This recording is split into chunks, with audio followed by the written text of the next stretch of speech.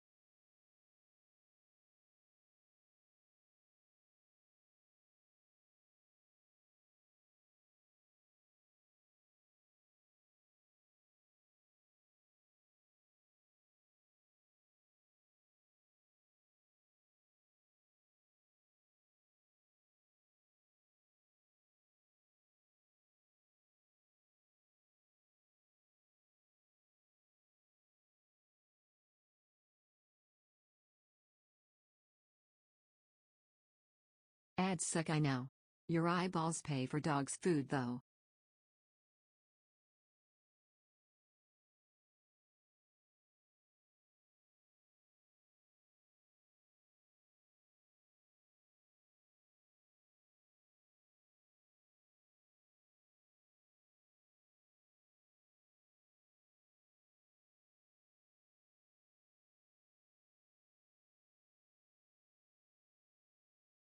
Hello. Hello.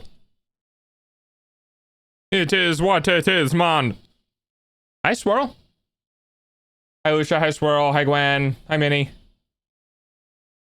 Welcome.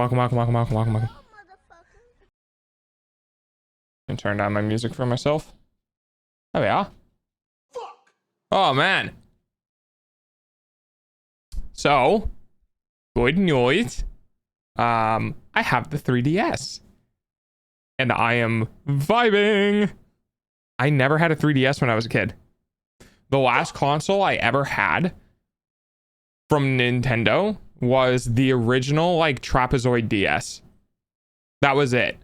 I have the Switch, but I don't really feel that connected to the Switch because the Switch just feels like a small PC.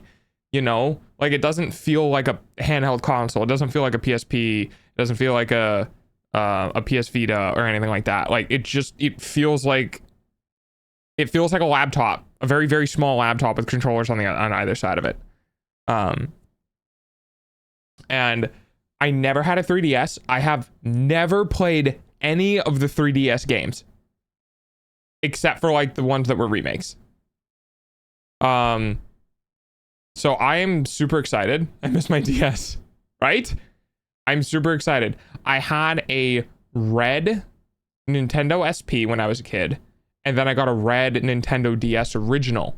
I never got a DSi. I never got a DS Lite. I never got a 3DS or any of the 3DS news or 2DS news. Okay, that's not entirely true. I did get a 2DS literally just to play Sun and Moon. And that was it. And I might have the cartridge kicking around somewhere, but I think I chucked it. But I did not like the 2DS wedge shape, so I just didn't want to play it. And that was the only thing I played. So I've flown everywhere in the last 7 years with my Switch. I really don't like the whole games. If the game console lasts 3 hours while playing, that's good enough. I really wish Nintendo and other companies would just make a decent sized battery or like clock their systems down to extend the life of their battery. But I might have one of my ROMs. I might not. I kind of nuked everything when I left. We'll see. It doesn't really matter because I'm putting custom firmware on my 3DS anyway. But yeah. Delta, that would take effort. Yeah, I know. I'm excited. I have a new battery coming in for it for the 3DS. I'm going to replace the battery that's currently in it. That should get it fresh and new feeling because the current battery has probably been in there since the thing was produced back in 2011. Like, it's probably degraded to hell and back. So we're going to put a new battery in it. I'm going to get, you know, the rest of the firmware and stuff installed, updated. It's still in Japanese. I haven't done the region transfer yet on the device because the battery is basically dead. I found a few for $100 before. That's what I got mine at. Mine was 110 in near mint condition for the 3DS. All the 3DS Zeldas. Twilight Princess isn't a 3DS Zelda, I don't think. Just Ocarina of Time and Majora's Mask. But I could be wrong. I'm pretty sure Twilight Princess never came out on the 3DS. That was Wii. Wii!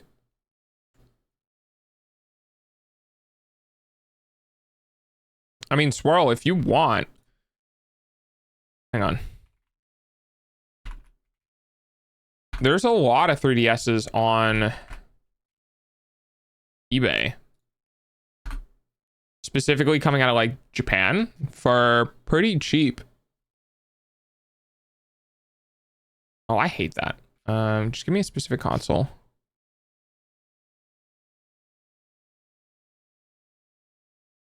Let's take a peek at this one. No, that one's pretty hard. Pretty well used.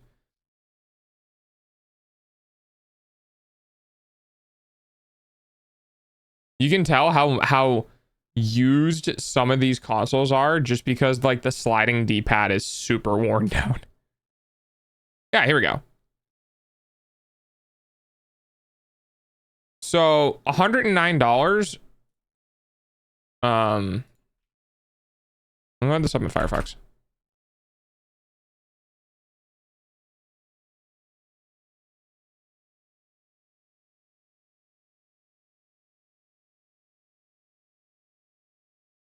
So this right now, same store I got mine from.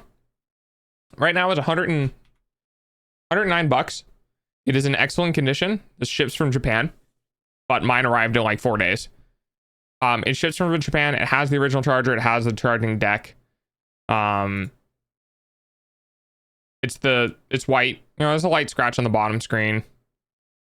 There's some light markings on the top. Nothing too bad. Nothing too bad. It's a little bit yellowing on the bottom, but you know, that's just what happens in Japan. Comes with the stylus, comes with the accessories. And yeah. So like, if you want one, can I get rid of all this tracking information? Yeah, I can. All right. There you go. I was talking about the Wii. Wait, so I was talking about a Wii?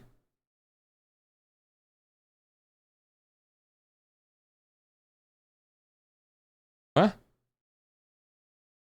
No, Ghosty Gwen said a friend was selling his collection, so I have all the 3DS Zeldas with the Triforce, and you responded to that, even Twilight Princess. Oh, I thought you meant 3D Zelda games. Oh, okay. I might have missed something. I might have missed something. eBay, trust converters, you can find some really good stuff. So no, you're fine. It's okay. I'm lost too. But yeah, so there you go. Plastic turns yellow. Yes, it does. It's UV. It's UV light. Mine's not. Here, let's see if I can show you guys. Give me a second. Ooh, there's a shiny turquoise one. Whoa, is this only available in Japan? Man, if I was better, I would have replaced all this stuff, but it's not. It's not in very good condition. That's a very, very crusty sliding D-pad, but hey, you know, whatever. Yeah.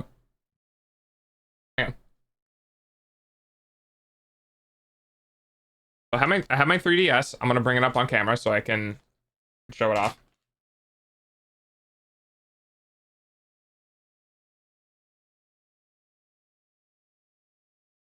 How do I do this?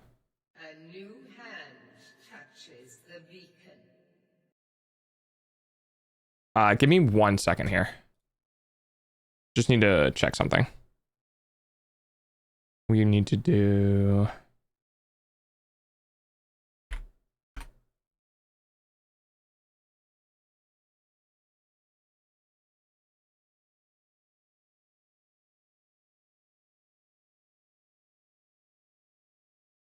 Okay. All right. Let's see.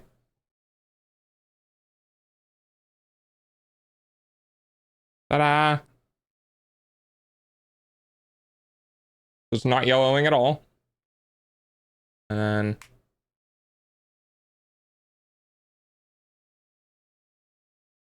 it's very reflective. That's why I'm trying to be careful. But yeah.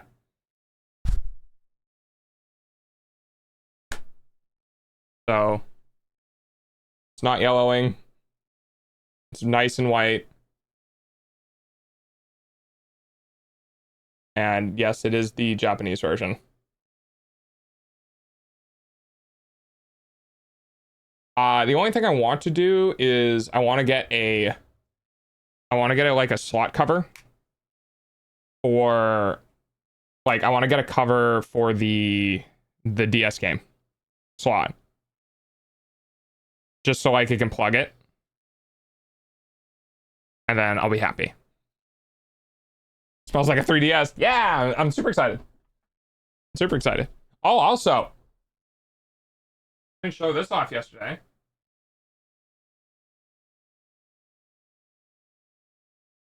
Ta-da! It's fucking huge, mate. It is absolutely massive. It's a drawing tablet. Hold on. Yeah, I can in a second. I'm just gonna look up. I've spent way too much money on this DS. No, not that. I want like a. Yeah.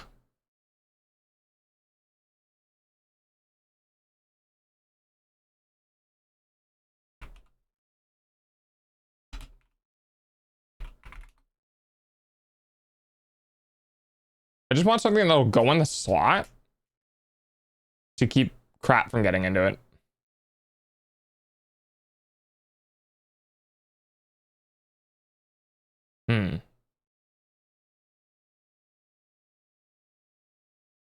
I could just buy a game and leave it in there. The way you hold your fingers on your keyboard scares me? What do you mean? This is super normal. Although technically I should have it like this. Look. There's barely any curl.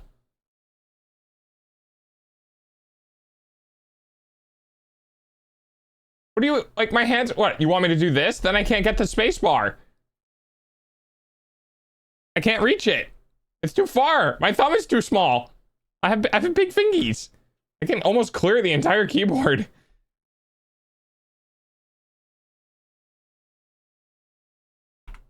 So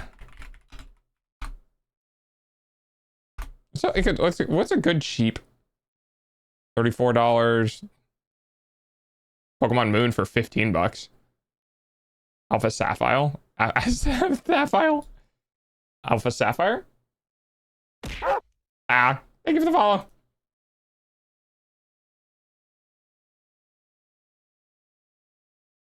Yeah, that's fair. I don't either. What a name.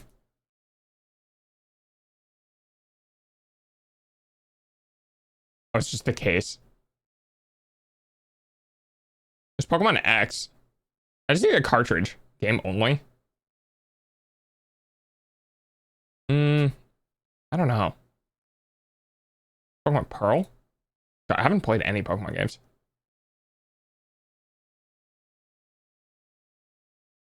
It's gonna be in that slot forever, so like I guess we need to figure out what I'm gonna actually put there, but whatever. I'll figure it out another time. Basically, I'm super happy. I'm super happy. Maybe it's because I have tiny hands. Yeah, maybe. Because like,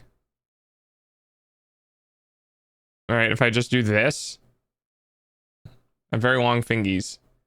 Like, that's how my hands would have to be super small to do that.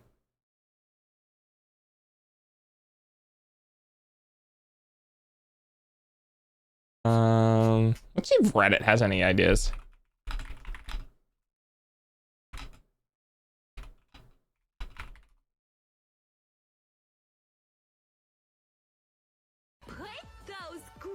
Okay, no grippers for you anymore. It does not do that. Yeah, no, I'm big dog.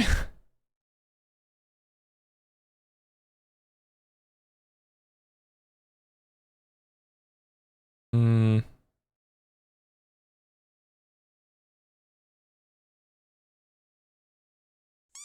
pretty sure there are 1 or 2 games that you can only get physically. You get one of them? That's not true. Let me game cartridge, yeah. Buy a flash card. It's $10. Why not? Yeah, that's fair.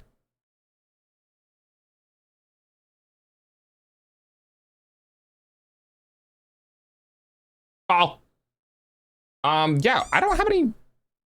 Paul? I don't have any. Yes. I don't have any real plans for today, honestly. What is, holy crap, what is this? This is 1,200 pounds of DS games. Okay, Ellie. Hello.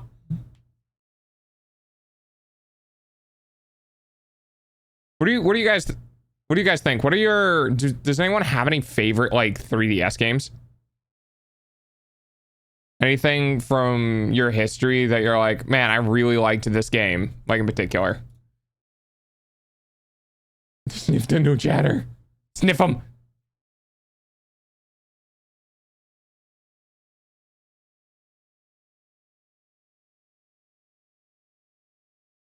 Let's see.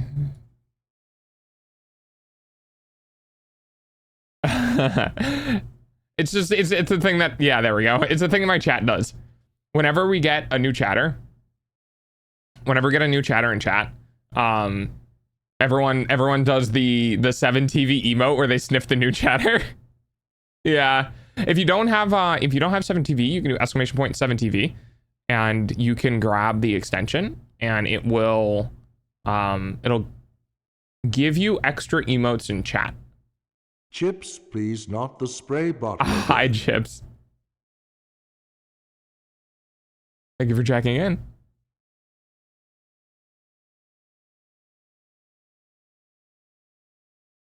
I've been on a couple of different streams. Of mine? Bam, ba-dam, ba.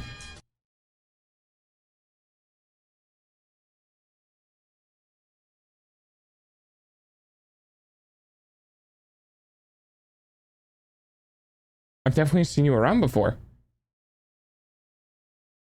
Okay.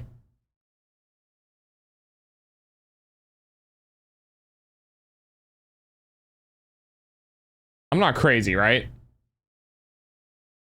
Crazy? I was crazy once. They locked me in a room with rats. Rats make me crazy.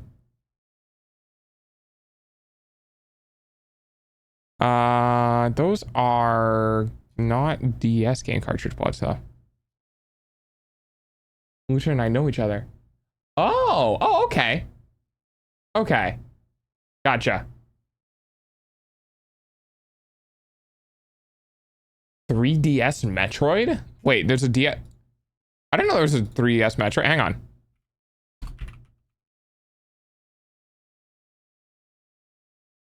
Wait, there is a 3DS Metroid. What? Metroid Samus Returns?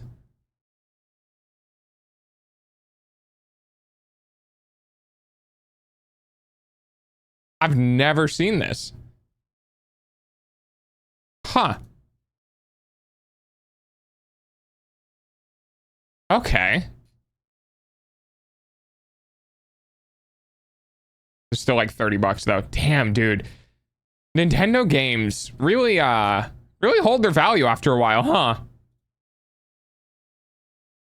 It's a remake of Metroid 2. Interesting.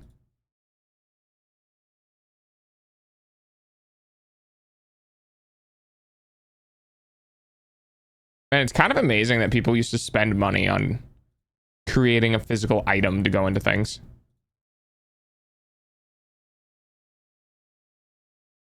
Brain Age 2, new and sealed. Flex your cortex. Oh my god, dude. That's fucking crazy. Hi, G. Oh, you're sub. Wait. Okay, no, never mind. That was somebody else. Hello, hello. I don't remember from where. Be sent. It's made by the same people who made Dread. Really? Oh, man, I want to play Dread. But I'm broke, so that's not happening. I'm good. How are you doing? My hands smell like soap again. Makes me happy. I'm because of the tism, I touch my face a lot, so I end up being very familiar with the smell of my hand. Either it's neutral or smells like food or smells like soap.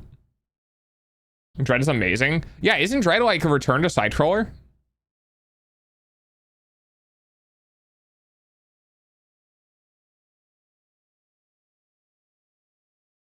Yeah.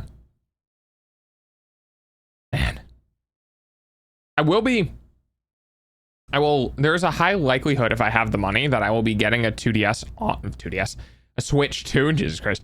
I'll be getting a Switch 2 on launch and then just leaving it in its package for like a year. I got the stitches pulled after a surgery I had like 2 weeks ago. Oh, what was the surgery for? Should play Yakuza. I've heard about the Yakuza games. Have you watched the Hunger Games? No, I have not watched the Hunger Games. I would probably read the books, honestly.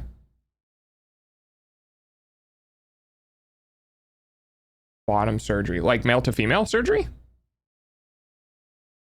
Or FTM or MTF? Oh, wow. Damn, that MTF. That, how are you feeling? That's a really big choice. Hi, Lucky.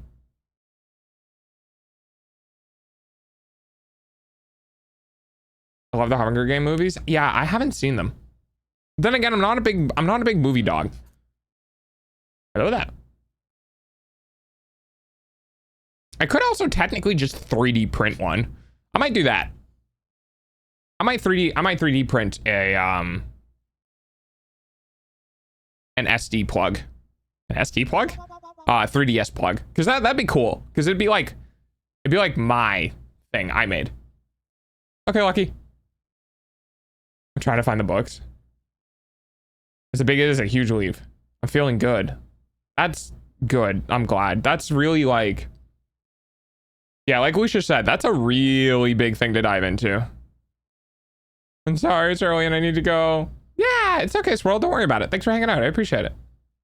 I hope your day goes well. I think I have white PLA still. Bye-bye. Take care. I got killed by Hawkeye. Bun to bun, more bun, fun, bun. That new intro just throws me for a loop every time. I go by them, but I was born biologically as a boy. And bun. Boy. Get the paddle, boy. I'm so sad. I mean, I'm happy, but I'm sad. Because I was not expecting the DS to come in this quickly, and I'm just sitting here waiting for the freaking charging cable to show up, which isn't going to be here today, so I don't know why I'm, like, actually waiting for it. It's not going to show up until, like, tomorrow or the day after. Fuck you, Amazon. I still need to rest, though. I mean, how... Okay, potentially TMI. How do you use the restroom after that surgery? Is there like a catheter? I'm guessing? I don't know.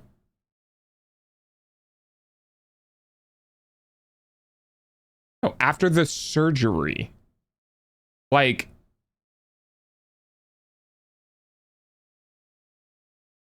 because that region is freshly, like, it's freshly wounded. Yeah.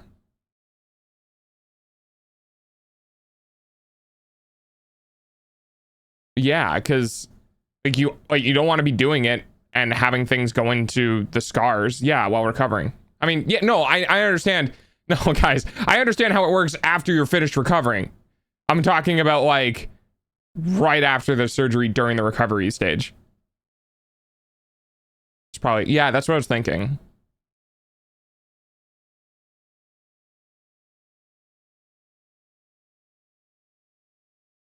I think more specifically male to female, because like female to male surgery would make sense that they just write it out and you probably wouldn't need a catheter because like it shouldn't be contacting anything. It just goes out of the front like any boy will. But when you're going in the opposite direction, then it's going to be in a position, more precarious position. It's a catheter for the first 5 days. Okay, yeah, that's what I thought. Okay, that makes sense. I just didn't know, like, I didn't know the severity of the surgery, like how much skin is perfectly fine versus like how much is stitched, and whether or not they're like, yeah, we did it in such a way where you can just use the bathroom normally after surgery. Because obviously I didn't look into it because I'm a cis white man. Dog. I'm a cis white dog.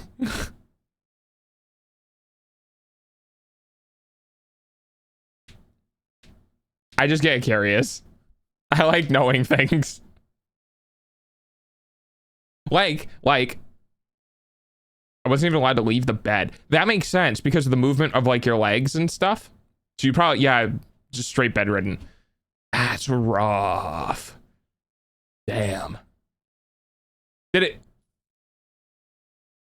it feel like an upgrade though? Like, did you like, it's been done. I have been upgraded to the next level. You know what I mean? I know it kind of sounds silly, but my brain is like, it's like the people, it's hella upgrade. Yeah, that's what I'm talking about. Like for the people who genuinely psychologically have like body dysmorphia to the point where they want to reconstruct their biology, that's got to be very euphoric. Like being able to know that you now more closely match your target, like where you would rather be. I mean, of course, you know, there are some things that you can't really change, right? Just through growth and body construction and like a whole bunch of other stuff. But you know, the closer you get there, the more you feel at home in your own body. Ooh, I don't know if insurance is going to cover it. It seems like an electoral thing. Yeah. Really? Oh, it depends on the country too, I think. Like, I think in the United States, I don't think it would be covered. I don't think. But like dental work wasn't really covered in Canada. There's this running joke in Canada that your teeth were known as luxury bones.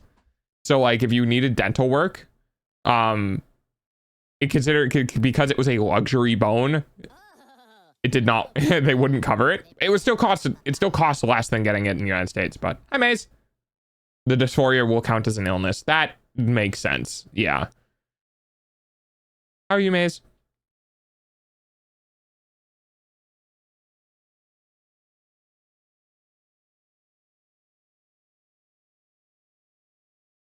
Is the Derby Eyes your mascot? Hi, Jackie. My mascot? A mascot is a separate object. Which is why the insurance covered it. That makes sense, yeah. I think my insurance covers male to female. They might not. It's fine. I'm playing with Nico and friends. I need to get Nico to... I need to politely request another drawing from Nico. I love Nico's work. I also like the little mitten hands. They were very cute. I like the concept of, I don't want to draw hands. And it just draws a circle for hands. So how far post-surgery are you right now, Chia?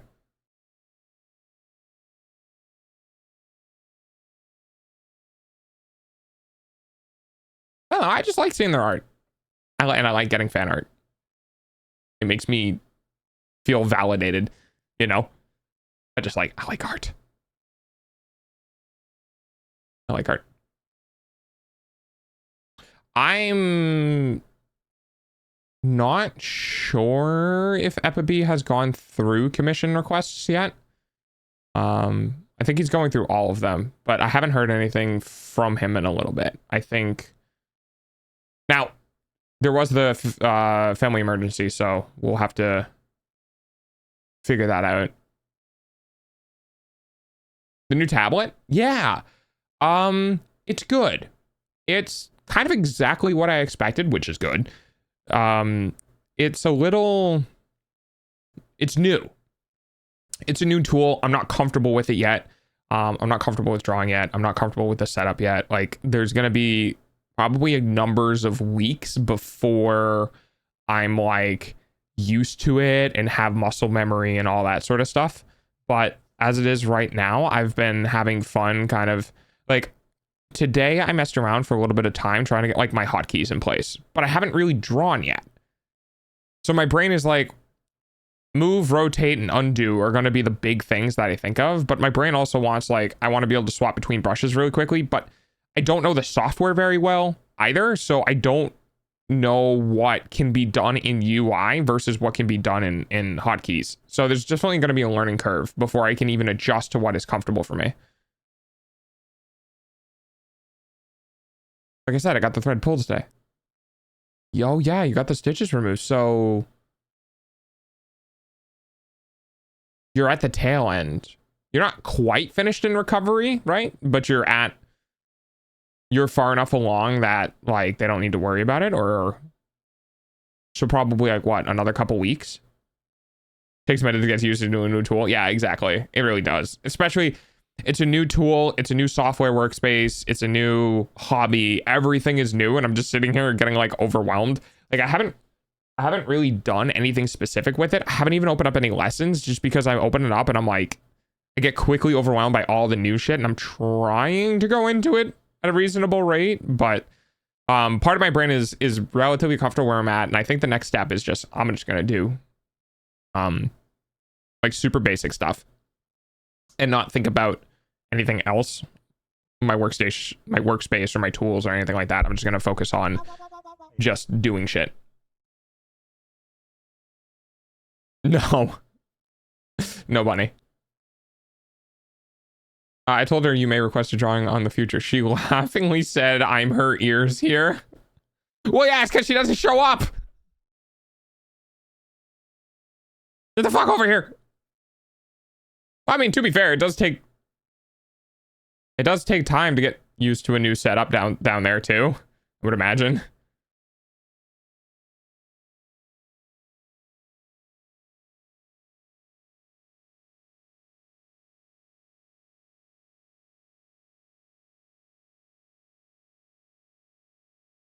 Probably just a bit, just a tad, just a little bit. Yeah, I don't know what I'm doing today. I think I'm probably gonna do drawing on stream at some point today. Probably. I'm probably going to maybe pop open a game. I did talk to somebody random on Twitter who recommended a game that was super cool that I'll probably add to my wish list. So many games to play now. I started actually like looking for indie games, and just I found a door of stuff to play. Just I have like right on my desktop, I have 4 games I bought. Then I played and finished Worldless, which for those who might not have known, the devs followed up. I was like, yeah, I'm playing again today, and the devs followed up and replied to the things I said on stream. So I know they watched the VOD. And I'm just like, I have been perceived. But I played Worldless on stream. I didn't 100% it. I didn't like finish the game, but I finished the game, but I didn't beat the game. Like I didn't do all the endings and all the bosses and stuff like that. And part of me is like, I don't really want to show that on stream. I want people to go play the game for themselves and explore that themselves, and, you know, see the content they didn't see me play.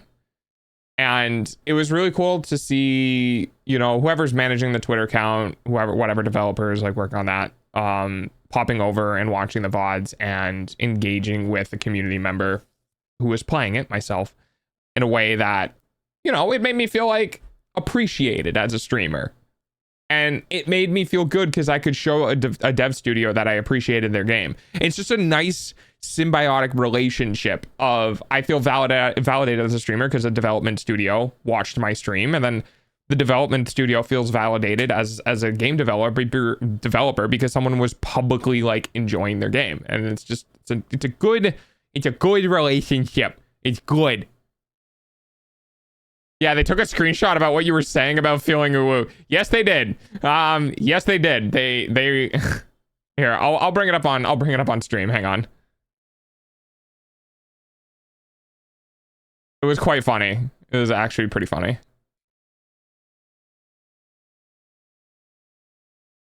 Yeah, here we are.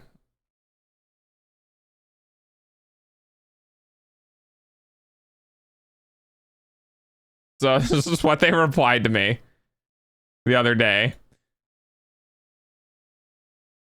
after we finished stream. So again, time zones and stuff. Obviously, they couldn't be here while we were playing unless they wanted to stay up. But yeah, they replied to me. It was really cool for us to have make you feel ooh woo yesterday. Thanks for continuing to stream more, Lewis, and for your kind words. We love that you're part of the community. You are the one who makes us feel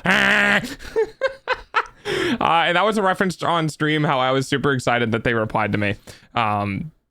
Just cause it doesn't even have to do with size. You know, it doesn't have anything to do with clout. It doesn't have anything to do with reputation or anything like that. It's just that people made a thing and it was really cool and I enjoyed it and I wanted to share with them that I enjoyed their thing. Even if they had 100 followers or 50 followers or 1,000 or 100,000 or 3 million, it doesn't matter. It's just cool to enjoy something that somebody made, a group of people made, and letting them, you know, and having that interaction. So I loved it. I think this is going to be a new core memory for me for streaming as, hey, I did a thing and a game studio was like, we're super happy that you're playing in our game and enjoying our game. And it doesn't feel like bullshit either. Hello, Worldless devs, on the off chance they're here.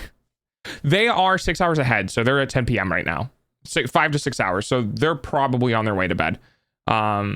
It's really pretty. Oh, it's a great game. Don't watch the video. One of my things is that they show off a lot of things in the video that are kind of spoilery. Don't watch the video. Go through the pictures and play the game as blind as you can.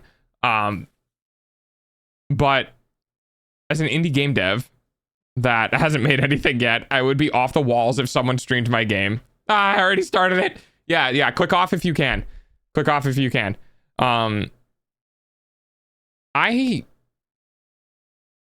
It's just a good relationship to have somebody very obviously enjoying your product, but also the person who's enjoying the product is happy that the people who made it got to watch and see them do it. It's really cool. No, I only know the Chinese New Year one chips. Okay, I bought it. Yeah, it's super fun. Give it a shot. What was I gonna say?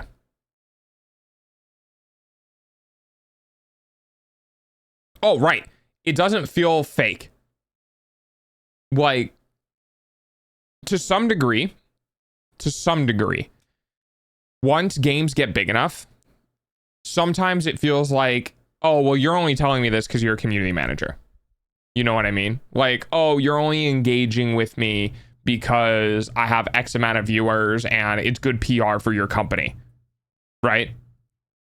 That feels kind of like trashy. And I don't get that feeling with indie game studios because there's no reason for them to do that. You know? Like, obviously, they're getting good PR from doing this, but they're not doing this to get good PR. They're doing this because they're just happy someone enjoyed their game, which is awesome. And it feels good as a player to know that you're not interacting with someone whose entire job it is to make others feel good about playing the game, you know? Halo Reach. Yeah, that is the one downside. That is the one downside about being a content creator, is that I do feel bad that I kind of spoil games for people. There's not a whole lot I can do about that. My entire thing is playing games. Now, some people have mentioned that, like, we love watching Dog play these games, but I don't want to play the game because it's not my type of game. And then I go, oh, that makes sense. Because watching somebody play a game and enjoying them experiencing it or the narrative or anything like that is totally separate from actually playing the game. Because I've seen people play games I would never play because I just don't enjoy that game mechanic or I don't enjoy that style. But watching somebody's enthusiasm and experience enjoying a game or explaining things is super entertaining to me because it's not the game per se that makes the entertainment. It's the game and the person that makes the entertainment. And the second you take away the person and all that's left is you in the game, that might not be enjoyable to you. So that was explained to me while I was playing. And at that point I was like, yeah, that does make sense. That does make sense. Someone leaked upcoming stuff. Next season is going to be X-Men focused. Are they doing groups of people? I mean, they must be if they're doing 2 per season. But yeah. It was super nice. The dev team's Twitter followed me, which was also super cool. I don't know. I love video game based video essays. Oh, like who did Soviet Womble do stuff like that recently? I think Womble did a video where he like branched out into video essays, like video game essays. I'll grab the link to the video I saw. One sec. Okay. Oh, I was looking for the game recommendation. Where the fuck is it? There's a couple of different things here as well. This must be further down.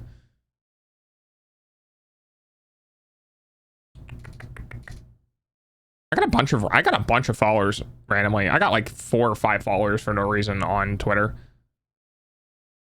So where's the reply? I think it was right here somewhere. Wait, am I going past it?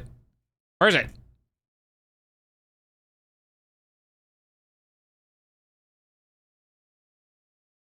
Where's the game? Maybe I'm not scrolling up far enough. Oh, here it is. Echo Point Nova. That was the name of the game.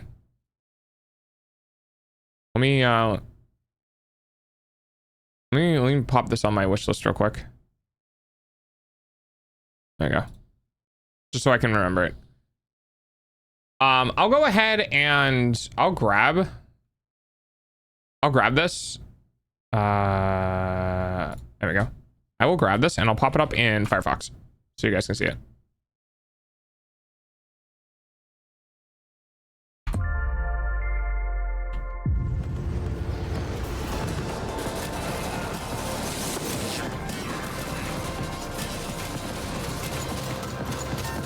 I know it's small.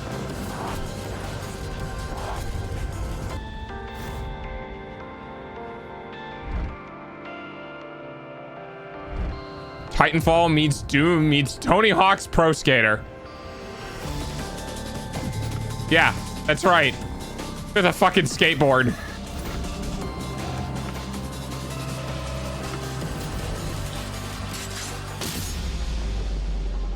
So this was an indie game recommended to me on Twitter. And I'm like, wait, this is cool as fuck.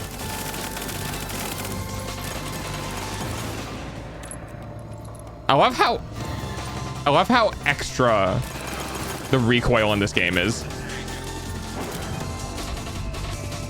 RPG! This looks insane. I've always loved also 2 to 4 player co-op, by the way.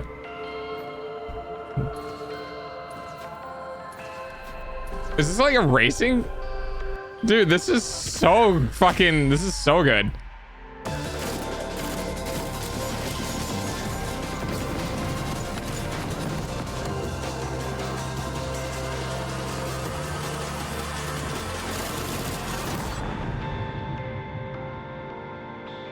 It looks like this game experience just kind of looks like a fun movement-free game with objectives that you can do while doing crazy movement shit.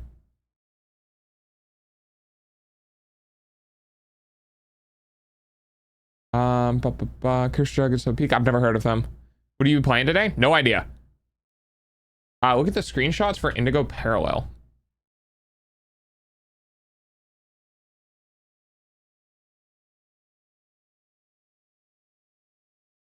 What the hell is this?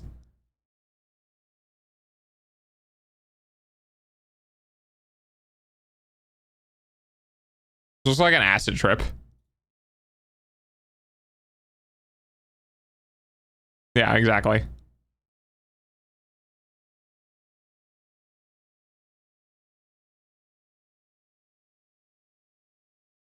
Echo Point Nova is on sale. Yes, yes it is. It's a Fever Dream meets video game. Made by one guy. Oh yeah. So it is. What's the game called? Echo Point Parallel or Echo Point Nova. Yeah, that's the name of the game. Lucia. And what is this? It's the leak.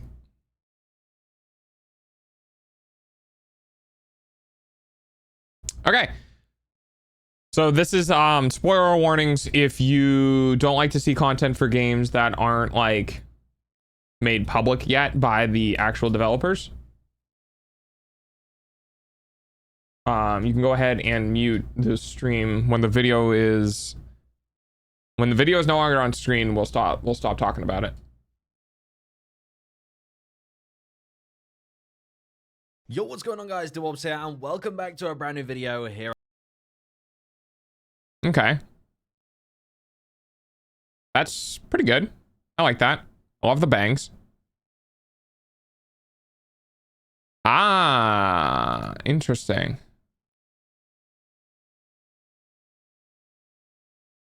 Interesting. Okay. So they must have grabbed some like data from the store. They got the video. Let's go to the actual. Let's go to the actual like leaked things. Okay. So we got what Scarlet Witch skin is this? Ah, wow, good old YouTube compression or Twitch Twitter compression. Holy hell. Okay, seems cool.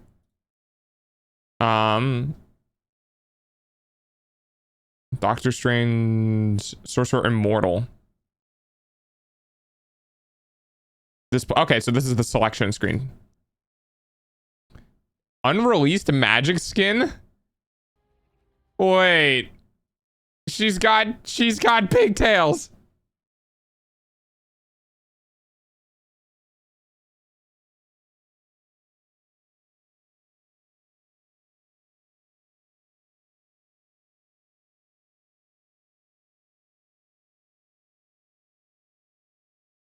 This is the current one. I do not like the bangs. Yeah, I'm not a big fan of the bangs either. Hey, can we improve the quality of this? Wow, it's already at 1080p. This is quite bad. The witch skin is from the BP. Gotcha. No, it's Twitter. Yeah, that's fair. Okay. I dig it. I like it. One of the things that I enjoy about this game is the fact that because it's in third person, you can actually enjoy the skins that you buy because you can fucking see them. I'm not a big fan of the sword though. Sword is a little square for my liking. I like my pointy swords. I don't like cleavers. CSGO best quins.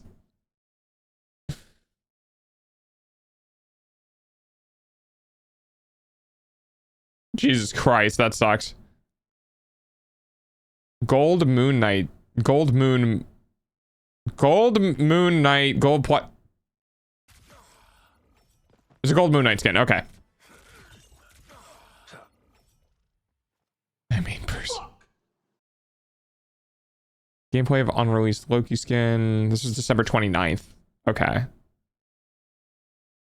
Wasteland Hulk. Doctor Strange. Did they take it down? I figured we would have found it by now. No, what? That's January 11th. Wait, is this not in chronological order? Oh, god damn it. December 29th. Ah, fucking Twitter, dude. The fact this is not in chronological order is super annoying.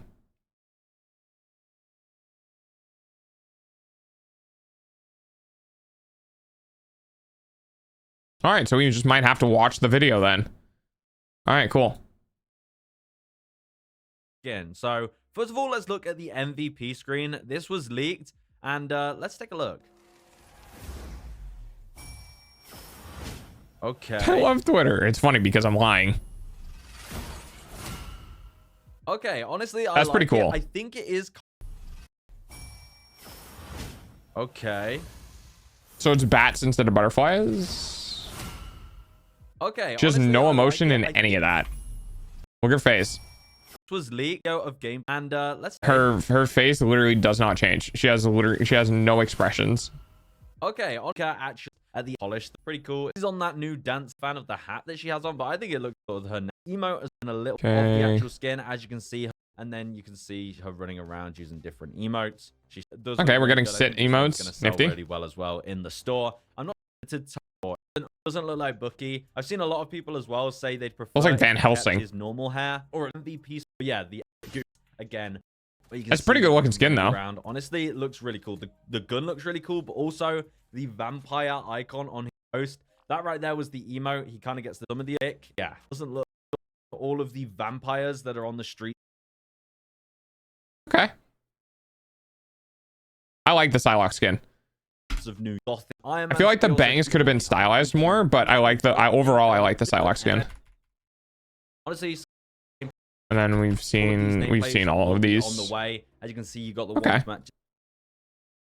Yeah, I don't really like the flatness of it, but I like it.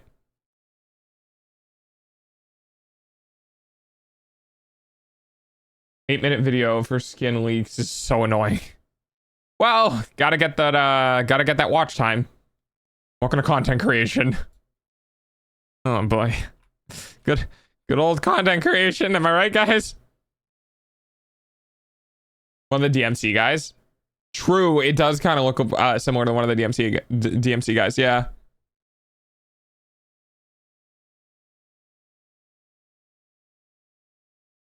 Ugh. Wait. Is that Uisha, are you referencing that on the Steam store for Echo Point Nova, the Steam store says similar to games you've played and it's Sea of Thieves?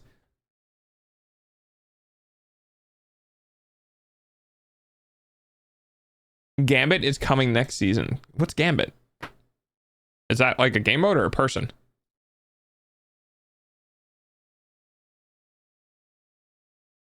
That was me. Oh, okay, Gwen. And yes.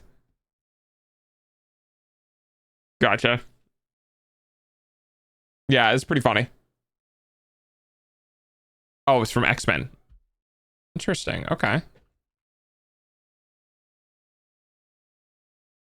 What do Gambit do? It's almost time for Dog's early payment using your eyeballs. Card? I mean, oh, okay, that makes sense. Balatro is coming to X-Men. Or X-Men. Balatro is coming to... Fuck, what's... Marvel Rivals, there we go. I need to eat something healthy, damn. What have you been eating? Make stuff go boom. Yeah, fair enough. That's a lot of things in comics is make stuff go boom.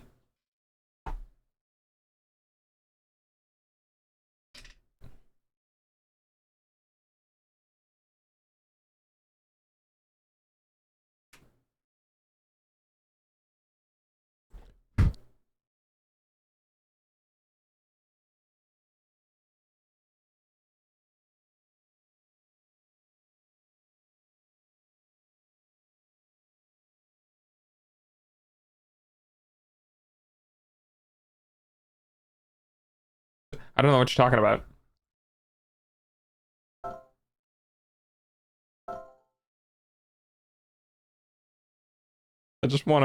I wanna use the...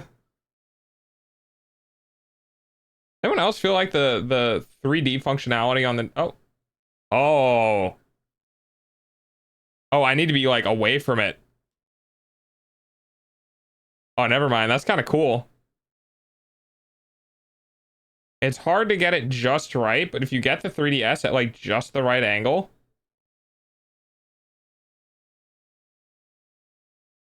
that is actually really cool.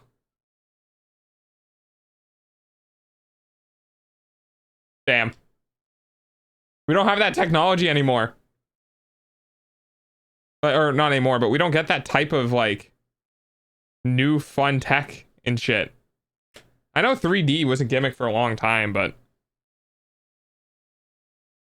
candy and sugar. Yeah. I mean, to be fair, I had a crap ton of sugar on Halloween.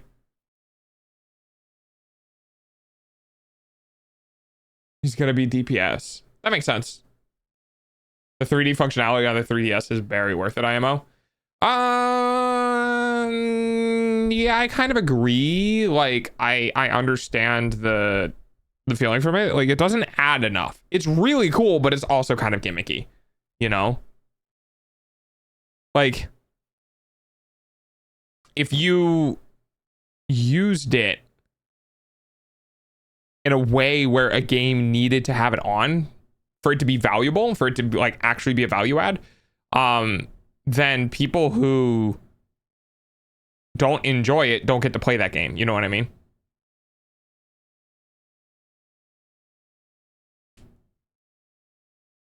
I was planning on either getting a cool 3DS or 2DS instead, because why 3D? I think the experience is worth it. Like, this is an OG 3DS. This is the 3DS that, like, you know, first came out. It's not anything like that.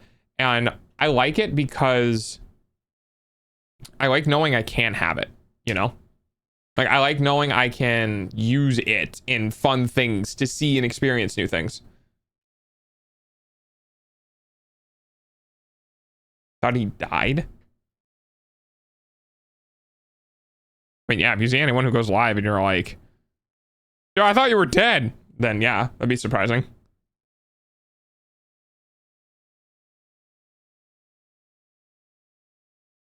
I think the 3DS is worth it. I'm not sure, like, definitely not the 2DS doorstop thing. That's just a pain in the ass to, like, carry around. It's not very pocketable. And the only other one is a 2DS I XL. thought you died. How are you still streaming? I'm a ghost. Fun fact. My entire existence is pain.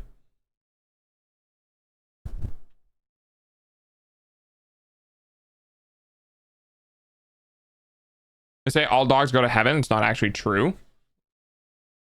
No, I'm good. God damn it. Not all dogs go to heaven because dogs aren't allowed to die. We just, you know, stick around in purgatory forever. Also, we gotta grab Winter on Friday so we can actually do Minecraft again. Because I don't want to play Minecraft alone.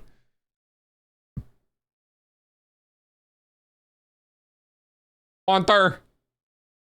Yes, Wanter. Correct. I'm gonna go grab Wanter.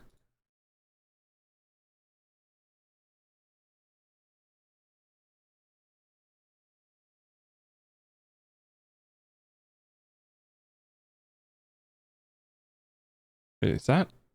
Oh, that is. Nice. As far as what we're gonna be doing today, you know, honestly, if I was gonna be drawing today, if I was gonna be drawing at any point, today would be the day, because today is gonna be, what is it, Wednesday? Tuesdays and Wednesdays are some of the lowest viewership averages. Tuesday, Wednesdays, and Thursdays are pretty fucking low. So if I want to do and learn stuff, now would probably be the day to do that. So I'm not making I'm not making a fool of myself on stream.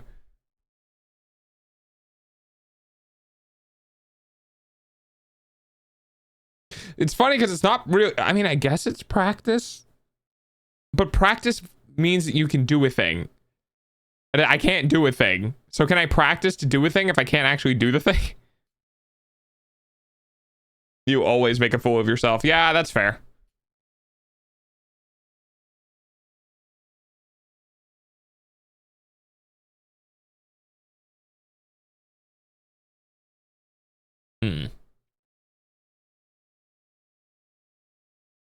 Ads suck, I know. Your eyeballs pay for dogs' food. Kind of also want to try Rivals. You need to practice a lot to learn a song. Yeah, I guess that's true. Yeah, you actually kind of do. Yeah, you really actually kind of do. Even if it's a relatively easy song mechanically for you to play, having one verse flow into the next verse is definitely takes practice.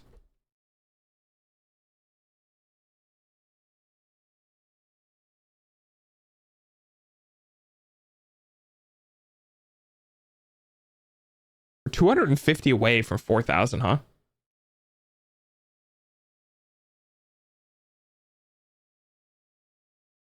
I lost my singing voice after I lost my voice from yelling once.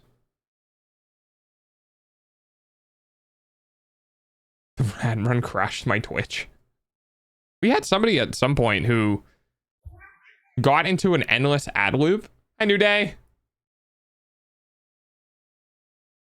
Hi, New Day. We had somebody who got into an endless ad loop. They got ads, I think, during a Pokemon, like a Twitch Plays Pokemon. And it was near the end. And I think I ended stream. And whatever was going on their end, they just never stopped getting ads. They were on like ad 30 of 8 or something like that. Because I think what happened was the feed from the stream stopped like being served to them for some reason. And so it just kept playing more ads. I don't actually know if I ever got paid for them. I probably didn't, knowing Twitch. Okay, Chad. Dog ran infomercials. Can you imagine what the world would be like if advertisements had to run for the full segment? Like, if you got ads on a TV channel and it was one ad, like it was a Toyota ad, but it had to run for a minute and a half straight. I mean, each ad is like 2 cents. No, an entire set of ads is like 2 cents. Each ad is less than a penny. I mean, it adds up, you know, 8 pennies, 5 pennies per ad break. Makes sense. God damn it. Like a 5-second ad for 2 hours. Yeah, each ad break, I think we did the math at one point. I think I was averaging like 10 viewers. Oh, no, it doesn't really work that well because of subscriptions. Because a lot of people on my channel are subscribed because Moist and Banana exist. So when people pop into chat and they're not subscribed, and either Moist or Banana has seen them for, you know, a couple of days to a week, they just get given a subscription. So I can't actually gauge ads, but I'm 90% sure it's like half a cent per ad. So I get probably about 3 to 4 cents an hour. Roughly. Hi, Grabic. Yeah, I have cool people in chat. I have cool people.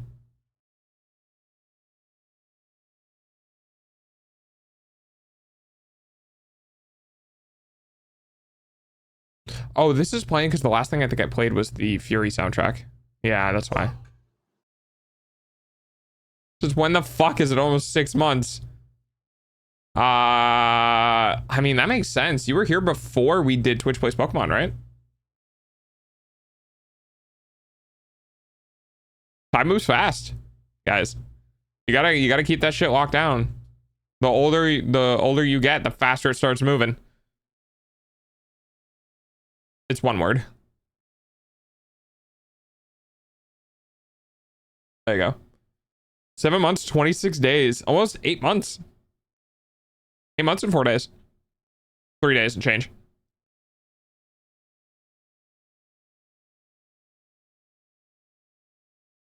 How? What do you mean how?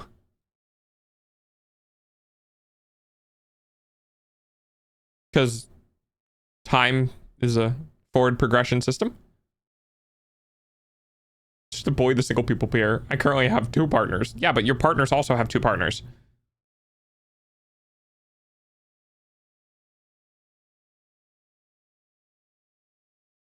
I've missed this one guy's stream for like 3 months. Well, it depends if you have notifications on. Because like Twitch doesn't really do a good job of notifying people. Oh, I wanted to swap up the music. I want to go back to C418. Or C418, sorry.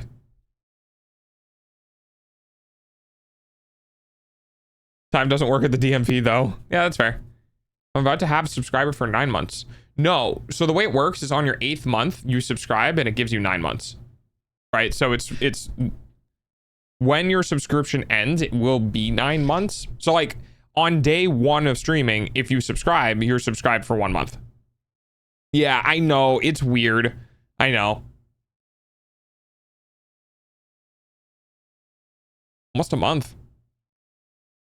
Yeah. Yeah, you've been here for a bit, huh? Well, to be fair, you've seen the entire subathon. Or damn near all of the subathon. Like, you might have missed like the first half, but you've been here for a vast majority of it. Oh, the ranks. Yeah. I love seeing people's ranks. I love seeing people's ranks who are like super old, but they pop around infrequently. And they're like, yeah, I'm rank like tier 4.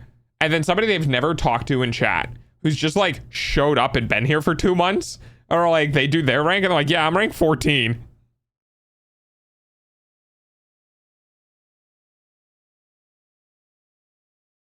Tier 11, that's pretty good. To be fair though, the ranks do change by monetary contributions as well. How is it? How do we get more renown? You have to talk at least once or twice an hour. I have achieved enlightenment. Heck yeah.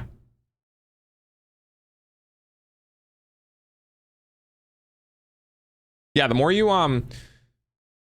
you talk, I think the more renown you get.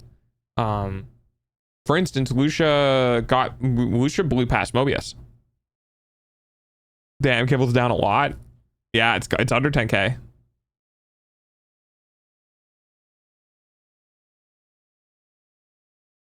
Yeah, Lucia blew past Mobius. Celestial Puppy. Yeah, tier 17. Yep. I bought it 22,000. What the fuck? Yeah. Welcome to the stock market. The Sturk Burger. The Sturk Burger.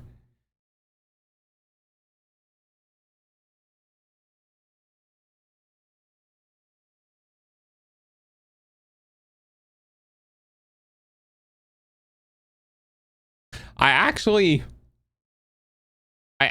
had to add a minimum market value because it's been crashing for so long.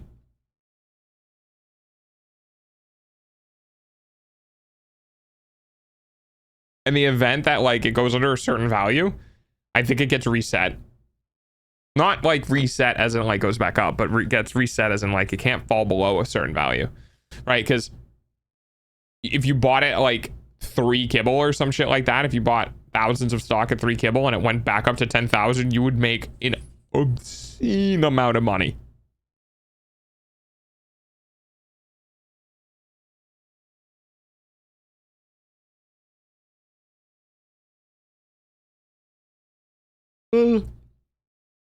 Stock manipulation. Yeah, exactly. Oh, we can't have that. We can't do that. That's not good. That's not bueno.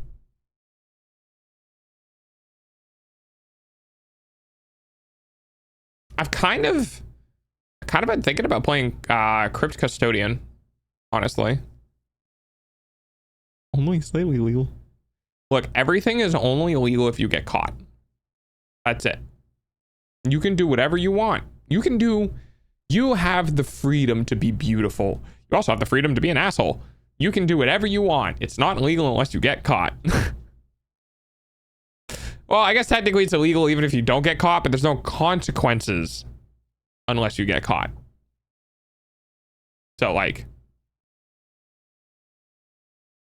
just don't get caught.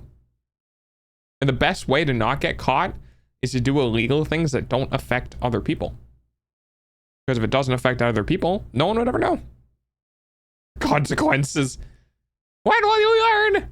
When will you learn that your actions have consequences? their birthday? Yeah, that's not an excuse to be a dick. A great excuse I like on my birthday is that I have zero obligations on my birthday. Zero. Like, I don't do the dishes. I don't pick up after myself. I don't, stress about working or anything. My birthday is one of those days where I just actually get to return to be a 6-year-old and tell everyone to fuck off. I'm being a 6-year-old today and no one can tell me otherwise. That's what I do on my birthday. The next day, I need to go wash the dishes that I didn't do and go clean the thing that I didn't. You know what I mean? Like, it's just the one day where I'll just leave dishes on the countertop, or I'll leave pans dirty, or I won't pick up. You know what I mean? I just won't do shit. I'll just return to the vegetative, like, 8-year-old or whatever. And it's great. And I don't worry about work, and I do everything for me. And it's the one day a year that I legitimately get an excuse to be like, yeah, I'm not doing shit. If I ever had a kid, you bet your ass my kid wouldn't be going to fucking school on his birthday or her birthday.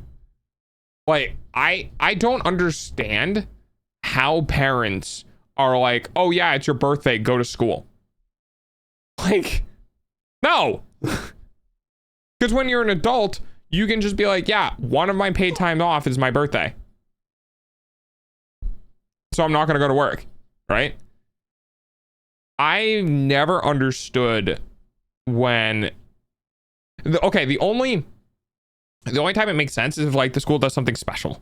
Like, if you have a teacher in elementary school, it's like, it's my birthday today, and they, like, do a whole thing for you, or it's like, whatever, or you bring a cake, or, like, you want to celebrate your birthday with your buddies, like, something like that, then I totally understand. Like, then I get, like, going to school and like, doing whatever. But if I had a child and it was their birthday, I'd be like, cool, go to school day. And I probably wouldn't allow that. Like, if their birthday happens to fall on a Saturday or a Sunday, I probably wouldn't let them take a Friday or Monday off. I don't know. I might. But I think there's in raising kids, I think there needs to be give and take, so that the child knows how to manage their own give and take. Because if you have a kid and you're always on them about do this all the time, do this all the time, do this, then people don't really realize that they don't understand to ever take fine for themselves. Like, they don't understand that taking a break is okay and encouraged. They just are like, I have to keep doing things because that's how I was raised. And Ed Bark, it's normal to go to school on your birthday and the birthday person having to bring something for the class, like cupcakes. I used to do that too. Summer birthday, let's go. Yeah, mine was the day after Christmas. I never actually really ever went to school on my birthday because it was the day after Christmas. I always had winter break. But yeah. Also, I feel like adults forget that when you're that age, days literally feel like they're twice as long. Like, when you're in, like, if you went to school late 20s, early 30s, mid 30s, early 40s, like, if you went to school after your, let's say, third decade in life, dude, you would go through the entire semester in a blink of an eye. When you're a kid, going through a school semester, it feels like you're there for literally a year straight. And the only upside is that when you get your summer vacation, it feels like another year. And I don't think adults really remember what it's like to be that young and to know and to experience the slog of being in school for like fucking 6 to 8 hours. Also, hot take, I feel like school days are way too long. I feel like our school system is so unoptimized that we try to make up for it in duration. I feel like we could vastly reduce the amount of time students would need to be in school if our curriculum and school system was better optimized at actually teaching. And that would just be better for everyone. Because, like, I don't remember shit from school. I had 12 years of education. 12 years? Something like that. 12 years of education in public school systems. I don't remember shit. I like, how do I put this? I feel like there are things that happen naturally in life that would teach you things. We don't know anything about the American school system. Yeah, that's fair. If I never taught a child how to add, don't you feel like they'd naturally figure out addition? I have 2 apples. How many apples do I have now? You know what I mean? Like, there's a lot of things that I've gone through in life that are like, I learned this by going through life because I learned it in school and then completely forgot about it. I don't know. I think like general education is really important. Basic multiplication, basic addition, basic history, basic grammar, stuff like that. Like that has to be taught just because you don't know it at all. But I really feel like once you get into middle school and high school, you're just kind of repeating everything. That was my biggest problem. And that might be why I stopped caring about school. Once I got into middle school and started doing middle school things, I realized this is literally the same shit I learned last year. Like, I learned biology in 5th grade. Not a lot of biology, not very in-depth, but I learned about biology in 5th grade. And then I learned about biology again in 6th grade. And then I learned biology again in 9th or 10th grade. I was just like, dude, I'm taking the same biology class 3 different times in like 3 different locations in 3 different grades. I feel like we should get rid of PE in schools. That's a tough one. I disagree. I feel like maybe getting rid of structured PE would be better. Because it's kind of tough because the first thing that comes to mind is like there should be an educational thing. Like, for example, weightlifting. Like, if you want to go lift weights, like I genuinely believe in PE, there absolutely should have been how to properly lift weights. And like, there should have been a teacher and you know, maybe an assistant or whatever who goes around and does a quick instructional on a particular workout or whatever and shows you common injuries, things that like common discomforts that then lead to injuries, and goes over how to properly train muscle wise so that if any of the students move on out of school and want to go into, you know, putting on some extra muscle, not going into like becoming a bodybuilder, but wanting to go to the gym and wanting to put on a couple of extra pounds of muscle so they can, you know, cut fat off their body better, whatever it is, they'll at least have an underlying education of like, hey, I remember in school, they told me that like these 3 things are things I need to look out for if I'm doing an activity and they happen, whether that's discomfort, whether that's, untargeted muscles being activated because your posture is incorrect, stuff like that. Like, those are valuable lessons to learn in school because they'll help you outside of school to stay safe. I was in PE once and we had to do dance. And I was like, okay, cool. This is literally useless. The year after that, it was made optional. And then the year after that, they removed it from the curriculum. If you want to know why I don't like the public education system in America, that's why.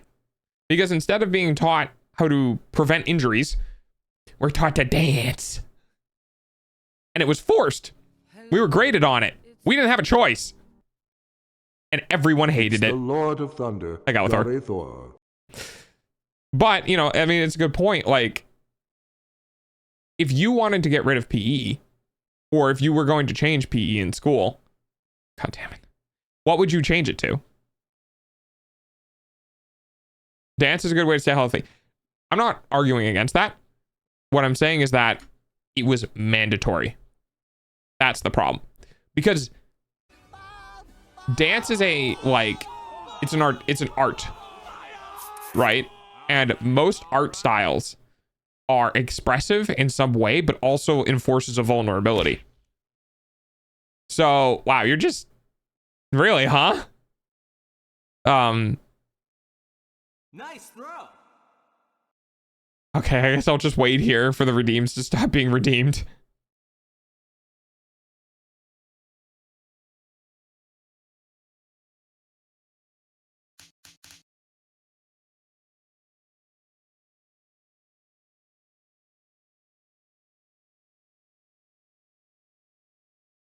We good now?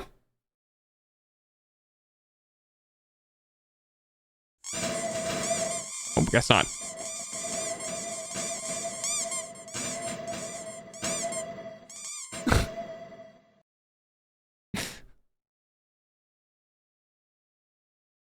But now.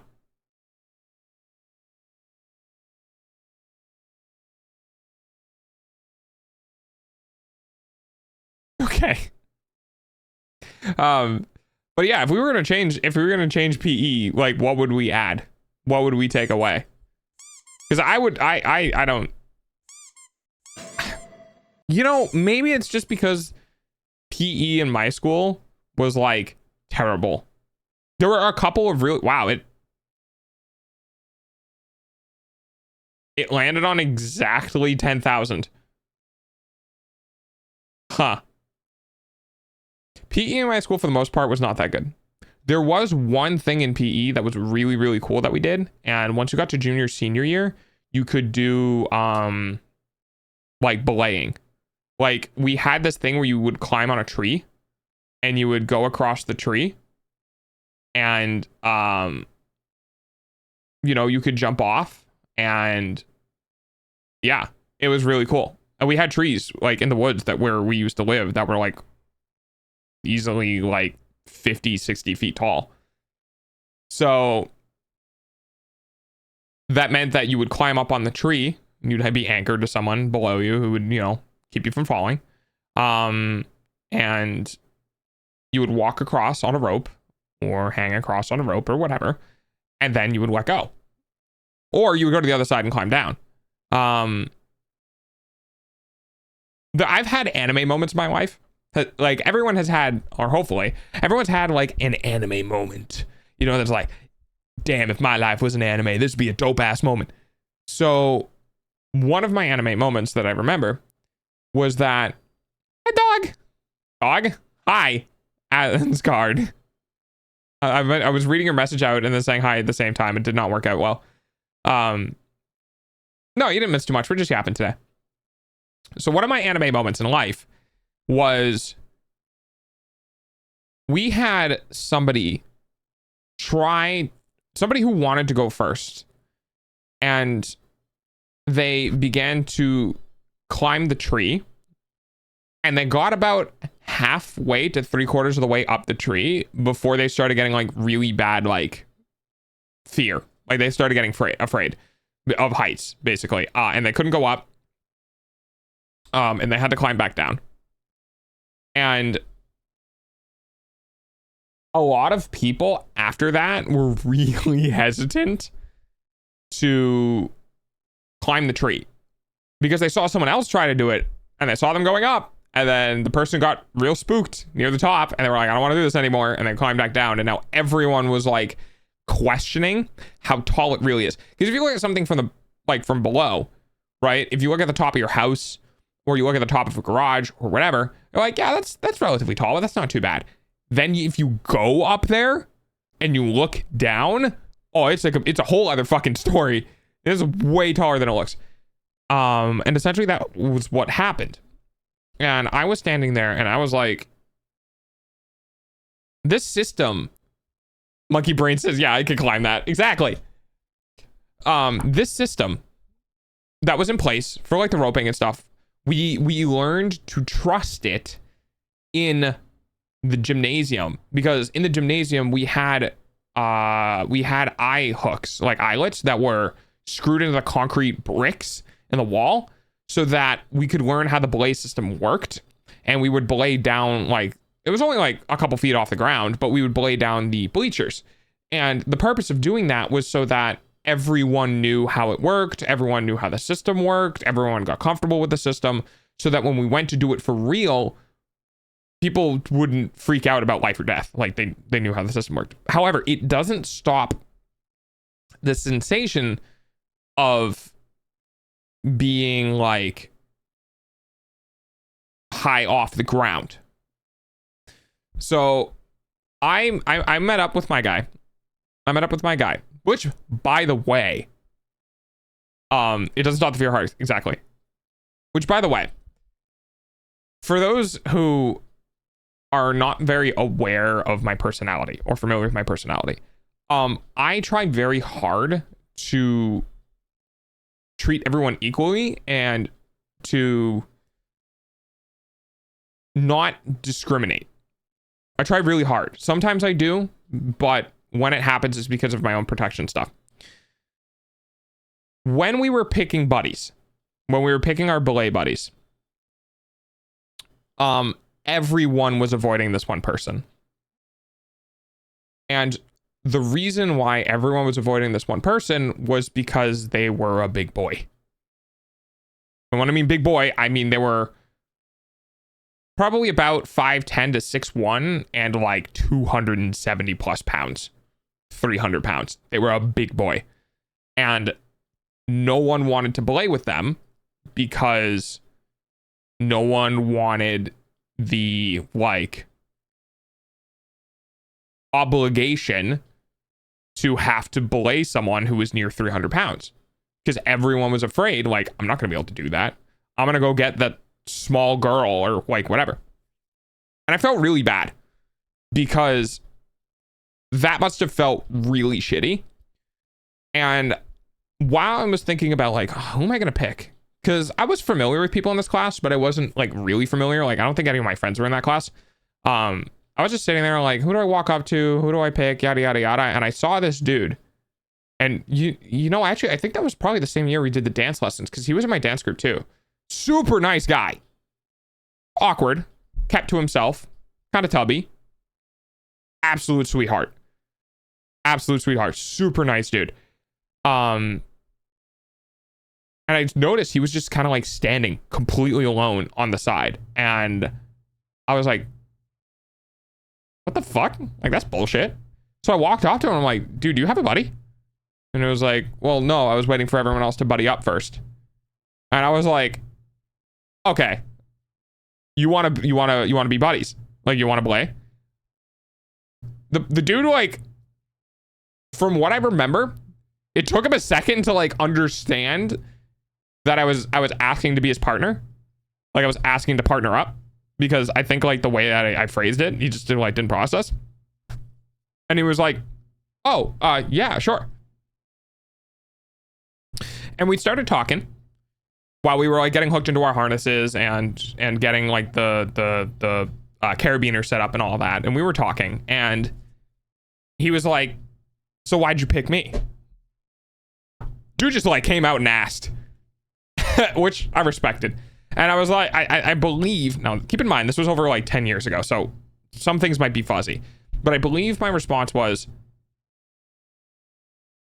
no one, like, you were alone and no one was walking up to you. But I think he was pretty sheepish about that, but I definitely remember saying, and also, if I want anyone to belay me, it's your ass. And he laughed at that because what people were so concerned about was bringing him down. But I was like, dude, I feel so much safer with it being you, because if you don't do anything naturally, if you don't do anything, you're way bigger than me, which means that you don't have to do anything. Your weight is heavier than my weight. I'm just gonna fucking hang there. And that kind of like cracked open the conversations and the eventual friendship that I have with this guy, where we just we were so forward with each other. It was really nice. And I told him, I'm like, dude, you know, it doesn't work the other way around, right? I'm smaller than you. And he was like, yeah, I know. I was like, but I am not letting your ass fall. I refuse. And we started working through it, and I figured out ways to like do it safely. And there was great, the teacher, the instructor was absolutely fantastic. The teacher was instructing us how to, you know, bite the rope correctly, how to be stance, how much slack to give, a whole bunch of other stuff. It was absolutely great. And he was very nervous because, like, even though we're only a couple feet, like, we're, you know, on the bleachers, they're not tall. I think the top of the bleachers were like 10 feet up. Because, like, you know, if you guys are in a gym, like, picture your school gym, right? The bleachers that pull out from the side of the gym, if you stand next to it, it's above your head by probably a good couple feet at least. And that's where we were. We were belaying down from all the way up there. So we were each doing 10 feet. So he was naturally nervous. Technique is more important than weight when you're belaying. Absolutely. Absolutely. But we're kids. We're kind of dumb. Like, we see heavy dude and light dude and we just go, that's going to suck. But I told him, I'm like, he was like, you know, he's like, I'm not comfortable doing this. And I was like, what's up? And he was like, I just don't feel like it's going to go well. So we talked and I was like, how about this? You know, let's start small. Because everyone was just going right up to the top and doing it because everyone fucking knew his work. But him, when you're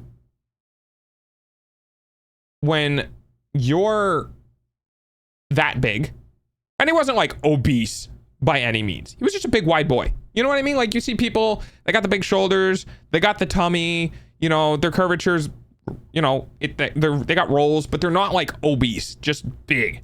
This dude was big. We're talking like linebacker. And when you're that weight and size, also hi Taka. When you're that weight and size, you get very concerned about everything. Is this chair going to support my weight, right? Is this this seat comfortable enough? Like, there's a lot when you start getting to a specific size. You got concerned about whether or not things are accommodating to you. So he was naturally very concerned, like, about the rope, about the carabiners, about all this sort of stuff. And I was like, all right, let me ask some questions. Hi, Brandy. I went to the instructor and I was like, look, he's got some concerns about the equipment that we were using. And the instructor was like, yeah, that's fair. I was like, do you have any specifications on any of this stuff? And he's like, well, the carabiners have the load max on them. And I looked down and there was like, I think it was like over a ton. It was like 2 tons. It was something crazy. And I was like, well, obviously he doesn't weigh 2 tons. And then the rope was rated to, I think, God, I can't remember how rope was rated. It's something about like an initial force and a maximum pull. Like, whatever it was, I went back and I talked to the other dude and he was more comfortable. But I was like, how about we just do this? Let's just have you go up a couple of feet and then just lean back. And he was like, lean back. And I was like, just lean back. Because you don't actually need to go up, right? Just lean back. And it took us longer. We were actually, I think we had a gym day where it was last period because our periods rotated when I was in high school. Like,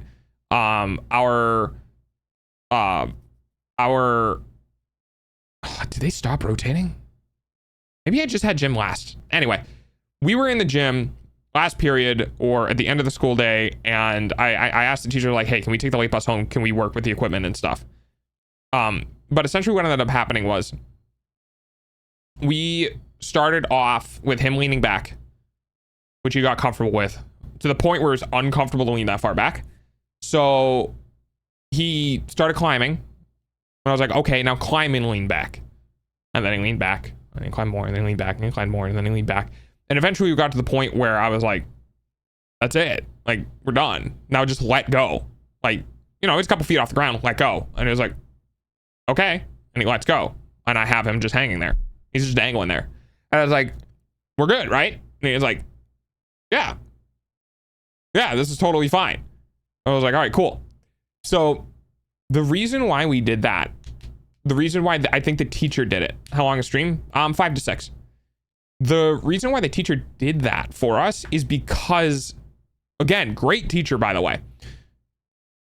We picked our partners early. So we learned to trust our partners because we saw each other like understanding how things worked and figuring it out together.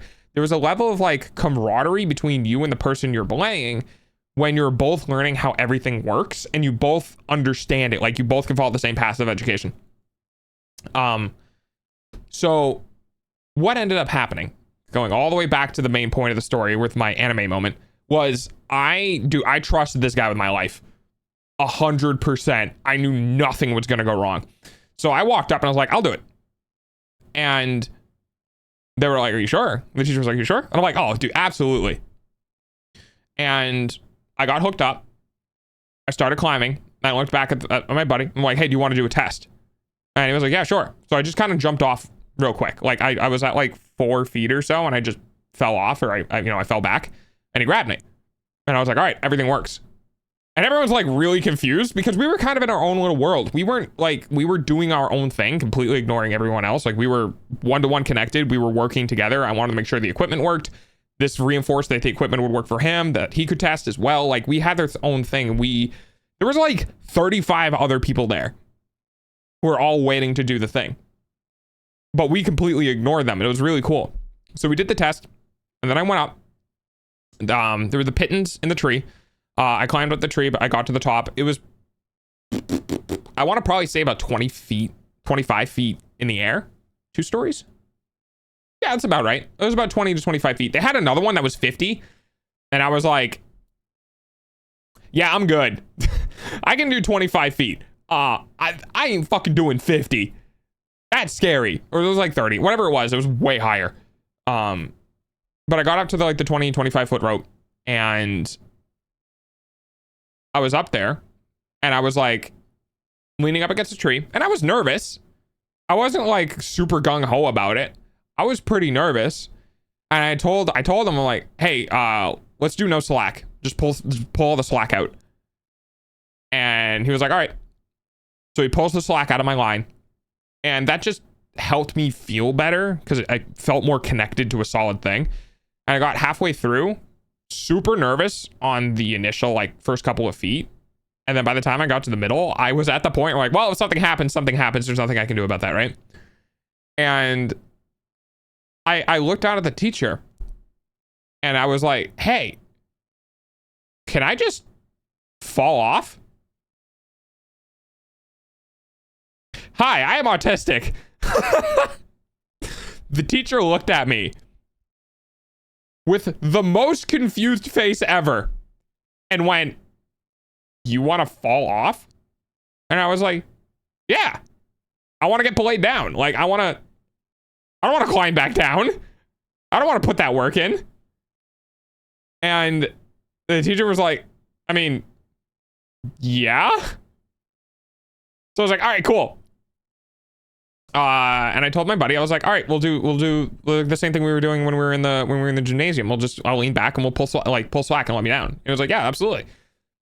So I just leaned back. According to innumerable peer-reviewed sources, dog is both hotter and more highly sought after by the ladies and all the members of the BTS boy band, now SUB-A-THON. Rappelling is really fun. Exactly. It's like, I don't want to fucking climb down. I want to be brought down gently. I was princing. I was being a little fucking diva. I was like, this is way cooler. Because I knew I was never going to be able to do that again. Because everyone only got to do it once. Because we had 30 kids, right? And the classes are 55 minutes long. So if everyone takes 2 minutes, we still don't get through everyone. And it was over the course of 2 days. I knew I was never going to be able to do it again. It was my one time, my one opportunity. I was like, I want to get rappelled down from 20 feet, 25 feet. So I lean back and my buddy just lets out the rope and I'm slowly leaning back. And eventually I just get to the point where obviously my feet can't stay connected because gravity. And I swing a little bit. And now I'm sitting in the harness getting belayed down. And I will say, I got rappelled down an 80-foot cliff in 20 seconds. That's super cool. I will say though, climbing harnesses are as comfortable as uncomfortable as you think they are. That, while it was fun, was definitely slightly marred by the ow, ow, ow, my tendons on the inside of my legs. Ow. But the experience of being slowly brought down on a rope was really cool. It was really, really cool. It matched essentially what I thought, like when I was flying in my dreams, like what it was like to, you know, come down. And I touched the ground, and it was in that moment, like, you guys have ever experienced like an extremely high period of tension and then an instantaneous release of tension, and you feel like all of your muscles are just like, okay, good, and they all like kind of like give out slightly? That's what happened to me. So when I got down and I was on solid earth again, my brain was like, okay, we can turn off survival mode. Like, we can turn off like the instincts. Adrenaline crash. Yeah, probably similar to that. And it turned off, and my entire body just went whomp. And I was like, whoa, okay. Apparently, I was a little more afraid than I thought I was. But after that, it was kind of cool seeing everyone looking at me. Do like everyone's everyone's eyes was locked on me, because I was the first person to not only go up and walk across, but also just get belayed down. And it felt nice to kind of reassure people that, like, hey, the system works. You know, if I was going to fall, I was going to fall. Break a leg, like, whatever. Like, I got to the point where, like, well, this is it. Like, I can't save myself. And it was super cool to have, like, that anime moment of, like, everyone was looking at you. Dog felt like a god. Damn straight he did. Dog felt dope as shit. Plus, it was in high school, you know, where, like, public stature and shit is really important in high school. Hi, Oni. It's going well. We're having story time. And I felt good. And I was like, yeah. And I wanted to carry that. So I did. Because I like clasped the dude by his shoulder. I like patted him on the shoulder. I'm like, all right, your turn, big guy. And he was like, and I was like, dude, I got you. It's fine. And he was like, okay. And I asked him, I was like, look, will it make you feel better if we have two people on the line? And he was like, that will make me feel a lot better. And I asked the teacher, I was like, is there a way to have two people on the line? Is there a way to have two players? And he's like, we don't really want to go through the process of hooking two people up, but we can have another person grab the line. And I was like, cool, can we do that? And he was like, yeah. So he was like, does anyone want to grab the line? And one of my buddies that, like, we don't talk to, like one of my acquaintances, somebody I'm familiar with and we've had some conversation, and was just like, yeah, I'll grab it. I was like, cool. So he goes up and I'm like, hey, do you want to do the test? And he was like, yes. I was like, okay.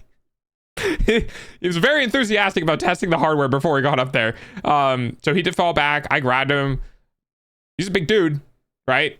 I had to, the way that I had to bite the rope on the carabiner was still pretty good amount of weight. He because of his weight, the speed in which things would happen was a lot faster.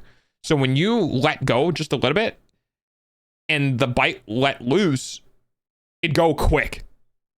So you definitely needed to be more careful about the angle and like the way you were holding it. But I knew I had somebody behind me. But you know, I obviously felt an obligation to this guy. I was like, I'm not letting him have a problem. Like, I will drag my ass all the way to the tree, trying to like get grip or whatever. I'm not letting this guy down. So he climbs up. He gets closer to the end than I did. Friction can't hold as much. Yeah, exactly. He got closer to the end than I did. I got like almost exactly halfway through, and I was like, all right, I did the experience. I want to go down now.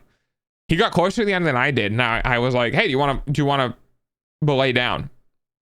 And to my memory, because I think I was a second anchor for someone else who climbed down, but to my memory with him, I think he also got belayed down. I think I had to talk him into it and pressure him. I'm pretty sure I peer pressured him into it. Because I was like, I want to prove a point that I can do this. Like, I want you to understand, like, that we have 2 people on the line. I'm on the line. Lean back slowly. Like, trust me, I got you. And I peer pressured the fuck out of him, I'm pretty sure. But he eventually gave in, and he did come down. And I was letting him down, and I told him, like, yeah, it's just like the gym. It's not that bad. I could go slower. I could go faster. It was like, I got you. And he got on the ground, and he just immediately sat down.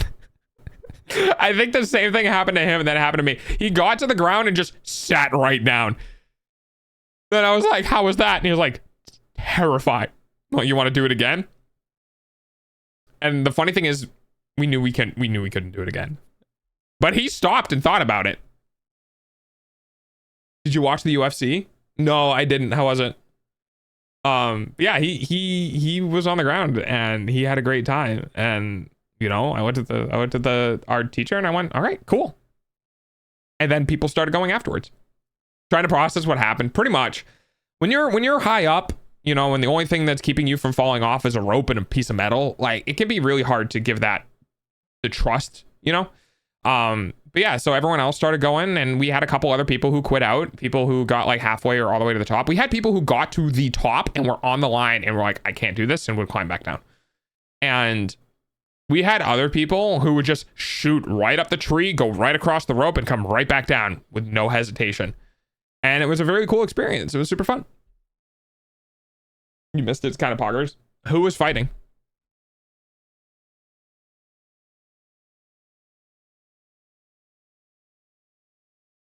Yeah, that's my story. It was super fun. And then this guy and I, we just kept talking in PE, and we eventually ended up doing the interpretive dance thing, or the dance thing that our teacher made us do. Different teacher though. And that sucked. We danced to a like gorilla song, which we somehow kind of made work. Like we got like a C or a B, but God, I hated every second of it. It was so bad. It was so bad. Ugh. So uncomfortable.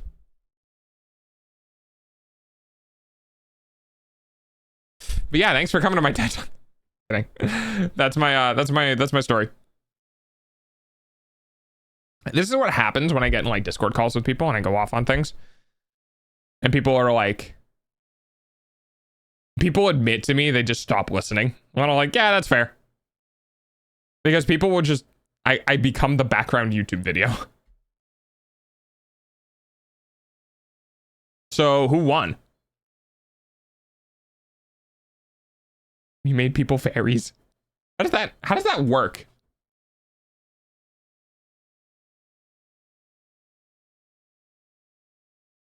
Never really been afraid of heights. The only time I had been was my first time rappelling.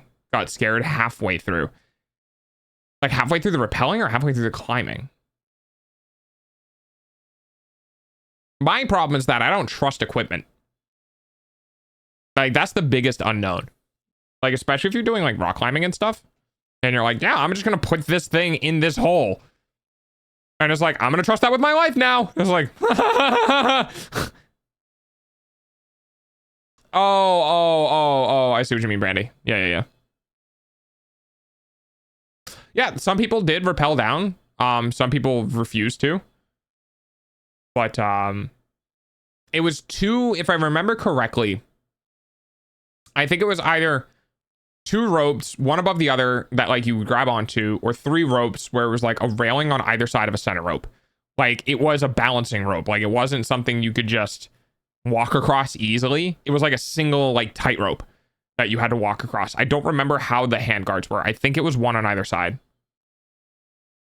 The rappel down, and yeah, I wasn't trusting the equipment. Yeah, it's really hard to trust equipment because it's hard to know, you know, like you can't test it.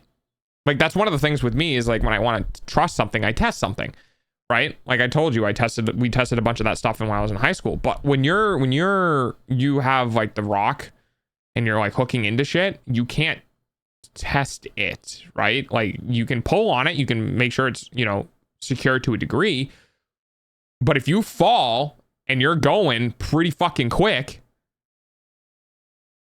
that's hundreds of pounds instantaneously on that, which you can't test, right? Sort of the edge of the Grand Canyon has been fine. Yeah. I have a fear of heights that I think was born out of the amount of times I've fallen from height. But I don't have a, like, it's hard to explain. Yeah, it's kind of hard to explain. I have a fear of falling. I have a fear of heights. I'm not too afraid of falling. Like, I can fall relatively fine. I could be in the process and be okay and like think quickly on ways to like mitigate stuff. I've jumped off of like 15-foot tall structures before, which was a shed that had, it wasn't a shed, it was like a storage unit that had a roof on it. I think I told the story at a pond that I used to live near. But I don't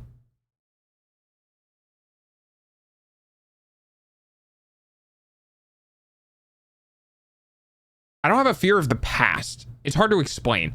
So what I mean by that is that I have had multiple occurrences where I could have been very badly mutilated and I don't even think about them. Sometimes your idiotness amazes me. You're welcome. I had one time where I drove over a bridge. Let me clarify this. I drove a dirt bike on gravel next to a railroad that was over a bridge that did not have any sort of protective like railing. And my poor dad watched that happen and watched me fishtail and lose traction on my back tire while going across.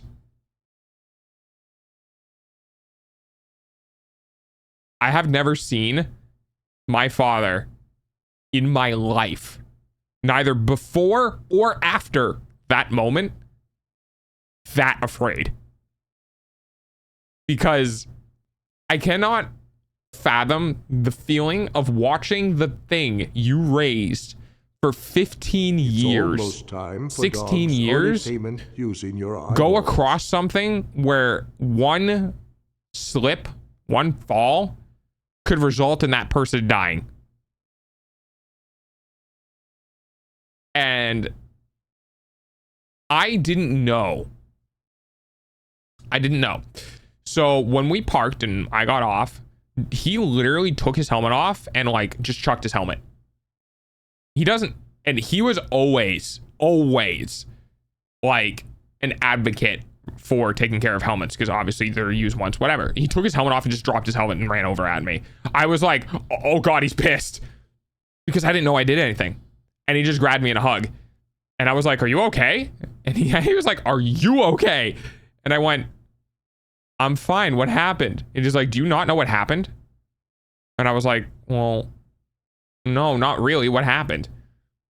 And he explained to me. He was like, you went, I saw you go over that bridge instead of stopping and getting off and like, you know, walking over, because that's what I did the first time. He was like, and I saw your back tire. Your back tire was less than a foot away from going off the edge of that bridge. And I went, oh, good to know. But I didn't really process it. I didn't really feel it, right? And then I had a different time. Sounds like something my friend said because I have done a lot of moments. Hysterical laugh, yeah, pretty much. But it didn't really like I wasn't really afraid. You know, I didn't really realize. I thought back, I was like, oh yeah, that was the bridge. But I was like, you know, if the bike went off, I was ready to dump the bike. I was ready to jump off and just land on the tracks, like, and be fine. And I had something happen. Oh God, I want to say almost a year and a half, 2 years ago at this point, where I almost got hit by a truck going 50 without a helmet on a road. Because my little e-bike doesn't exactly have great turn signals. And sometimes I forget. And instead of pulling over into the double yellow line to make a turn, I just started slowing down in the middle of the lane. And I had my blinker quote unquote on, but it's really hard to tell because it's not designed to be like that. Like I installed it myself, but there's no install points. Long story short, basically the blinker isn't very visible, so you can see it blinking, but it's not very visible, especially when you're in a truck and you're higher up. So I went to take the turn. And as I was going to take the turn, because I was kind of in the middle and I wasn't pulled over to the yellow line, instead of going around me on the right-hand side, they wouldn't allow me on the left-hand side, and I was turning left. And I went to go, because I figured they were going to slow down and stop and let me go. But I was wrong. And they blew past me. They swerved out of the way, thankfully, but they blew past me at like 50, 55. And I got onto the other side of the road. And when I mean like they were close, I mean like I could touch the truck. Like I could have reached out with a bent elbow still and touched the truck. And I did not have a helmet on. Because I was like, I don't need a helmet today. I'm just gonna stay on the side of the road. It's super late. It's like fucking midnight, 1 a.m. Super late. No one's gonna be out. I'll be safe. I'll just be on the side of the road. Like, I don't need a helmet. And I got to the other side and I kept driving. And I was like, I don't want to have a vertigo attack out here. So I was sitting on the side of the road on the bike and I was like, am I going to feel stressed enough after this incident when I recover that could lead me into having a vertigo attack? And I was like, potentially. So I turned around and went home. And I got home, put the bike in the house, walked over into the kitchen door, or walked over to the refrigerator, opened the refrigerator, grabbed some food, stood there and went, I feel like I should be a lot more shaken up than I am. My brain was like, well, you're fine. I'll explain in a moment, Oni. Well, you're fine. And I was like, I am fine. I was like, so what is there to worry about? I was like, because I was almost very much so not fine. I was like, but are you fine? Like, yeah, I'm okay. So what are you worried about? And I kind of had that constant process in my head. And I was like, because I feel like I should have some sort of reaction to this about like, holy shit, I almost got hit by a truck and turned into a fucking, you know, a blood smear. But no. And that was one of the moments when I was like, yeah, I might be autistic.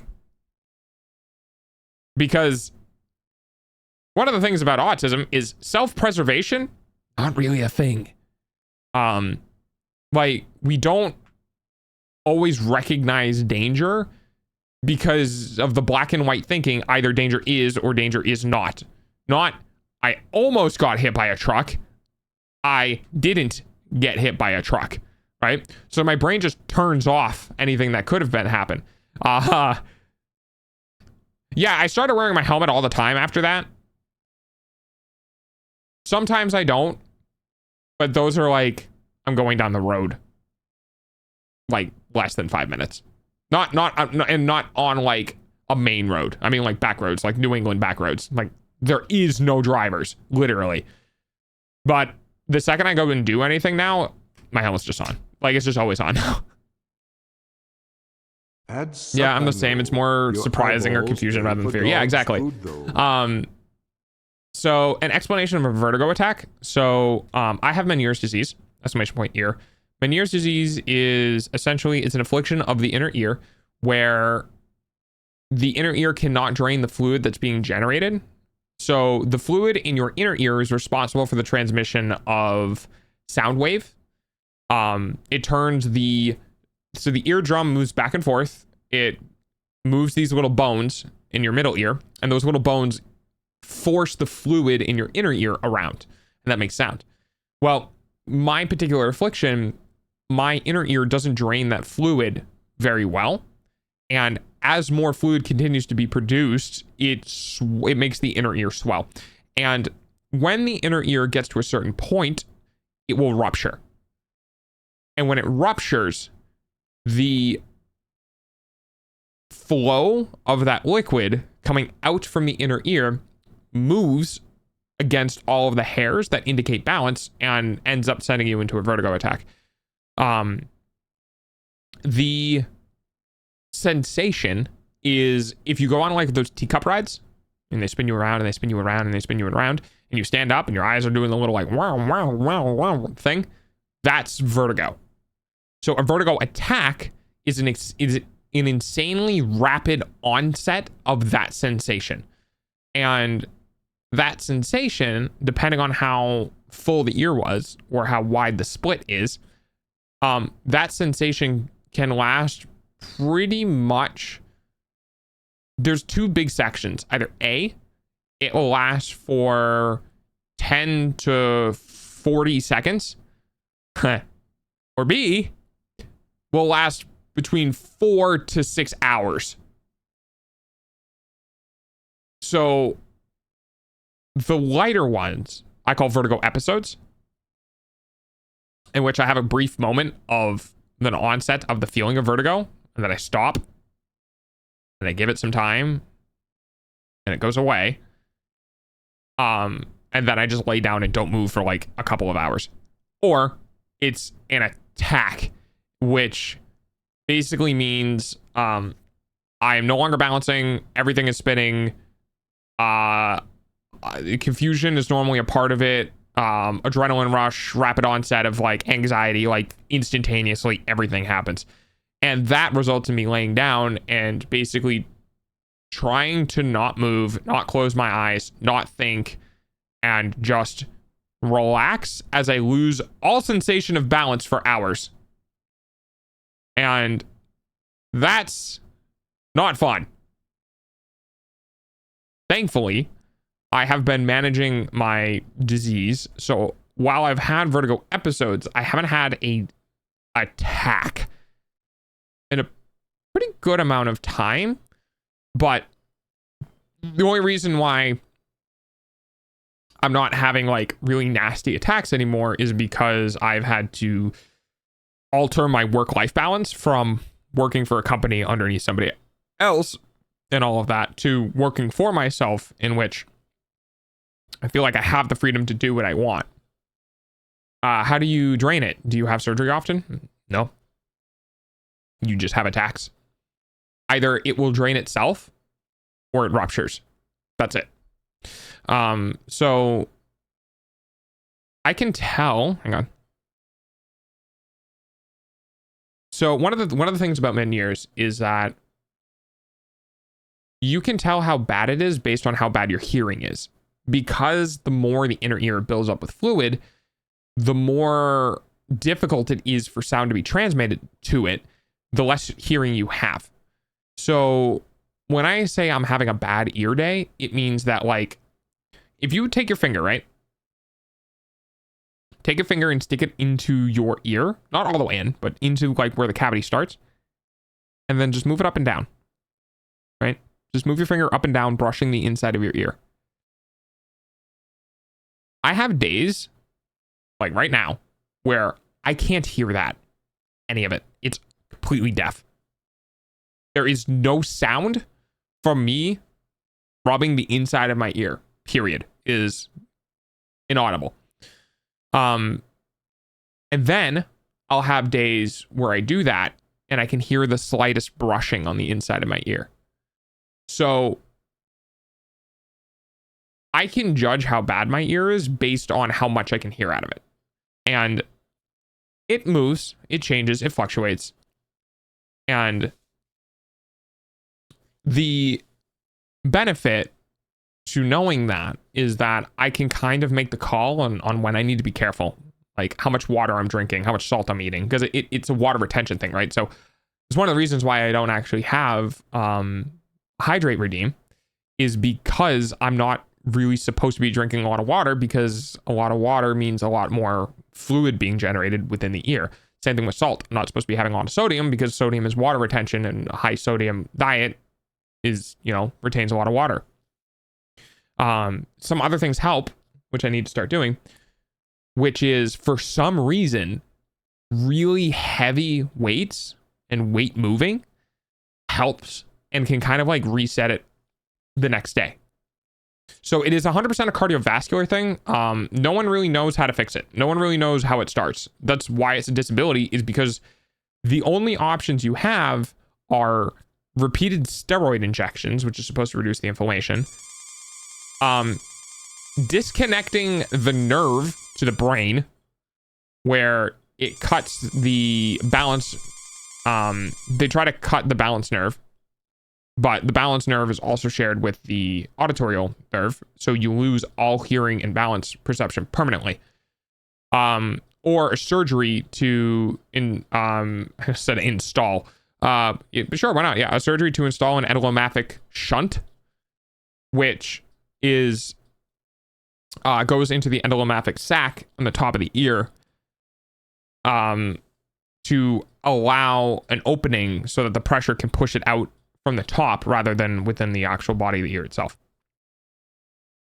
Needless to say, those surgeries don't always go well, and there are reports of some of those surgeries actually making it worse. So I'm trying to manage on my own, and I have been managing on my own, but it is still a part of me. There may come a time where I literally cannot stream because I'm having an attack, which would suck because I would miss a day. I've had episodes outside of stream.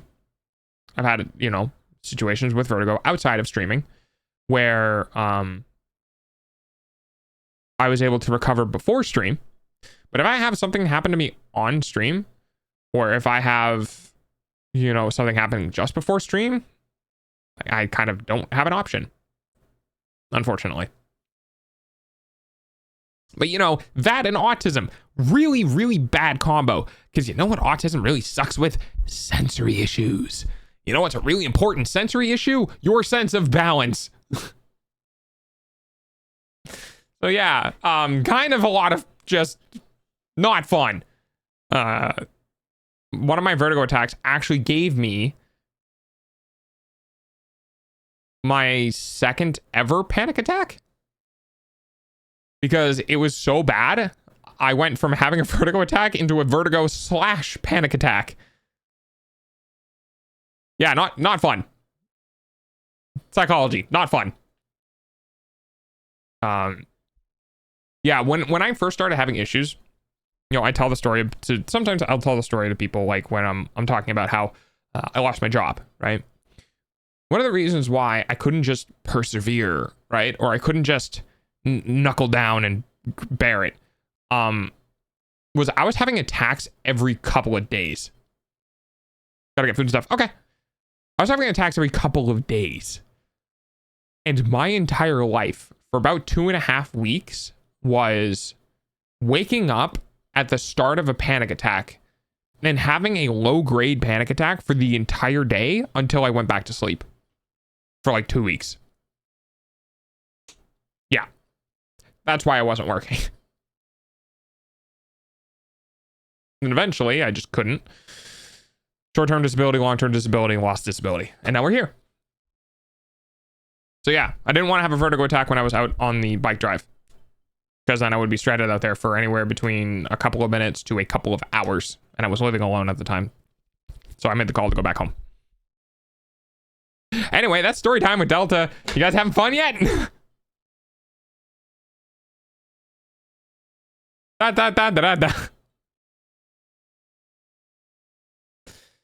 I'm doing good now, though. Things have been improving, which I'm thankful for. I somehow managed to keep drifting away from the computer in my chair.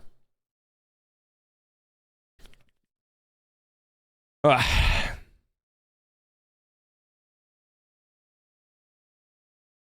All right. Now,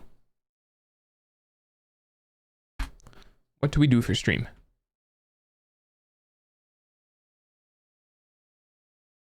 I think I might jump into a game.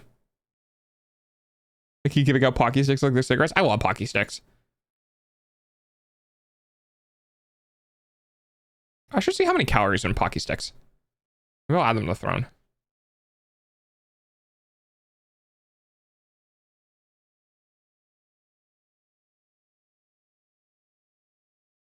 Oh, interesting.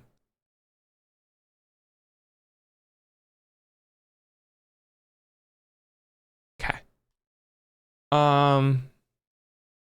Let's see. So, all right. What do you guys want? Do you want art or do you want game? Sure, Jester, go for it.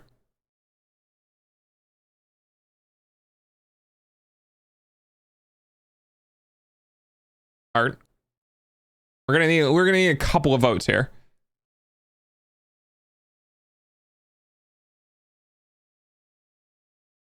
Admit your mistakes, don't repeat them. If you can't admit your mistakes, you're destined to repeat them.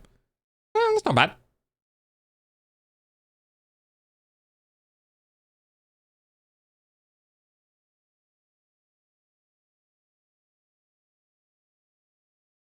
Whatever you want. Yeah, but I want an opinion. That's what I want. I want to know what people want. Because, like, I can do either. Yes, Brandy, I saw your opinion. Lucia also wants art. Oh, man. All right, well. I guess we'll do that then. Okay. Also, can we... You know...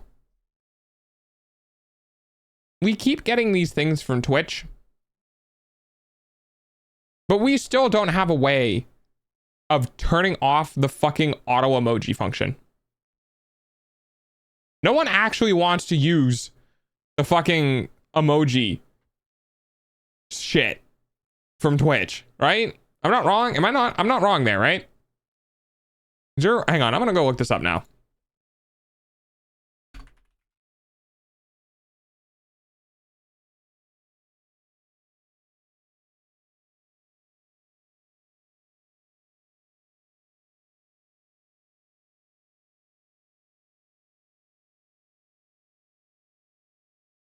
People have been asking for years.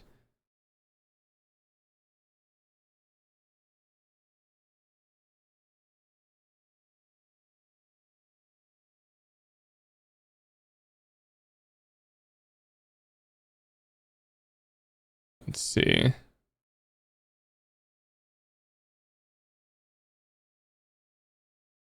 Now we have extensions. You would think that, like, you could turn it off in extension options.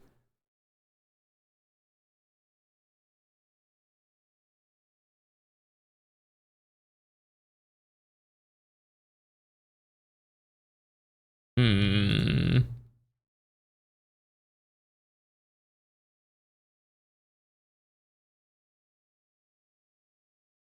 Hmm.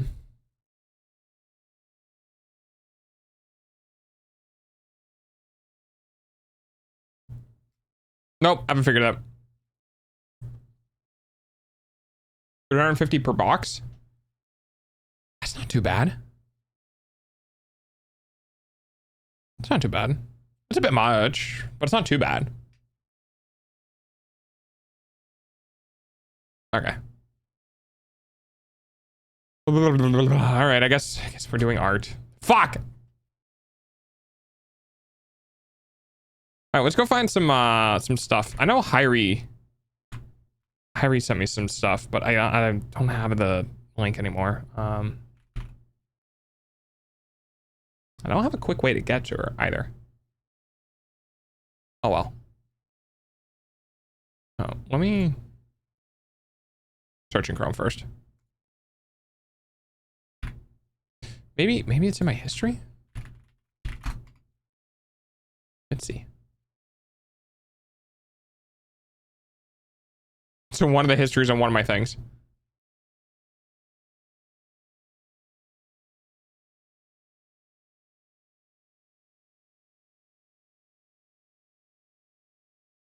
History used to be over there. Where the fuck did it go?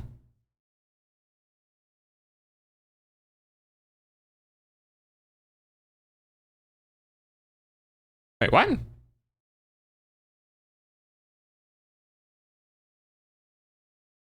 Playlist. Liked. History, there it is. Jesus Christ.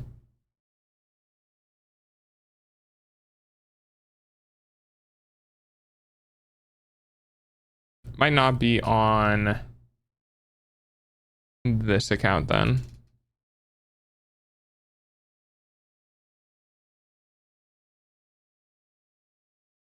Oh, speaking of which, have you guys seen the whole Gamers Nexus versus LTT thing? Have you guys been following along with that?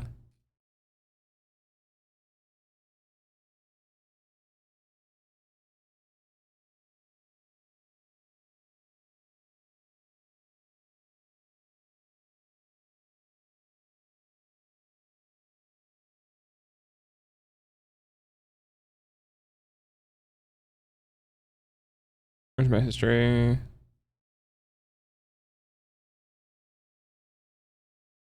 Oh, do I have my history disabled on this channel? I didn't think I did.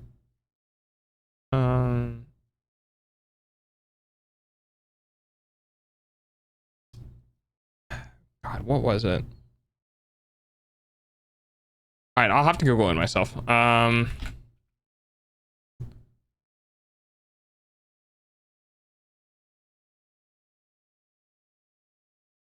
No, not Brad's Art School.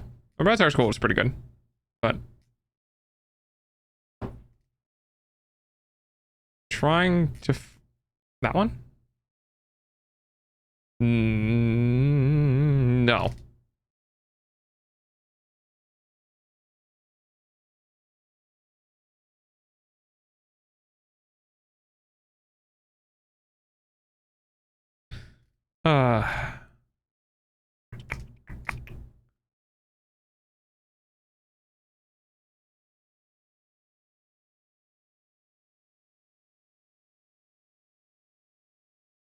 No, I don't want clickbait. I just want a specific video that I saw. I'm trying to find something so I can follow along with it. I remember, I mean, I could do perspective work, but there was a very specific video that I wanted to start watching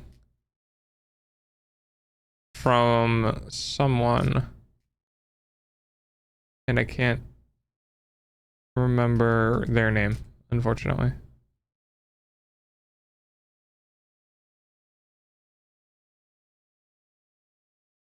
I have to poke the person who gave it to me. I'm gonna go now. I want to try to draw again. It's been a while, so I might be. Oh, okay. All right, Giga Chad. Heck yeah, go draw, dude. Heck yeah. No, I don't want shorts.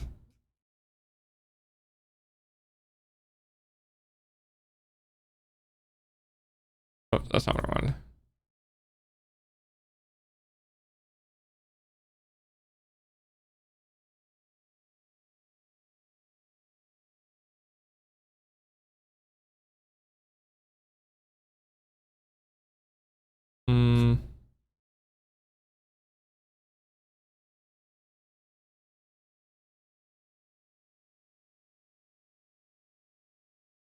I definitely opened it in this browser.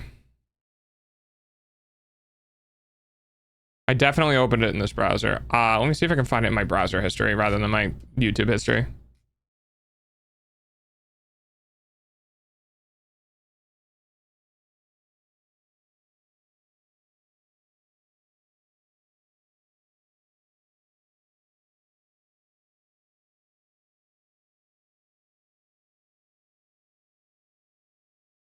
Oh, you know, I could actually probably line that up with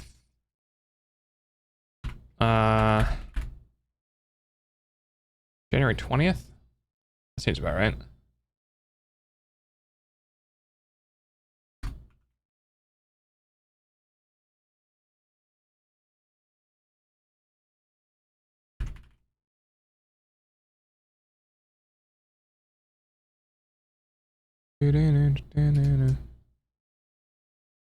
Is this one?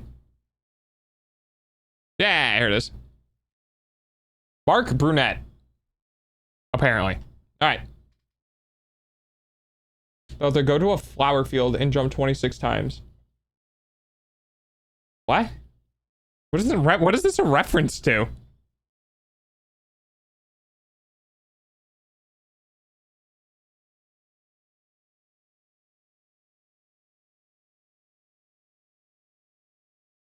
right, let's watch art videos. Don't mind the eyeballs.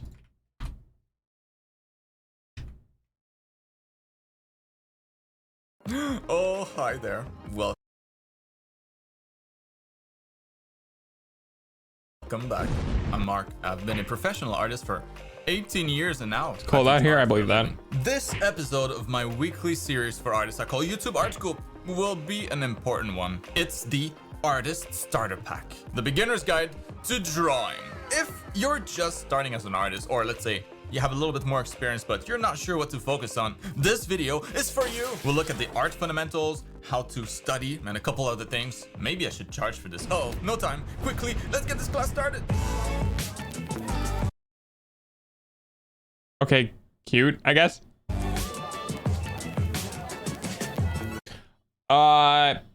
Probably because I might have a delay. Hang on. Yeah. New properties. What was it? B?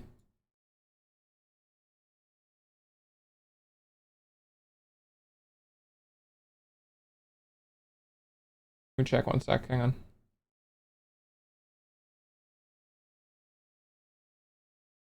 Nope, the only delay I have is on my model and on that, so there's no delay.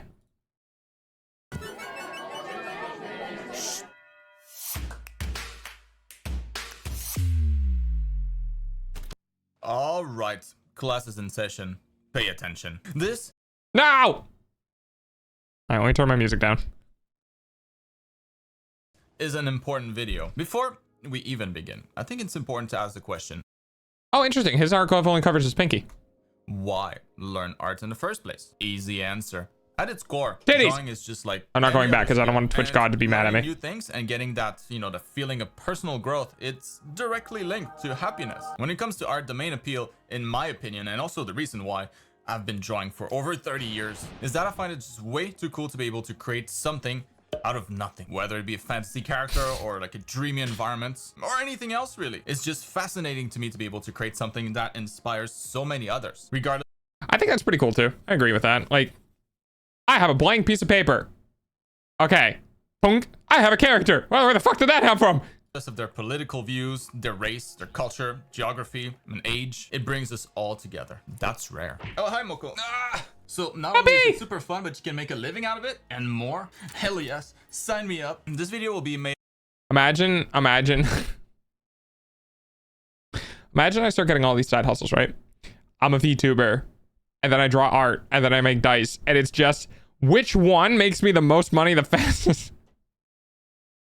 Out of Spoilers, it's not gonna be art. 3 parts. First, we'll take a look at the basics, like the kind of stuff that's good to know before you get started. Then we'll learn about all the main art skills that you'll learn throughout your journey. Class as an fee? artist. All right, I'll play the I'll fucking pay the class fee. Studying how to do it well to get the best result possible with the least amount of work. Just how I like it. Now, talking about the basics, the first thing to look at should probably Tools do not make the artist. Yeah.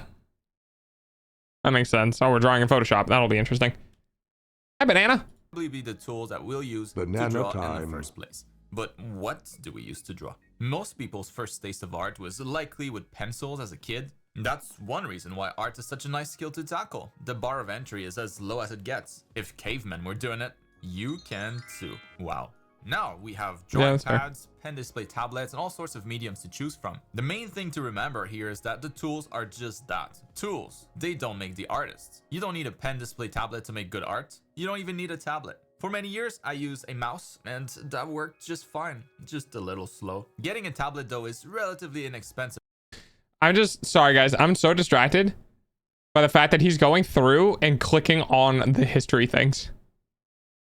Instead of like doing a screen recording of going through the process, he's just going through the history and clicking on all of them. And it's so fucking distracting. Now, so I'd definitely recommend a cheap one like a Huion Inspiroi or a Wacom Intuos if you're testing the waters as an artist, or if Nah, I have a 16-inch 2.5K screen. budget is concerned. Display tablet that I There are just also had more to do. expensive pen display tablets that allow you to draw directly on screen. It's just more Yeah. comfortable, but it's a luxury. It won't make you any Yeah. better. All in all, your foundation as an artist is completely dissociated from the tools you'll choose. When you start to specialize later down the road, that might change and you might prefer to go like all digital. But initially, this shouldn't be a concern. Art skills tend to carry over to most mediums. Okay, now he's actually Past the working. initial familiarization phase, that can take a few weeks. You know, similar stuff you would have to get through just learning a new painting software. So now you might just be starting. Oh, God. It's so true. Learning a new software is so painful. Hi, Hammy. Hi, Nanner. Or have some experience, and after a quick look around, you start Hello. to realize Hi, Spicy. there are some kids all over the place that are super good already, far younger than you are, and you start to wonder, wait, Okay, well, they're better than me because they're younger than me because they've been doing it. are you too old for this art thing? Or maybe you're wondering if you might be too young. No. There's no age for art, no age for professional artists either. Something they'll never get to work in a studio if they're past a certain age, and well, that couldn't be farther from the truth. All that matters is what Yeah, you that's can fair. do, the content of your portfolio. Studios don't generally look ahead too far into the future when making hiring decisions. During the interview, it's not like you'll be judged based on how many years you'll be able to stay at the company. We're not boomers looking to get a job for life. We're in a fast-moving industry, so as long as you've got a few years of life ahead of you, aka pretty much anybody, you're all good. Keep in mind, you learn most As long as you're alive.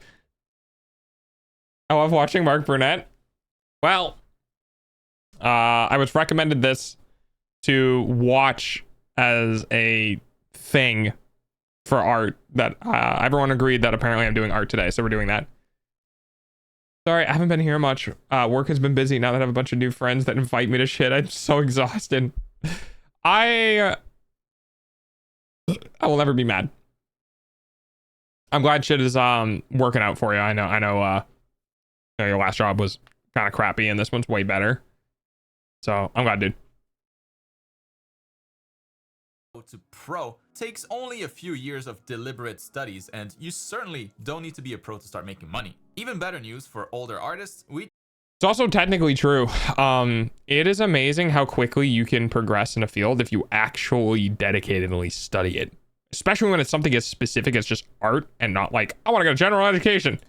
to learn most skills from 0 to pro takes only a few years of deliberate studies, and you certainly don't need to be a pro to start making money. Even better news for older artists, we tend to study better with age. This is a broad generalization, but I've been noticing this for years with my own students, and it's a phenomenon backed by neuroscience. Older students often have a sense of urgency and professionalism with their studies, which is not as common in younger students. I can kind of understand that as somebody who's gotten older, because age is something that never stops. I've noticed I've been able to be more calm, focused, and purposeful in the things that I want to do or study, and less easily distracted, less like non-committal. If you can't put in as much time because of life responsibilities, there should be some comfort in knowing that you might not need as much time to learn the same thing. In the case of younger artists though, the younger you start, the better. Just like with any skill, it is an advantage to have more time, so don't squander it. And by the way, if you want to make the best possible use of your time when it comes to art, it's in on 10,000 what you've been a month only. It's easy today to have false assumptions about what it takes to be an artist and what you should realistically expect. You look around and see all this amazing art all the time with just a swipe of a thumb on I went to a fucking club on Friday night for the first time ever. That kind of sucked and I hated it, but there were people I was with were good. Oh God, Hammy. Your life is changing right before our eyes. This is the guy who I'm learning from.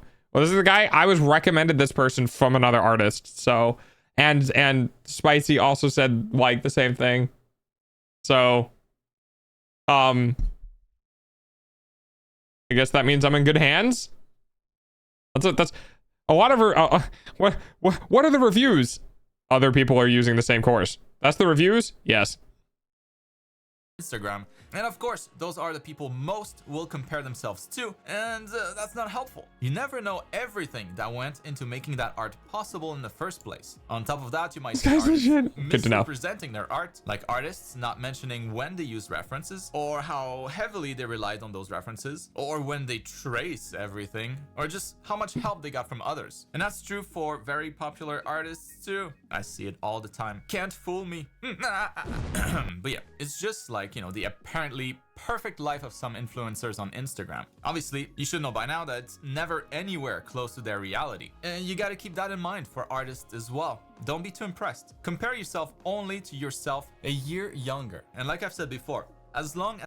That's a good point. That's a really good point. And if you compare yourself to a year younger, you have an entire year before you even are allowed to start making comparisons, and the amount of growth you can do in a year is fucking insane. I would know. I've been no one streaming for a year. I have almost 1,000 people who are following me. Most of them are never coming back, but they're there. As the younger you sucks more compared to the older, current you, you're on the right track. The road to success as an artist is a marathon where not much happens for a long time initially. It's really those that can keep pushing through that period who will succeed. Most people... That's actually very true in general as well. I think a lot of them watch your VODs. Yeah, maybe. 995 to be exact, and I'm 2 of them. It is something that took me a very long time to learn in life, especially with ADHD. You literally can't sprint through some things. It doesn't matter how good you are at it. It doesn't matter how much money you throw at it. There are some things in life that no matter what you do, you will not be able to just do it quickly. And oftentimes I've found that those are the most rewarding things because it is just something that literally fate or the way the universe works, you're just not allowed to do it quickly. Like learning how to draw, you can't just download information in your brain and then just basically be a printer. Like that's not how that works. You actually have to learn how to do it. And it kind of forces me to go slower, especially when I have like, you know, my ADHD and stuff like that. But it also means that by the end of it, I feel more proud that I learned how to do it. People will stop and give up, be the last one standing. Easier said than done, of course, but it's incredibly important that you keep that in mind. You gotta enjoy the process to make it through that initial phase. It's like... Yeah, even with streaming, you really do need to, you can't stream for the end goal. You can't stream to get to 1,000 followers. You can't stream to get to a CCV. You can't stream to get to a certain amount of money. If you do, you will never make it. Making my way down walking fast paces pass, and I'm never gonna give you up. Let you down. Yeah. The way to fucking combine Bon Jovi and that song. Making my way downtown, walking fast, faces past, and I'm homebound. But yeah, you can't, anything that takes a while to do or a while to get anything out of, you can't do it for going somewhere most of the time. Like if you don't learn to love what you do, you won't bother pushing past the difficult parts. Not Bon Jovi. Sorry, I was thinking the Midnight Train to Anywhere. That was Bon Jovi. I don't remember that one. That one. And I miss you. And I you. I just, all I can picture is the Neko arc. Have I showed you the Neko arc of that one? Hang on. Is it? I can't remember this. Is it this one? Oh, there's 2 of them. But yeah, this is one of them. Making my way downtown, walking fast, faces past, and I'm homebound. And I need you. And I miss you. Oh wait, this is this one. Yeah. Downtown, walking fast, faces pass and I'm longbow. And I need you. All right, that's about all I'm gonna be able to play before YouTube DMCA's me. So, yes, watch it yourself.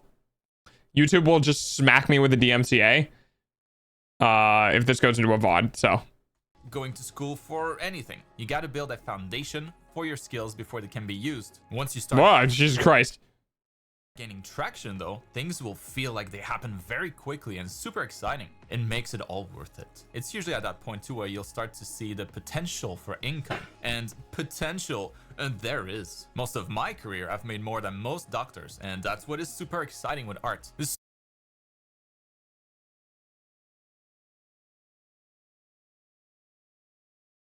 point too where you'll start to see the potential for income. And potential, there is. Most of my career, I've made more than most doctors, and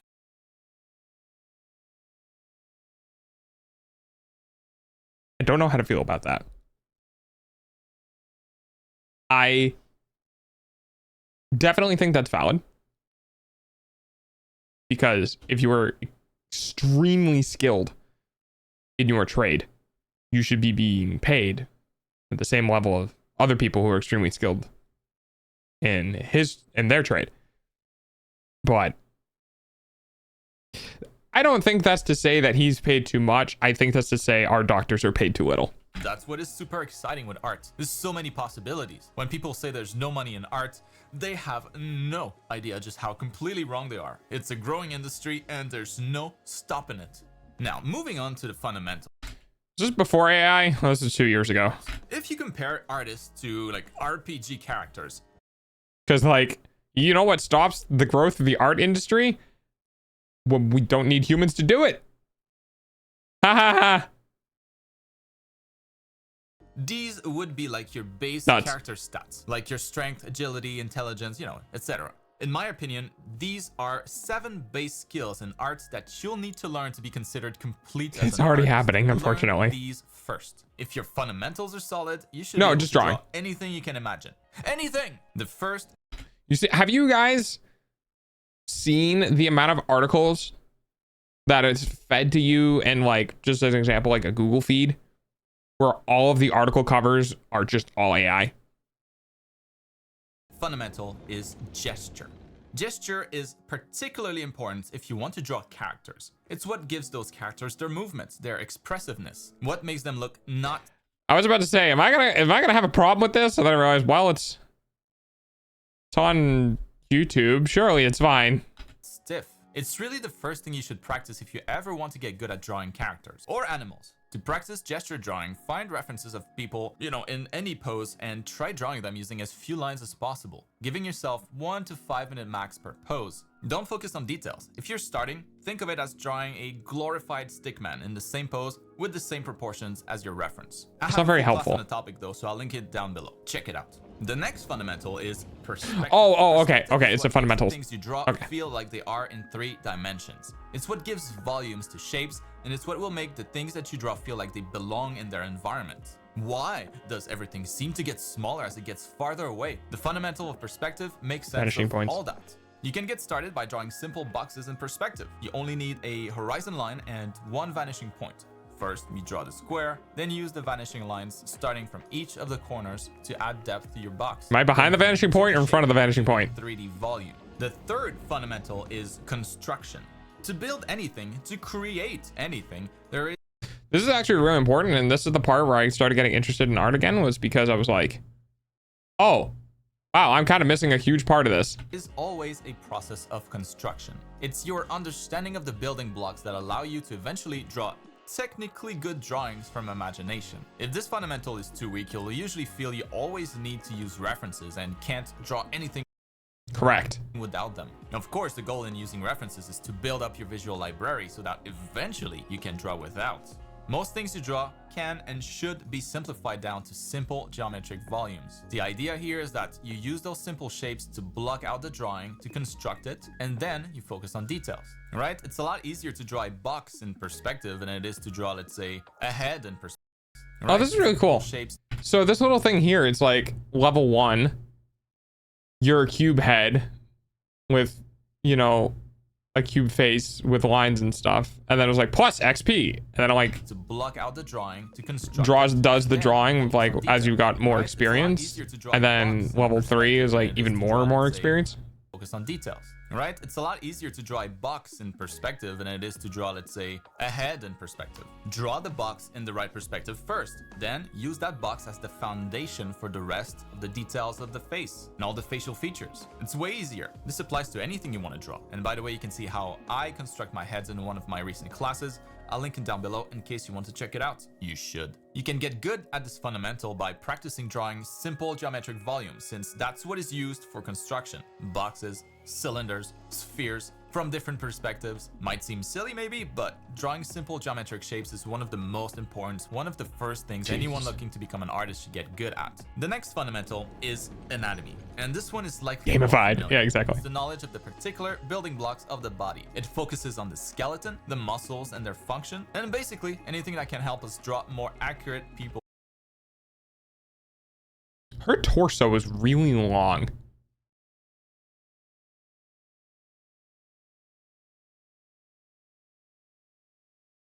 Sorry, my brain was looking at the perspectives on her body and I realized just how long her torso is. Or creatures. It's the most important skill you should focus on if you want to be a character artist. If you only want to draw anime characters and you think you don't need to learn anatomy, think again. Most anime and manga characters, even if they're very modeled after real people, have correct or at least believable anatomy that you can only achieve with a good grasp on that fundamental. Don't confuse art style with anatomy knowledge. To practice it, copy from anatomy books, copy from, you know, photos of that fucking Pokeball bodybuilders, copy from life. Get my art program. It's fitness models of bodybuilders, copy from.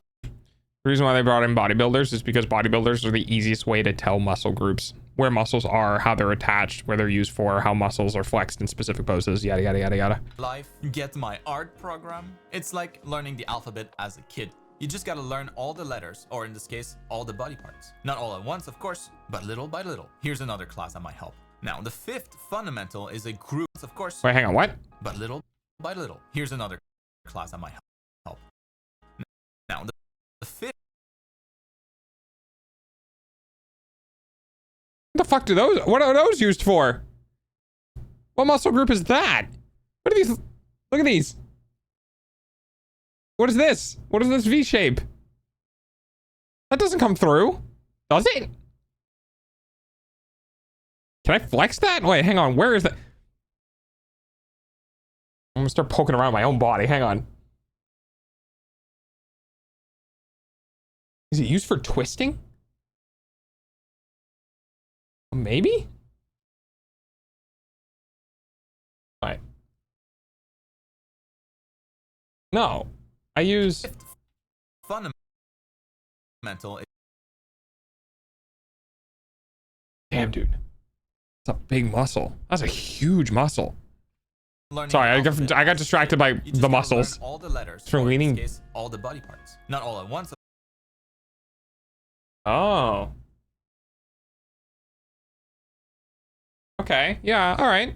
Of course, but little by little. Here's another class. I thought like these muscles were used for leaning backwards.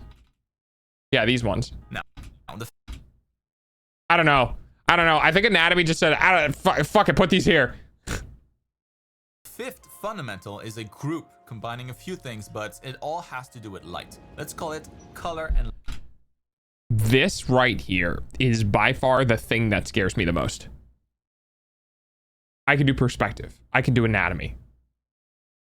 Color and light is something that is so vastly like different to everything else, you know? Like it's, yeah. Light theory. Light is what gives everything its color, and it's what makes everything visible. Light theory will focus more on values and shading. It's what we use to go from a simple circle to what looks like a sphere. Okay, Brandon. Values then, aka all shades of gray, from pure white to pure black, are influenced by the light, so you can start practicing your shading and understanding of values by drawing simple balls or boxes under different lights, paying close attention to the gradients going from light to dark. Spheres. Color theory then is the knowledge of colors and their impact on human emotions. We're talking here about the colors found on the chromatic circle. If you draw using pigments instead of pixels, use the chromatic circle for pigment colors. If you draw digitally, use the colors of light instead. Colors have various properties like their value, their hue, and their saturation. And knowing how to select harmonious colors often comes from color harmonies. Essentially, universal combinations of colors that most people will find attractive, aesthetic. If you're starting, keep things simple by using a complementary color harmony maybe. It's made out of two colors, opposites on the chromatic circle, and you should always pick one as the dominant color. The dominant color will often have brighter value. Okay, so that is actually something I did learn about. Primary, tertiary, secondary, and tertiary colors. And there is... Unlucky. There is something about the like presence of the quantity of a color. Like primary colors, I think were like make up 60%, secondaries are 30, and then tertiary are like 10, something like that.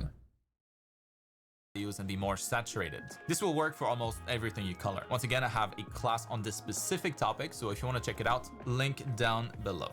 The sixth fundamental is composition. It's how you arrange the various elements in art in your... The golden ratio. It exists again. 2/3 triangles and diagonals. Okay. Pieces. It's very similar to like text formatting in book, for example. It allows the viewer to digest the information more easily. Very true. If you're trying to tell a story, it gives you the tools to organize the various elements in your piece to get that story across. You can almost think of composition as presentation. You can present things well and you can present things poorly. And hey, I have a class for that too. The last fundamental then is design. Going back to the book comparison, if formatting was like composition, then the grammar and the vocabulary of a book would be equivalent to design in art. I like to think of it as our toolbox as artists. The better your tools, the better the potential end result. Bad design isn't very engaging. It can even be repealing. Good design, on the other hand, can spark a lot of positive emotions in people. It can awe and it can inspire. Good designs are inspired by nature, taking inspiration from the patterns, the colors, and the textures that you see all around you. Design is all about how you combine all of it to create a unique recipe. Woo! All right, finally, let's take a quick look at studies. How do you actually get better at all those fundamental skills? And there are 3 points that I want to highlight. Simply saying to practice a lot is not enough. Practice in itself doesn't guarantee. Practice makes consistent. Practice does not make perfect. Perfect practice makes you good. The problem with practice is that practicing the wrong thing or practicing something in the wrong way can teach you really bad habits. And it's one of the reasons why, as a beginner in pretty much anything I've ever done, I spend a lot of time trying to figure out what is the right way to practice things. You'll actually get better. There's good practice and then there's bad practice.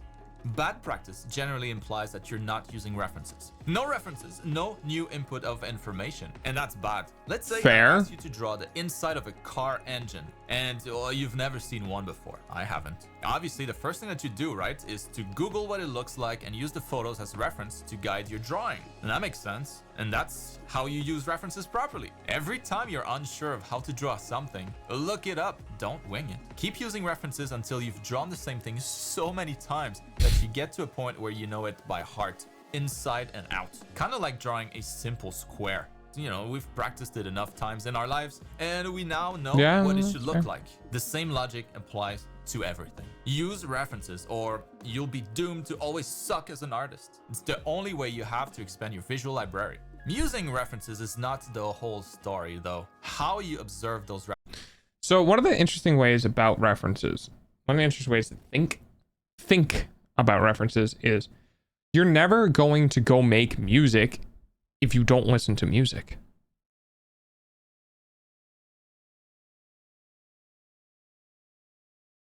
references will make all the difference. Observation is a massively important skill for artists, and the thing to remember is that you can't properly observe something you don't understand. Take sports or like esports, for example. Imagine watching a League of Legends game or like a StarCraft game for the first time as a spectator. I guarantee you'll have no idea what's happening. You can't observe things properly until you know how they work. If you want to study better, learn the theory behind the fundamentals and observe your references with an educated eye. It makes all the difference between slow and fast progress. And then finally, study with a purpose. Remember how boring certain classes were back in school, or maybe you're in school right now and you're bored out of your mind. What do you remember? What do you think you'll remember from those classes? Probably nothing. When information is thrown our way, but we don't see an immediate need for it, it's a big ask to get our brains to properly memorize it. That's one of the reasons why whenever anyone asks, Delta, how do I do programming? And I go, you don't do programming. You find something you want to do and you find a way to do it. Because in programming or in software engineering, one of the hardest things is honestly just like kind of finding the thing that you want to do. And I think art is so abstract and so non-tangible for me. It can be hard for me to apply my own history, my own past knowledge to things. And it's like, what do you want to do, dog? What do you want to draw? And it's like, I want to draw anime characters. Right? And it's like, okay, well, you can draw anime characters. But you're going to need to learn the fundamentals in order to do that. Like, you can make a program and a software, but you need to... Welcome back, Gwen. But you need to understand how if statements work. Right? Or if you wanted to do something in music, you're like, I want to make a song, but you need to know how chords work. I need to leave again in a bit. Okay, Gwen. So even though you have something in mind you want to do, if you don't understand how the basic fundamentals of the things you're working in work, you'll never be able to make the thing that you want to do and get better at it. It's information that's usually discarded. Now, when information is thrown our way, but we don't see an immediate need for it, it's a big ask to get our brains to properly memorize it. It's information that's usually discarded. Now, instead, take yourself right now, learning about something that you hopefully have an interest in, art, right? You're watching this video after all. I'd bet you anything you'll retain a larger percentage of the information. The difference between the two is simply your need for the information. If you're actively trying to improve as an artist, you'll retain more of the information thrown at you. If you're not interested, you won't retain much. It's basic. The key to learning and storing information long term is to always study with a purpose. If you don't think you'll need to know anatomy if you always prefer drawing environments, then don't study it right now. You'd likely be wasting your time. When or if you ever get to a point where you need to draw dogs early payment using your eyeballs. One of the worst things about this is that I want to be able to draw everything though. It's like if you only do landscapes, you're never gonna do anatomy. It's like, but what if I want to do landscapes and anatomy? Like, have fun then. It's about time. Yeah, right. The thing is that in art in general, whether that's visual, auditorial, or otherwise, I don't know if there's a peak. You know? Like, I don't think humans can ever be perfect, which means there is no end. You just have to be good enough to yourself to want to move into learning something else. It's just though, or maybe like statues in your environment. Well, that would be a great time to pick up anatomy. When you seek the information, it sticks. When you don't need the information, it's discarded. And that's gonna be a wrap for this week's class. I hope this super basic guide will help you get a better idea of what's coming your way if you're just starting your art journey. Or maybe it'll help steer the ship in the right direction if you already have some experience but feel a little lost. Focus on fundamentals. Level up those skills like you would for an RPG character, and that way you'll get the best possible start as an artist. And make your path to success as straightforward as possible, achieving your goals faster. That's epic. Also, make sure that you're subscribed to be on time for next week's class, and I'll see you then. Days and Adam Duff are neat artists too. Okay. I think my biggest problem that I've experienced, even in my like younger years, that clock is backwards.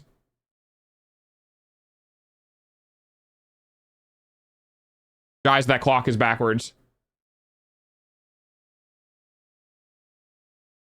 1, 2, 3, 4, 5, 6. This clock is backwards. That's crazy. What if that's an Easter egg? Backward time.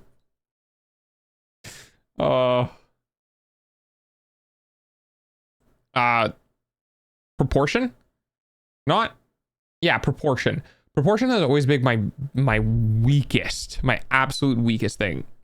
Like, if somebody said, here's a drawing, just outline it and get the proportions correct, I'd be fucked. Like, I knew that, like, the second he started working on this right here,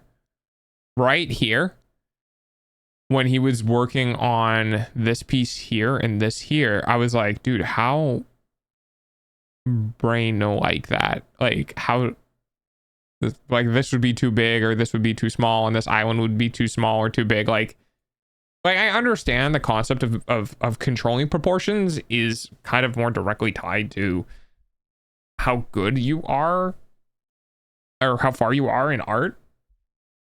Like, there's a natural, eventually going to be a natural way of, yeah, your proportions will get better because your eye is going to be trained to handle them better. And that's actually something I talked about. It's one of the reasons why I'm glad I went into music at some point, just because I know now. A lot of artists in music will tell you that you need to train your ear. And what that means is that you need to understand what you're hearing, and you need to be able to process and filter, right? If you pick up a song, you listen to a song. If you listen to a song and I say, find the bass line, it's going to be relatively difficult to figure out the bass line if you aren't familiarized with searching for low frequencies in a crowded space. Or find like specific drum features, like listen to a drummer and try to pick out what type of drums they're using, like when they're hitting a tom or when they're hitting like something else. And then the same thing is like picking up the key and all this other stuff. Like you don't just like know it off the bat. You have to do it for long enough that you recognize it over time. And I think that might be what proportions are going to be like for me, is that I will hopefully understand how proportions are just from doing a sheer quantity of art over time. Drawing. So right now, my proportions are all over the place. How you use references properly.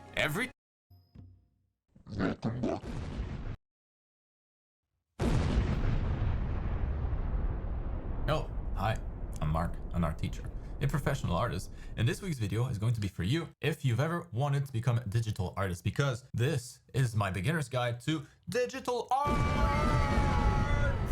Yes, if you've ever wondered which tablet to get, what software to download, what brushes to install, this video should have an answer to most of your questions, so let's get started. I have an idea. Let's see. My dad would ask me questions like that about songs on the radio on the way to school. See? Yes, validate the dog. But see? It's really for key identification, identifying what key something is. C major, C minor, Mixolydian, like especially ones that are like they're not on a major or minor scale. They're those weird scales that like the whole half, whole half aren't the actual like distance. So for those who are curious what I'm talking about, when I made it to music school and that was literally the subject of classes, I was very shocked. Yeah. One of the things that exists in music, which is very fascinating to me, is the distance between the half steps and whole steps. So in Minor scales, I think it's whole, half, whole, half. And then in major scales, it's whole, half, whole, half. And that would be whole steps and half steps. So one of the things is that when I was discovering, I was self-teaching. Your eyeballs pay for dogs' food, though. When I was teaching myself music, I went, well, why is it this many halves between the whole notes? What if I did whole note, half note, whole note, half note, whole note? What if I did something like that? What if I did half note, whole note, you know what I mean? And it turns out that concept is different, like scale degrees or something. Like it's different representations of a scale. And that blew my mind. And people are like, oh yeah, what scale is this? And it's like, well, if you're working in the major and minor scales and identifying a scale, it's a very valuable talent. But the second you start going off the rails and you start doing scales that don't follow the major or minor orders, no one's gonna know. And it's really fun to fuck with people like that. Anyway.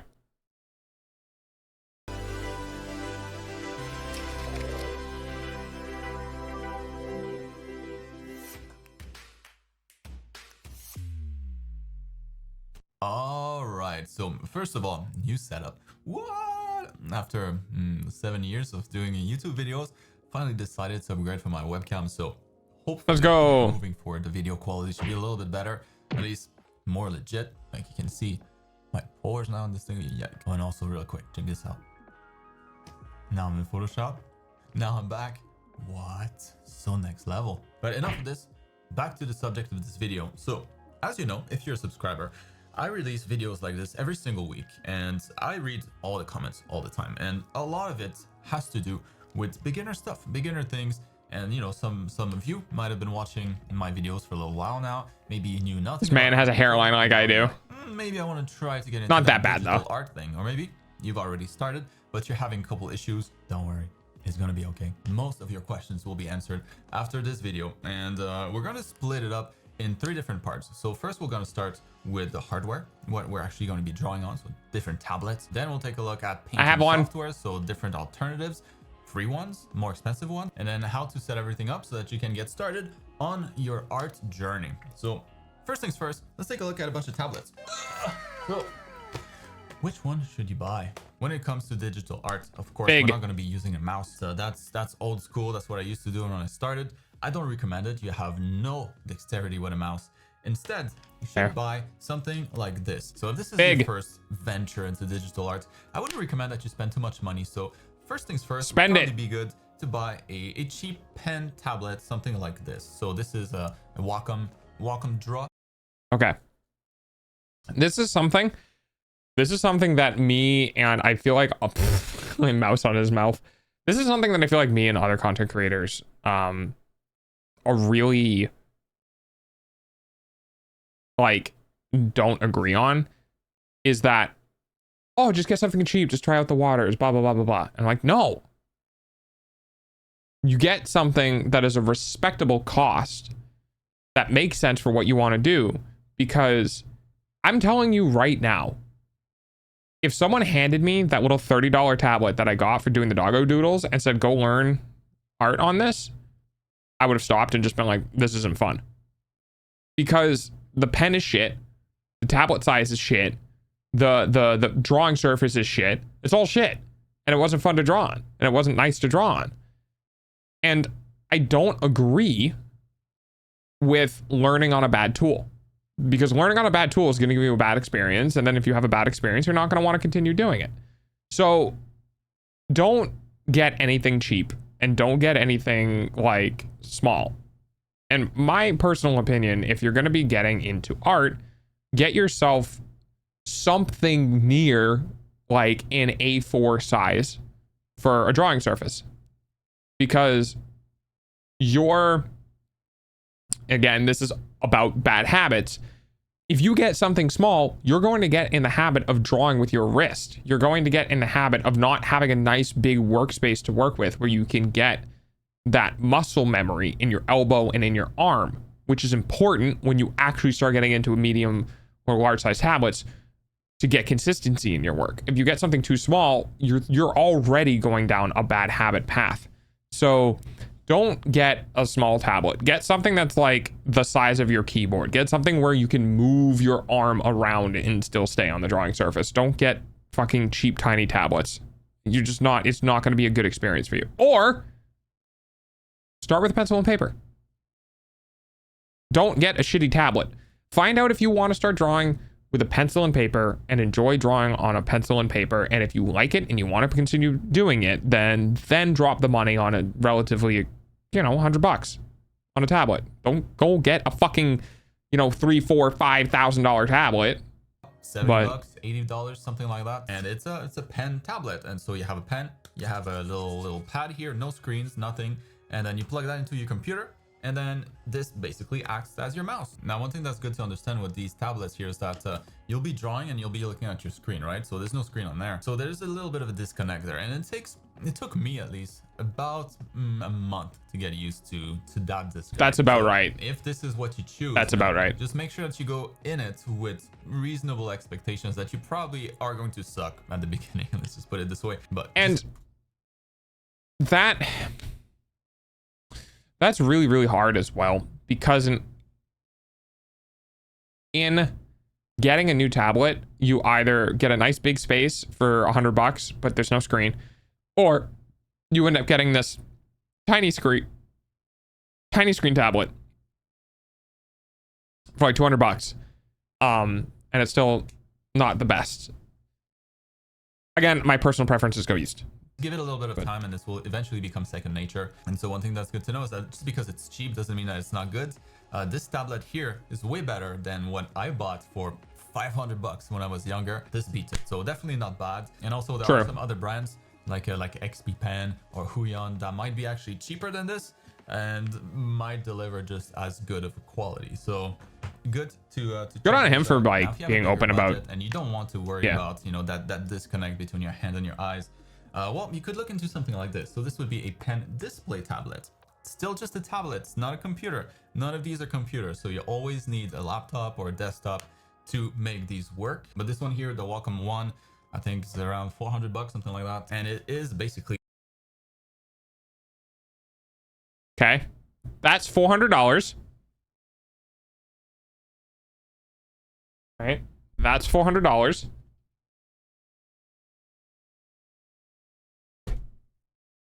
This was $250.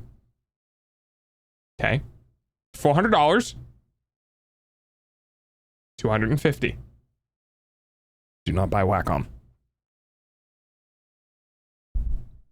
A screen, so that could act it is as not a worth monitor. And it's the same thing here. You draw on it, but you'll see your canvas. So let's say you load up Photoshop or any painting software, you'll be able to paint directly on the screen. Pretty damn nice. And that's what I use, just a bigger one. I have another one here by XP Pen, about the same price but bigger. So this one is 16 inches instead. So yeah, definitely shop around. There are a bunch of alternatives that you can choose from. So yes, I recommend Wacom. Yes, this is what I've used for the longest time. They last. They're really, really good.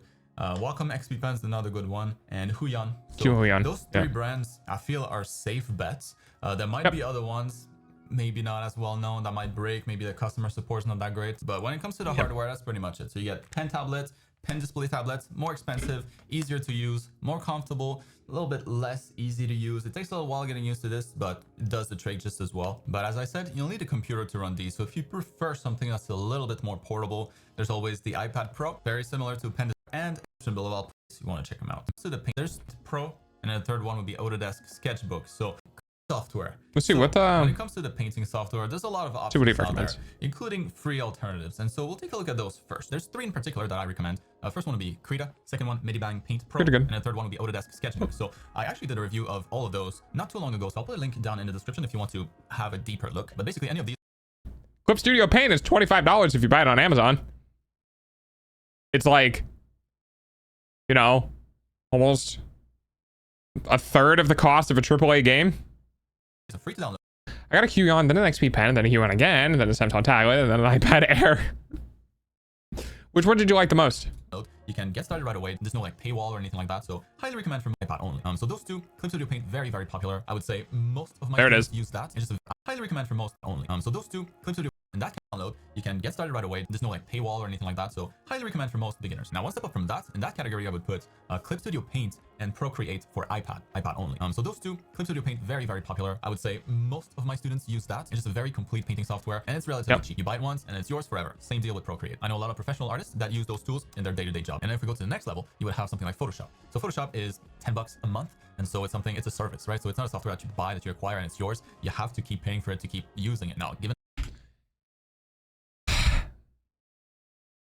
in my personal opinion, my personal uneducated opinion, I would like to say that Photoshop is like going to a professional kitchen and trying to make a peanut butter and sandwich. My God, you don't need it. And also, you're not going to find a butter knife in it. You know what I mean? Photoshop, in my opinion, is really good. It has a lot of things for editing and stuff, but it doesn't feel like an illustration software.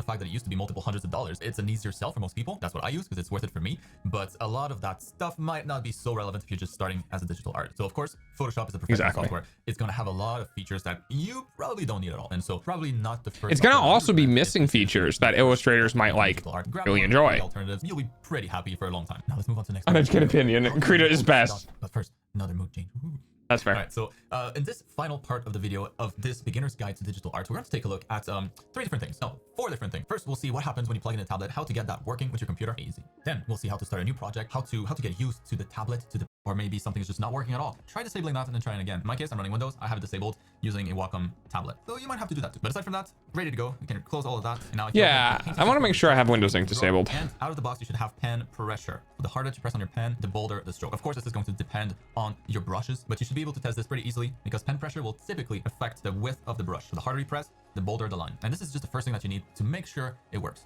This way, you'll be able to draw some nice brush strokes that have a lot of character. And it can start very, very small and end up being a lot bigger in the center. And in Photoshop, so this is going to vary depending on the painting software, but in Photoshop, if this is not working, you gotta make sure that these two here, this one there, and that little option there, both are checked. This one ties the pen pressure to the opacity of the color, and this one ties it to the width of your brush. Without it, when you draw, it'll be something like this. So very limited in comparison, as you can see. No thank you. Now, real quick, before I show you a couple exercises to get more familiarized with your tablet, get the hang of your new tool, we'll create a new canvas. Like it's good, but for tablet, Procreate and Infinity Paint are the best ones. Like in most painting softwares, the one-time fees. Yeah, I've heard a lot of good stuff about Procreate. Your size, so the width and the height in pixels. So make sure that you select pixels. We just zoom in a little bit and we can start to see pixels. So actually, what I usually recommend is to go double that. So go 4K, which would give us a resolution of like 3840 by 2160 or anything close to that. Now, once again, this is a good balance between performance and quality. If you're printing, for example, something that's going to be huge, probably want a little bit more resolution than that. But for most of you, this should do the trick. Now, before we look at the actual tools, let's take a look at their shortcuts, their hotkeys, because those are tools that you'll be using. So this is unfortunate because, in my opinion, we're gonna go back. I want you guys to listen to something. You ready? First one will be Krita.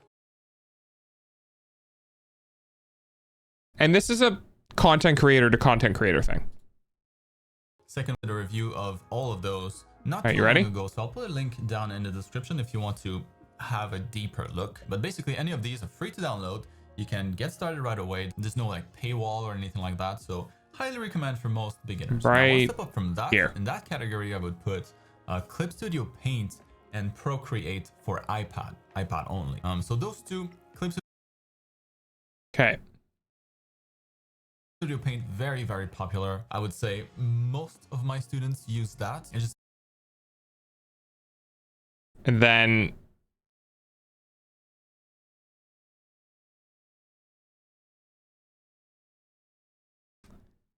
so we understand that most of the students are using Procreate. But when we're going into something to demonstrate things, instead of going into what has been acknowledged as probably the most prolific software in the beginner workspace, we go into an Adobe software, which this was 4 years ago. So, before Adobe had their whole thing. But like, as a content creator, when you do something like this, you should probably be doing what is going to help the most amount of people. Brand new to this. And also your layout, your UI might be slightly different. If you want to have a similar layout as I do, those are the ones that I have activated, the navigator. Most keyboard shortcuts are universal. My layer tab. You're not wrong, but you're also... You're from a different... You might be of a different class of user. Like, there are legitimately people who want to learn how to do art and who genuinely don't use a computer that often. You know what I mean? Somebody might look at that and be like, well, yeah, but what are all the keyboards for this, that, and the other thing, right? It's...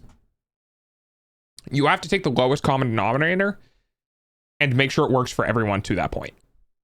You're not wrong. Like I said, you're not wrong.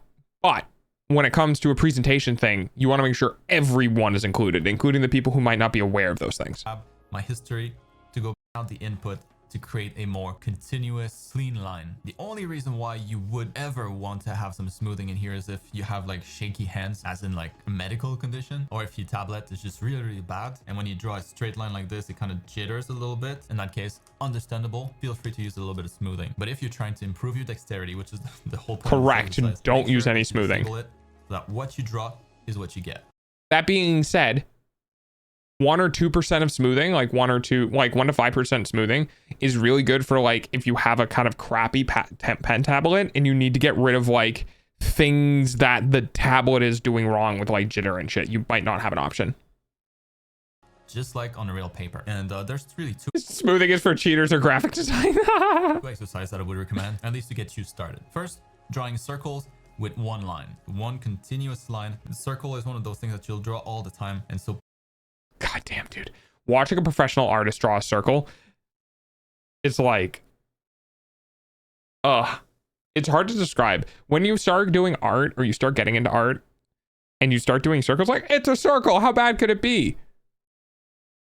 You begin to realize how fucking annoying human bodies are. Because human bodies don't want to do something in a perfect circle.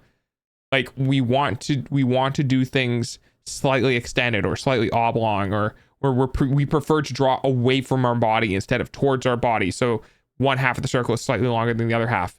It's one of those things where like when you start doing circles, you begin to realize how fucking annoying your body is. And the same thing with like lines, like your perspective of doing a straight line.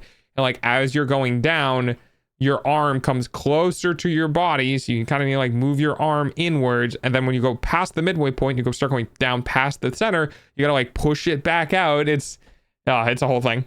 Practice drawing at different sizes, getting as clean a result as possible, as consistently as possible. And then the other one would be tracing a line, a curved line preferably, nice and quick and confident, even if you're not. And then trying to draw as equally fast and with as much confidence another brush stroke. Same line right next to it. But faster than this, and if you can, closer than this without ever touching. So this kind of exercise is really good for dexterity in general. This is something that I actually recommend you do on paper as well, like I said.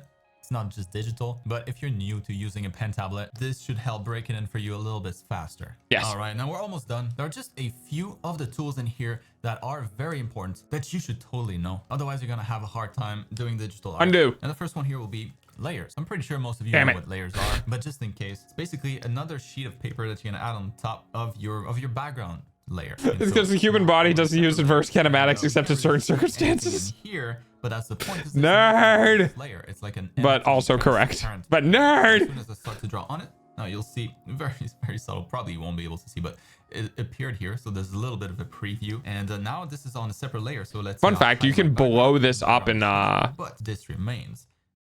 You can blow this up in Clip Studio. Like if I open up Clip Studio. Right, because that's not open. There we go. If I open this up, and I capture this real fast.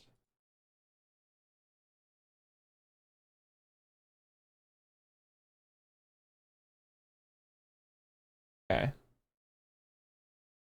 So I'm gonna hide Firefox. So right here is the canvas, right? Let me shrink this just so you guys can see everything. There you go. So right there's the canvas. So in the upper left hand corner where I have my layers, the normal size for these are right here. You can go thumbnail size. That's the normal size. So when you're working on stuff like this, you can change the thumbnail size to be massive. And the reason for that is that you can see a much bigger preview in the layer when you have these layers nice and big. And that just makes it so if you're doing a lot of different types of work, that makes it really easy to visually go through and find what you know, where something is. So my recommendation, if you're working with a lot of layers, is just blow these up. Like, just make these bigger. It's gonna be way easier on you to discover what's in which without having to like click on things and click on things and click on things to figure out where what is.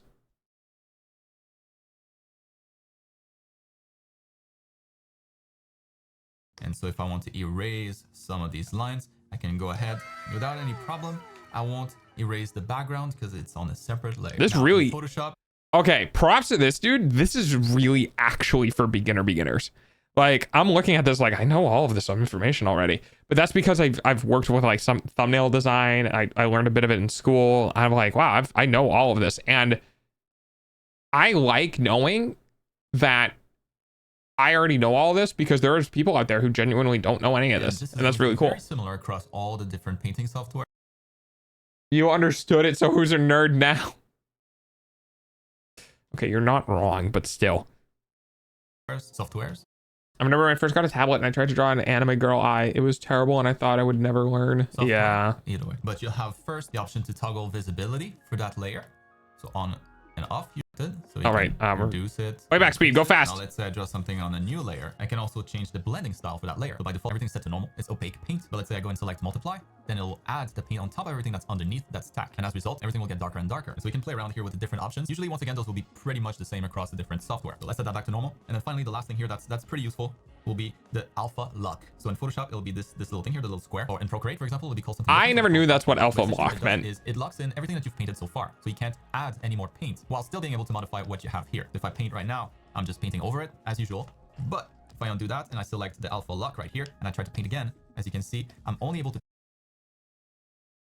This is such a cool fucking feature, dude. I never knew this was a thing until I started looking up like courses on art. And now I'm just like, I want to use this all the goddamn time. Because when you're doing coloring, it's so nice.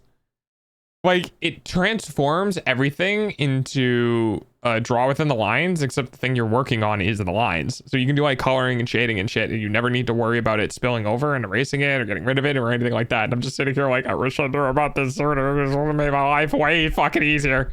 Paint within what's been locked before, the paint that's already on that layer. So this is a very useful tool in a lot of different scenarios. But yeah, when it comes to layers, that should be pretty much everything that you need to know. You should be able to do a lot of stuff with just that. Now, moving on from that, let's go and check out one more tool here that's pretty useful. It's going to be the lasso tool, or the selection box. So this is going to create a box. This will be freehand. Both the same. If I create a new layer here and create a selection, when I paint, I'm going to be painting within that selection. So very similar to the alpha lock.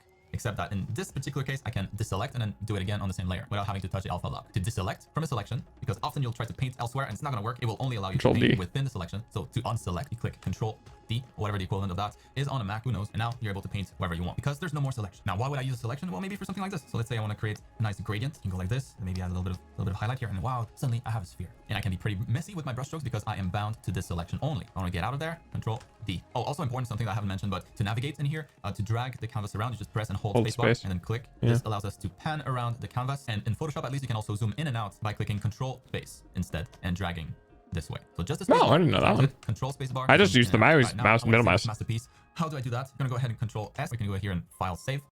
Your masterpiece on. Oh, welcome back. Oh, hi there. Is it art time yet? Oh, it's happening.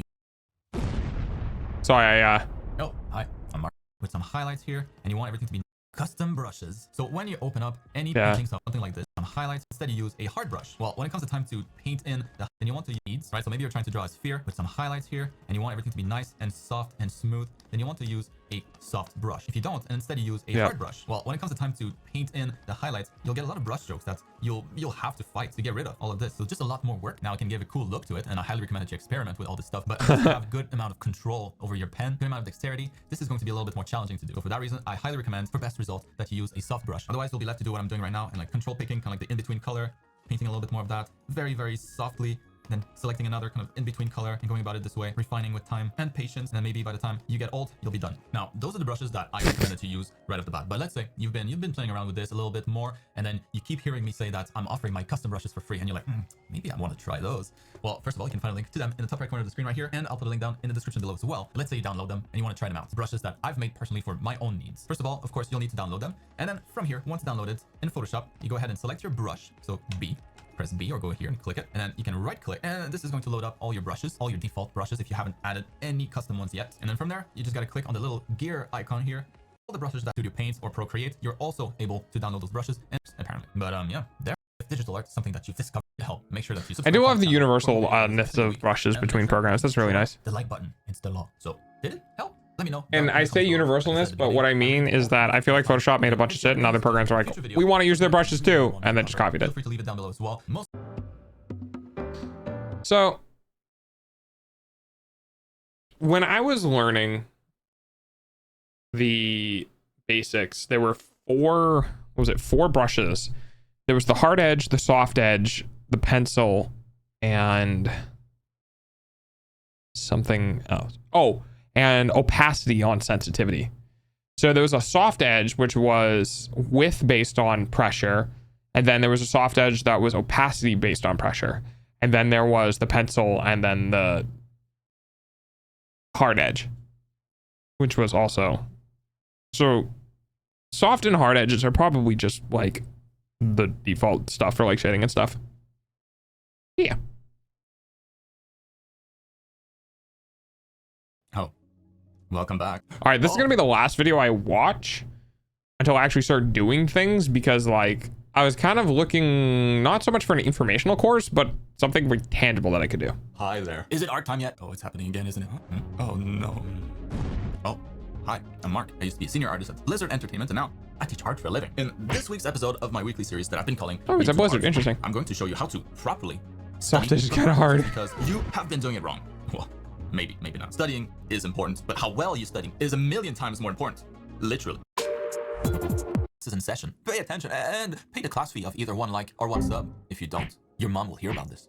That's better. And we're gonna sketch right into it. As I said in the intro, we're about to go over the 4 levels of study that I completely made up, but it's for a reason. I think they represent clear stages, different stages that you should be focusing on depending on your skill level. If you are a more beginner artist, start with level 1. If you're not sure exactly where you stand, keep watching and you'll probably find out. I think going about your studies that way is the absolute best way to always make sure to get the most out of your art studies. At level 1, you're probably a little confused about how to approach studying art. If you're a subscriber of the channel, you've likely heard me repeat a bunch of times that you should always use references to study. No references, no input of information. Learning anything requires an input of information, so how do you do it? Well, first, let's simplify down to one sentence, the learning process. To learn anything and retain information, you must have a need for that information. This first level will be based on that concept. Remember what you learned in math in elementary school? Me neither. If your brain can't find a reason to store information, it probably won't. Our brains are lazy. The learning process is to really learn that thing. You need an information void, a gap in your knowledge that you're interested in filling. At level 1, the goal should be to think of something that you want to draw. Hi, Find Mobius. reference online or take a photo yourself and try your best to recreate what you see How on you doing? paper or digitally, whatever is most comfortable. If anything, at level 1, there are few directions other than just try it out. Do your best. I recommend that you don't spend too long on any study. Maybe a few minutes at most. Quick sketches for the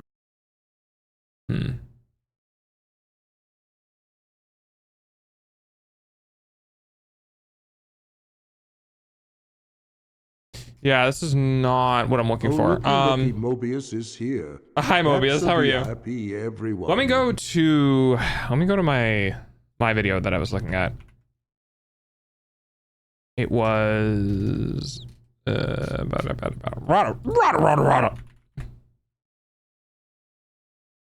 Okay, going back at doing art. I am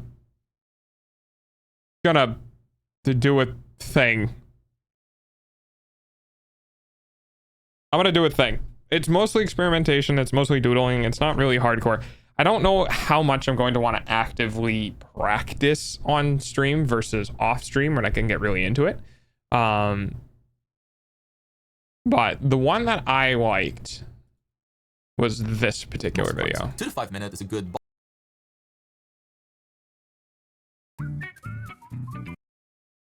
I really, for some reason, this one resonated with me.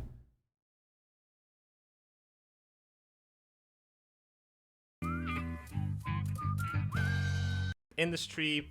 My name is Antonio Staparts, and I'm a concept artist in the entertainment industry, primarily focusing on pre-production concept. If only the frame rate was high. Like blue sky and sandbox stages.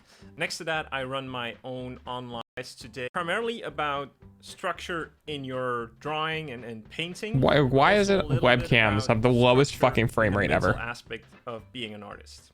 Primarily what I wanted to discuss is what I call a 6 Asian principle, and don't quote me on that, I just made it up to sound a little bit smarter and make this a little bit more clear for you guys. But I want to discuss 6 principles that can help you understand better how you can come up with more complex drawings, where I feel that a lot of beginners, intermediate artists, they tend to fall into the trap of learning the very basics and then quickly moving on to very complex shapes. You see this a lot when people they learn the basics of perspective and then quickly move on to complicated scenes or figure drawing or whatever. And now that is important, of course, you know, challenging yourself, but I feel like there's a really nice setup that you can use, which I use in my program as well, that can help you better understand messing with audio level for you guys, come to these nice and complex results that you see from a lot of professionals, especially people drawing from imagination, because my focus is in that. I really want to work on coloring. Like one of the things that always gets me is like working on making the inside of the shape a new shape, you know? Where adding a specific highlight line in this type of direction now makes it look like something is turning. World of concept art. Color's hard. Yeah, color's like a whole other thing. Learning how to do color correctly. Like this reflection in this helmet. And these reflections on the body here, right here. No, not here. Concept art and right here. These reflections right here on the body to show like that this material is slick, you know? It's crazy. Texturing, yeah. Coming up with new ideas, interesting things. Color is definitely harder than hands. Yeah. I've only done some hands at weird angles. You'll see as we get into this video, he discusses like how to make things a bit easier while working in perspective, but color theory lighting is woof. You know, design is a big part of it, and if you can internalize a lot of complex ideas, things that you see, into more rudimentary yet complex. This is kind of interesting too as well. Doing your base thing and then working around that for objects on top of it. Shapes or mannequins. Also, what's really cool is this right here. These lines. How when you turn your head, you know, everything stays on the same line, right? So the eyes will always be at the same level, and the nose will be as well. And it's just like when you're not familiar with art or the way that it's drawn, you might look at these lines and just be like, why are they like pointing at each other? But when you draw, like, if you want a difficult task, draw a head, draw those lines out like this, draw the head face on, 90 degrees back of head, then 270 degrees, and then do the front again. Then what you can do is you can compare the last drawing to the first drawing, how consistent you were. And if you want to make it really hard, you give yourself enough space in between. So you do front, skip, side, skip, back, skip, front again, and then go back and do front and then 45 degrees between, or 3/4, a 45 between these two, and then a 45 and then a 45. Because I'm thinking of that and I don't want to do it. Because a lot of people have a tendency to like lock in perspectives. Like they'll be, oh, I'm really good at 3/4 and straight on. I'm like, yeah, well, everyone's good at 3/4 and straight on. Have you ever tried this? And it's like, well, no, I don't want to do that. It forces you to understand the fundamentals so that you can do the transitions. But you carry this all the way through, right? You carry these lines all the way through. To more rudimentary yet complex shapes or mannequins, it gives you a nice tool to create your own things. So the 6 Asian process that I want to talk about today, the first one is structuralization. The second one is manipulation. And then, by the way, for those who are watching, who are either artists or looking into getting into art, this is a great video. And this is a video that I think I'm going to be coming back to relatively frequently. So definitely give this a watch with observation, me. Definitely education, learn, imitation, and lastly, imagination. So without further ado, let's just get started. Yes. So when it comes to structuralization, this is the most straightforward for anyone. It is that very basic rudimentary aspect of just learning to draw the simple shapes. Cones, spheres, cylinders, boxes, and kind of creating that spatial awareness. Not only... So something that I learned about why cylinders were a pain in the ass for me is because I began to learn that this round part in the back needs to be the exact same as this round part in the front.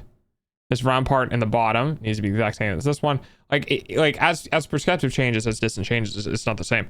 But my brain had a hard time like making the bottom part the same as this edge as well. And it's funny because you can watch people do art, you can watch people draw, but until you put pen on paper and try to do it yourself, you don't actually realize how difficult some of the basic fundamental aspects, because if you watch somebody who's good at art, it makes sense because they're good at art. The problem is that it's like math in a way, where if you sit down and you look at a formula on a board and the teacher explains how the formula works, you're like, yeah, that totally makes sense. And you sit down on a blank piece of paper and they say, okay, now use the formula. And you're like, I don't fucking know. It's the same thing with this. You can watch somebody do art. You can watch somebody do perspective. You can watch somebody do all this. But then you sit down on a piece of paper and you go do it yourself. And now all of a sudden you realize all the different weird things that can go wrong when doing it. And you're like, well, this they made it look so easy. And it's like, well, yeah, because if it was wrong, you would pick up on it immediately. Speak. Fuck. Good boy. Me being able to draw a box in 1 point or 2 point or 3 point perspective, but also learning how to intuitively draw a box. So let me back out because I keep talking about this guy. Cylinders, boxes, and kind of creating that spatial awareness. Not only being able to draw a box in 1 point or 2 point or 3 point perspective, but also learning how to intuitively draw a box in space and draw multiple boxes grouped together, draw a cluster of primitive shapes together, and just learn how to do that intuitively. Now, of course, you do need to learn the rules of perspective, maybe even camera angles and how they relate to perspective to be able to do that. But I feel like that's a really good starting point just to draw simple shapes on paper and get a good sense of spatial awareness, because that's what it's all about. In order to create anything believable, especially when you want to communicate something to, further down the pipeline, especially in the concept art industry, it's all about communicating properly. And a lot of the times that means communicating your designs to the 3D modelers or the animators or environment artists or just the art directors in general. That sometimes or often requires that you create a good sense of believability in your designs. Like, this is really interesting, and one of the things that I saw a 3D artist talking about on Twitter was that just because you can draw it on a 2D space doesn't mean it can exist in a 3D space. Because when you're working as an artist in Blender or whatever, you're taking 2D flat images and you're trying to translate them into a literally real object that actually legitimately has 3 dimensions. And that doesn't always work, because sometimes you might draw something in some way, then do the side, then do the back shot, and like it makes sense. But then when the artist tries to put it on paper, like here's a great example, right? This backpack, this pack here, right? On this belt, you can see it's almost a 90-degree preview of this particular item on this person. And this one to the next of it is on the front of the belt and it's pointing out away from the center. And then when you get into the side, this pack here seems to be pointing directly out. But now you notice that there's only 2 objects on his hip. Okay. So that one's pointing out from the front. That's pointing out from the front. That one's pointing directly out from the side. That one's mostly pointing directly out from the side. But now look at the back. That's not pointing out from the side anymore. Now, is it? This pack is now pointing out behind him from his center mass. Right? This was an official drawing for 343. And this cannot be modeled correctly. This cannot exist in the 3D space correctly. Because if this pack was pointing directly out from the character and this pack is pointing directly out from the character, then this pack has to be pointing directly out from the character, which you cannot do if it's wrapping around. So that's what I mean by just because you can draw it in 2D space and it looks like it works in 2D space does not mean it will actually work in 3-dimensional space. Everything feels readable as it should be. Now, that's the first step. It's pretty straightforward. Then moving on is one of the steps that I feel is very, very often overlooked. And this is really, really fucking cool. So if you haven't been paying attention, just listen to this. It's one of the steps that I feel is very, very often overlooked. And this is what I call manipulation, and in broader terms, it's shape manipulation. And so there's a high number of ways that you can manipulate a shape, and a lot of you have probably seen excerpts of how it's done, but I feel like it's very often overlooked in people's artistic training. There's hundreds of ways to manipulate a shape, but I'm just gonna go over a few of them. So one of the ways that you can manipulate a shape is by taking the primitives and then learning how to bend or twist them. You know, this is a very basic one. It's one that you can. So this is what I mean when I talk about, like, this was really cool. This was very eye-opening, and this was very much so something that I looked at and I went, wow, I've never really done that, and I can't really do that. So he's drawing cylinders, he's drawing squares, he's drawing boxes, but he's not just working in a perspective. Like, he's not working in a hardcore, you know, the box is 4 sides that are all equal or anything like that. Instead, what he's doing is he's taking what we understand to be boxes and, like, stretch them, squish them, move them, twist them, pop it. And just that singular concept alone is what got me hooked on this video, because I can't do this. I couldn't do this. Not yet, at least. But I couldn't do this. Like, if you said move a box or twist a box, like, I might do like a straight line and it's super hard, but this is really like sloped and this is really like around a cylinder, right? There looks like there's a cylinder cut out of the center of this box. It's very interesting. Hi, Sans. Bend or twist them. You know, this is a very basic one. It's one that you can also see, for instance, in the Proco videos when it comes to simplifying the torso, is just use the beanie, right? It's a bean. Beanie is basically a bent sphere and things like that, or a box that is twisted and Look at that box booty. I'm so tired again. Did you like wake up and then retired yourself? Same. Mobius.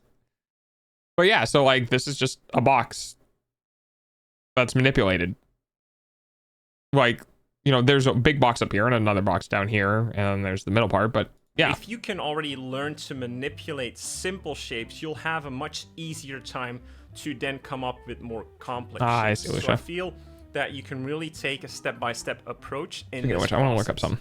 Another manipulation, for instance, is learning how to squish and stretch shapes. You often hear about this in animation, where it can really help you create a gestural feeling in your drawing, or it will just create a better sense of movement. So learning how to... So like, this is so good. This right here, this just squishing the cylinder down is incredibly satisfying. It's just, but it's a real skill. Like, it's a real way of learning how shapes deform or change in a unified or predictable way that human beings understand to be true, which is really cool. Just take cylinders, boxes, cones, whatever, and learning how to stretch them and squish them will give you a lot more freedom when you're looking at more complex shapes on how to interpret those shapes as well. Another manipulation, for instance, is learning how to manipulate the contours. Now, this is something that I haven't seen too many times, or people, you know, put in a different jacket or whatever. Welcome back, Lucky. Learning to manipulate a contour will really help you when you're looking at more organic shapes. So, for instance, if you take a this is really cool cylinder that's being manipulated, you know, by bending it, for instance, the contour of the cylinder is just a circle, right? So it's a circle going around and around. Now, if you can learn to manipulate those cylinders, for instance, by changing that circle, which is the contour of the cylinder, changing that to a triangular shape, or changing that to something even more organic, and then trying to draw that shape again, you can come up with, you know, very interesting shapes, but also shapes that are much more representative of real life things. Think of the... This part right here, this blew my goddamn mind. It was like, okay, circle, I get it. Okay, triangle, I can kind of get it. Okay, tooth. Yeah, you fucking lost me. Like, I get it. Oh, but at the same time, like, my brain hurt. My brain hurty.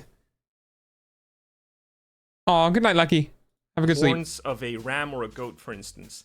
The shape can look very intimidating at first, but if you think about it as a cylinder first that is just being bent and twisted, and then thinking about how that twisted cylinder is being manipulated, the contours are being manipulated, then it makes a lot more sense, and it's also easier for you to either stylize, exaggerate, or just replicate what you're seeing. So contour manipulation is a really big one, I feel. Also, damn, dude. Damn, dude. It's this right here is something where I looked at and I realized that understanding the shapes and stuff, and being able to change them and move them and whatever, just basic ass shapes, seeing. Really is the foundation of pretty much everything in art. Contour manipulation is a really big one, I feel. Also, when it comes to, you know, drawing dragons, for instance, dragons are an amalgamation of different animals, but if you look at... I love this image. I love this image so much because it's just such a boxy boy. It's like, there's a cylinder, there's a box, there's a cone with his head chopped off. Like I love looking at this right here and just being like, look at this fucking triangle, look at this dude. For instance, the neck of a dragon, you can interpret it as just a cylinder, which is the very standard structural approach. But then if you think about how you can manipulate... And then it goes into that.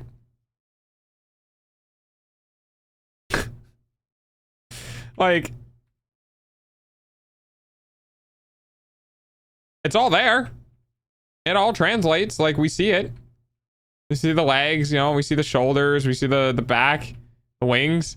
It's just like, it's like HD, SD, HD, SD. Manipulate the contours of that cylinder by giving it, you know, a cooler contour, cooler silhouette, cooler, you know, section, so to speak. You can come up with a lot more interesting shapes, and basically you're still working with a very mannequinized shape, but you're just manipulating its contour to already have a much more organic feeling. So again, contour manipulation is a very big one, and that's why I advocate so much of learning how to manipulate shapes in its simplest form before you do it on more complex shapes. And that's what I was talking about earlier as well. A lot of people will learn the basics and then they will immediately jump to a very complex subject.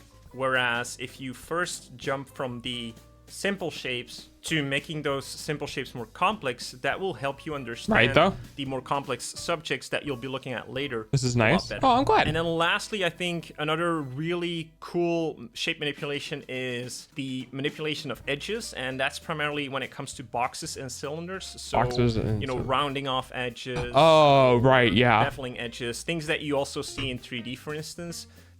This is really cool too. And he has a good way of explaining it too. I agree. And the visualization helps a lot because And that's when primarily you it see comes somebody to do a box, I was like, oh, it's a box. I was like, yeah, but it's more than a box. So, you know, It's a boulder. No. The point of it is you take something that's simple and easy to create, like a box. And then it forces you to learn about how cutting out of it or how the 3D space within the box will appear based on what you want to do in it. Yeah, exactly. He has a great way of explaining stuff. rounding off. So, right, at this point in this stage, right, so you have these two rounded corners. And now I'm sitting here trying to be like, well, how would I round this off? Would I just do this? Would I just carry this all the way through and do the same thing here? Is it something different? Edges.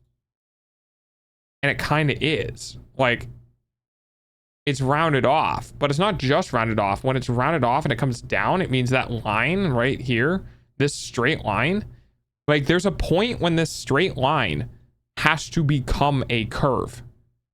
And figuring out where that is in your brain is pretty difficult.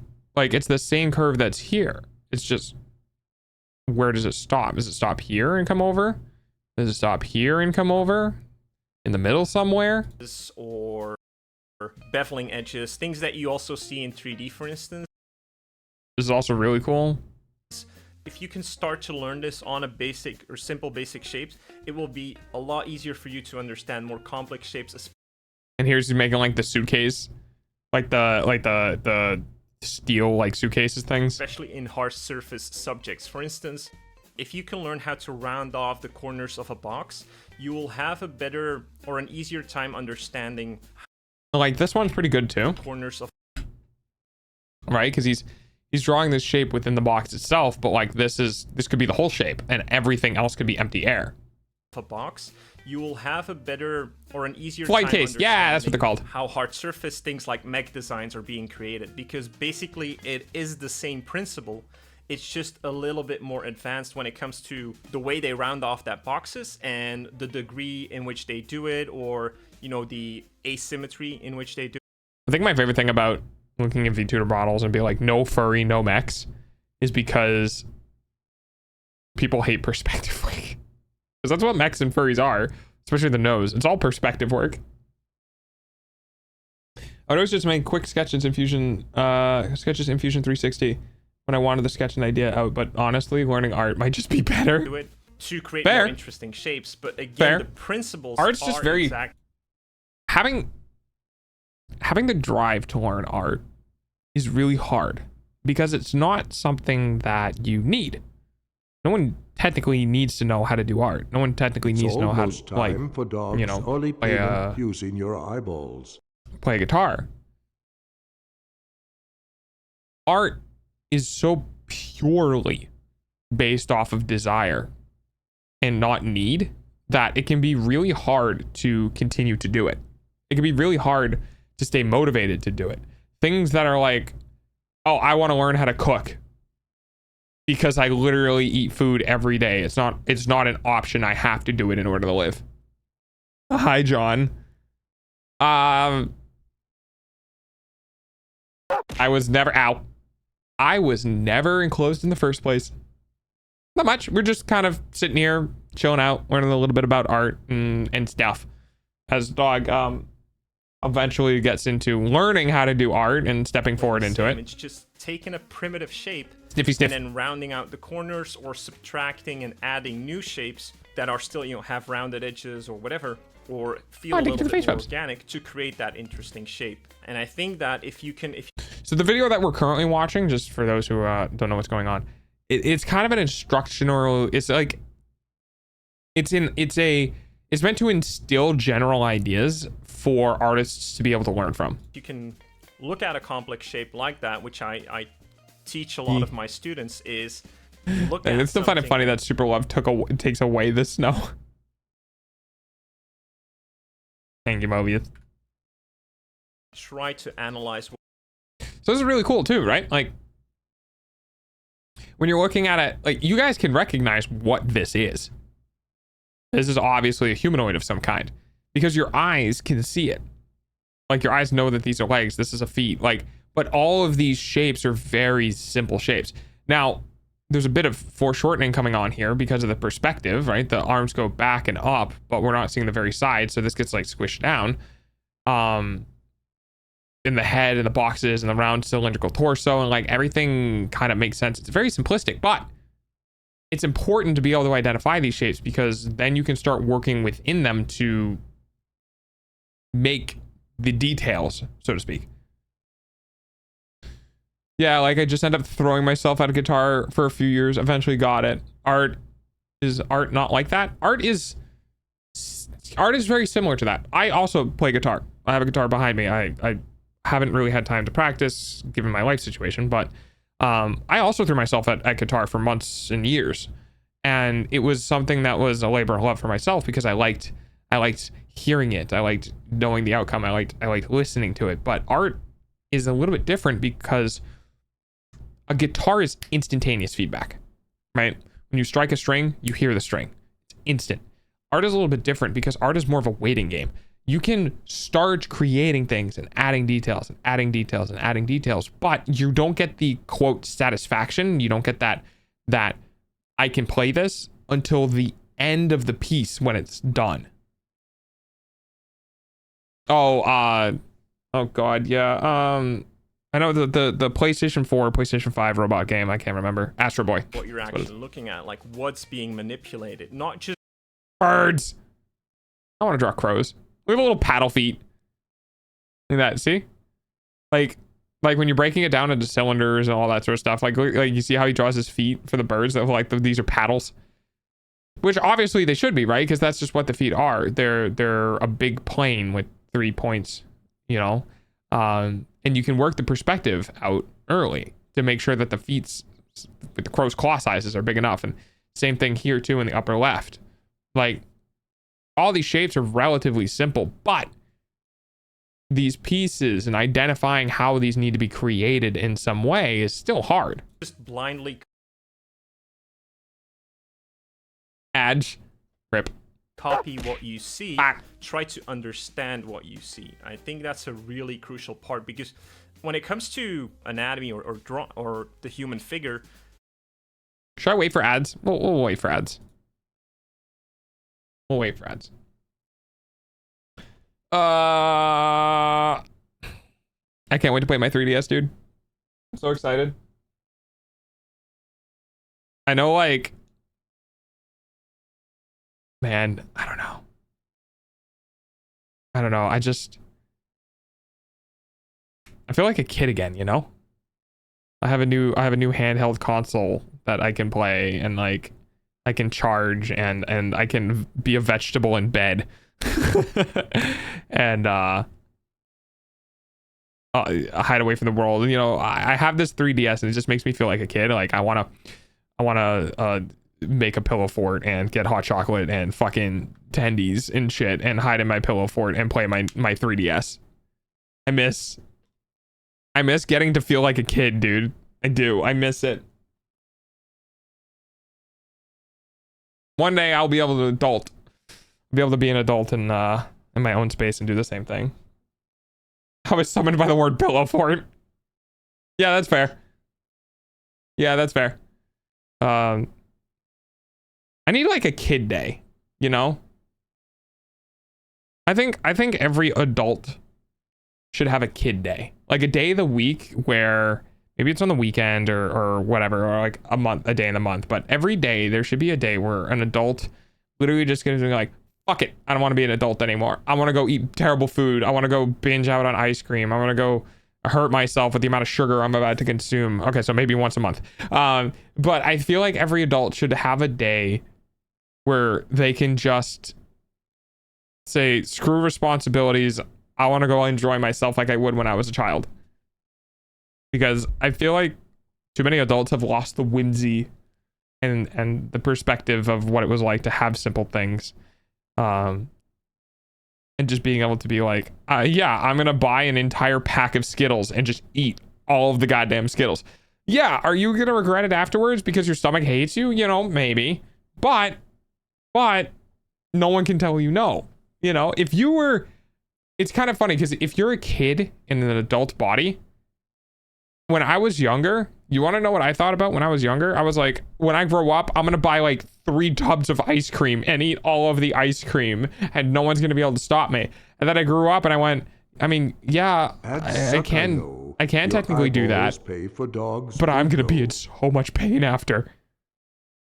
And honestly, I gotta say, I think having digestive issues and like not being able to like digest dairy very well and a whole bunch of other stuff, I think it saved me from putting on a shit ton of weight. If I didn't actually legitimately have my body revolting against me, I would be a child and buy 3 tubs of ice cream and eat all 3 tubs of ice cream in a week. All right, back from ads. Look at something and try to analyze. My dad says he's a 7-year-old stuck in a 53-year-old's body. It's very true. What you're actually looking at, like what's being manipulated, not just here's our crows again. What you see, try to understand what you see. The little paddle boards. I think that's a really crucial part, because when it comes to anatomy or the human figure, it's almost a given. Like everyone understands that if I want to be able to draw figures better, I need to understand the mannequin and even the complex mannequin or the Bridgman mannequin. But when it comes to other subjects, which is a very good point. So what I feel like he's saying here, thank you for the follow. What I feel like he's saying here is that if you study how to make something, it's like math. It's actually a lot like math. If you study formulas, right? Y equals mx plus b. If you study a formula and you know what the formula is, and then somebody asks you, okay, but how is it made? How is it constructed? What's the importance of the values? Whatever. And you can't break it down to its lower forms, you don't really understand it. And it's kind of the same thing with art where, yeah, you can use a mannequin, which would be our y equals mx plus b. Yeah, you can use a mannequin and you can study the mannequin and you can like develop things from the mannequin. But if you take the mannequin away and I ask you, how is the mannequin constructed? And you go, well, I don't really know. I just studied using a mannequin. It's the same concept. So understanding the fundamentals below the things means that you can apply it to the mannequin and you can apply it to other things like horses. Horses! Keep watching Sassy. Laughing my butt off. Okay, I feel like nice. It often gets overlooked in terms of understanding. This is also really cool, right? It's the face or the side profile of the bull. Understanding what you're actually looking at, and with these manipulated shapes or just learning. This is really cool too. So one of the things I saw and not here but here was check out the simplistic shape for the claws down here, right? You see how it's kind of just a cylinder but with pieces that bump out, and then when it goes to the final shape they just remove the pieces between to have the claws. Now, it's obviously not the same. They changed it quite a bit, but it's still like basic construction, which is nifty. Used to like to talk with this glassblower guy I met at a Ren fair. And he would say, yeah, I'm 57 years old, but I also spent an entire year being 12. And I got really good at that. I don't think anyone really wants to grow up. I think people want the freedom of an adult with the responsibilities of a child, and you don't ever really get that. You don't ever really get that. Not unless you're 18 and you haven't like left home or, you're not worrying about paying for food or whatever. Like there's a very, very, very, very small amount of time in a person's life, at least in the United States, where you don't have the responsibility of an adult or the responsibilities of a child because you're out of school. But you also don't have the freedoms of adult. You don't have the freedoms of an adult because you don't have the money or car or like whatever to be able to be an adult. So there's no period of time in your life where you get to be a child and you get to be an adult. Like you can have both. You either have to deal with being a child, not having freedom, but also not having responsibilities, or you get to be an adult, but now you lost the the lack of responsibilities from being a child. And I think that sucks. And I really wish people could be a child as an adult, which is one of the reasons why I was like, yeah, we should have a day. Every adult should have a day, one day in the month where you can just do whatever the fuck you want and let your inner kid run wild. You know, with these manipulated shapes, or just learning to manipulate simple shapes, you'll have a lot more in your tool bag to then look at other shapes random in life or designs from your favorite artist and understand, like, okay, this is what it's being manipulated, what they're trying to do with the shape, how they comment shape, and what makes that shape look interesting. It doesn't affect everyone, Mobius. The thing is, though, is you still have the responsibilities of an adult. You might not be doing them, but you still have them. And that still puts an anxiety and stress on you. You know what I mean? Like, you still know, oh, I should be doing this. Oh, I'm not doing this. Yada, yada, yada. You don't get to relax. So yeah, shape manipulation is a very, very big one. And I highly recommend that you try it on simple forms first before you move on to complex shape. And then thirdly is observation. So the way I put up this 6-step process is that everything builds on to the last step, or its which is really cool. step. So that means that, you know, we have the structuralization, and then you can manipulate the structure. And then in the observational part, we can use those manipulated shapes and see how we can mannequinize what we're looking at, what we're basically observing. So for instance, that means if we're looking at anything like an animal, whether that's a squid or... I'm really lucky right now because I got like 75% of my tuition covered by grants and scholarships. Nice. That's awesome. Scholarship, I am tired. No, it's okay. Don't worry about it. Because I wouldn't know. Maybe you got more than one scholarship. Like different people pitched in. Yeah, but the thing is also like, you know, and now there's a whole other thing about learning what you love. Because no one intrinsically knows what they love. No one is just like born one day and be like, man, I really like the physics behind internal combustion engines. No, you need to first figure out what a car is, and then you need to figure out what an engine is, and then you need to figure out how it works, and then you need to figure out like physics for like gas explosions and expansions and shit like that. Like, you might not find what you're really passionate about until you've gone through all of the steps to find it. And that is an inherent problem in the United States and potentially in life, where we send kids out to these huge college programs to be like, obviously you love this and obviously you want to do this for the rest of your life, right? And it's like, dude, I don't really know that much about the world. I lived with my parents, they did everything, and I went to school and they told me nothing. And then I stopped living with my parents and I still went to school now, but I still haven't experienced anything. You know what I mean? Like, when we grow up and we go through the school system, it's such a narrow field of view compared to what is out there. You know what I mean? Like, no one's teaching you how to fucking make CPU architecture in high school. No one's teaching you how to make engines in high school. No one's teaching you how an agricultural process is going to work in high school.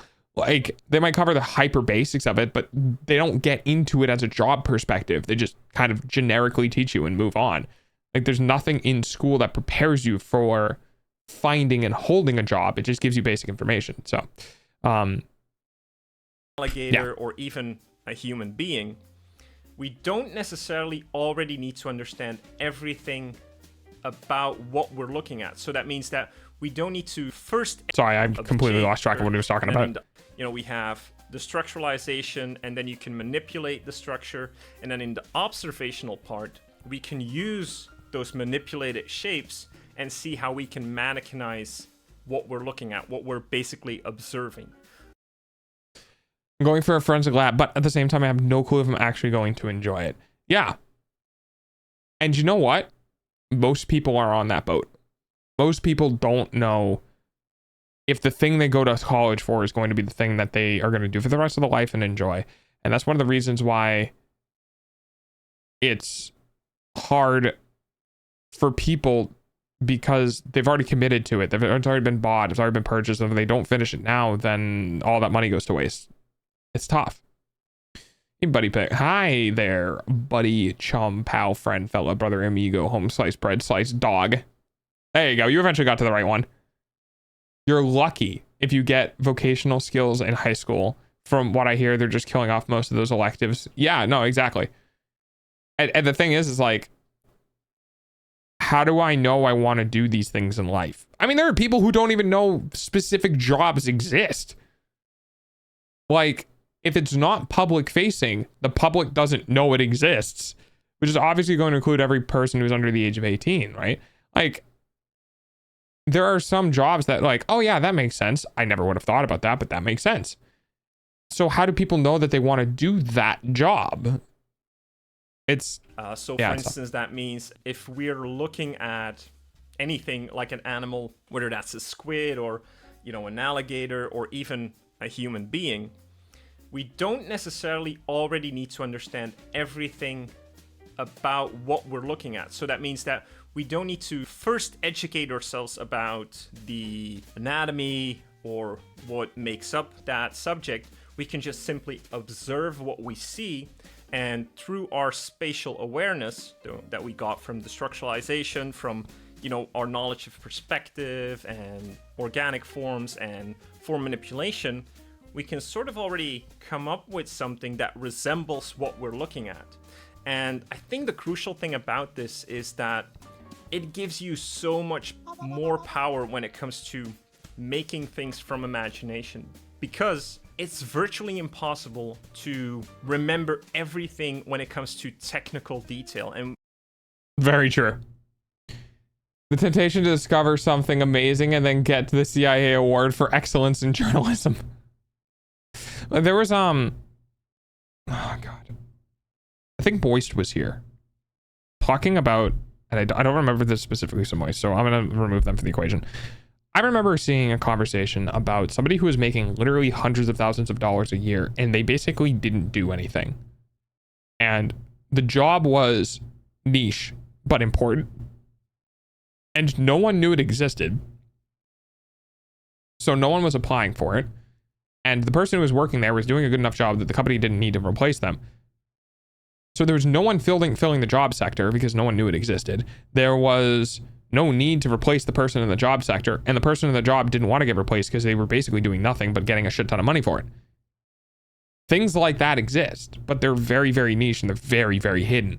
And oftentimes they're very technical, like they're things within job positions of inner workings of companies that need to be done, but like are the things that immediately come to mind, like, oh, I work as a janitor, I work on the front end, or I work customer service, and like none of that. No, it's something like weirdly deeper within something. I entered to see Dargo looking at ladies. What's happening? Art! what I mean by technical detail is understanding.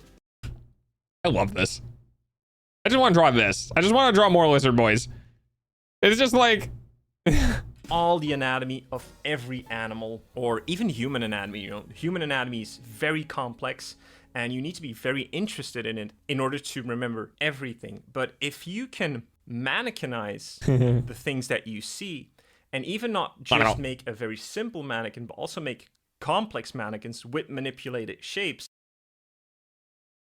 The ability to see this in your mind's eye and then rotate it into a different perspective is baffling to me. It's still a lot easier to understand.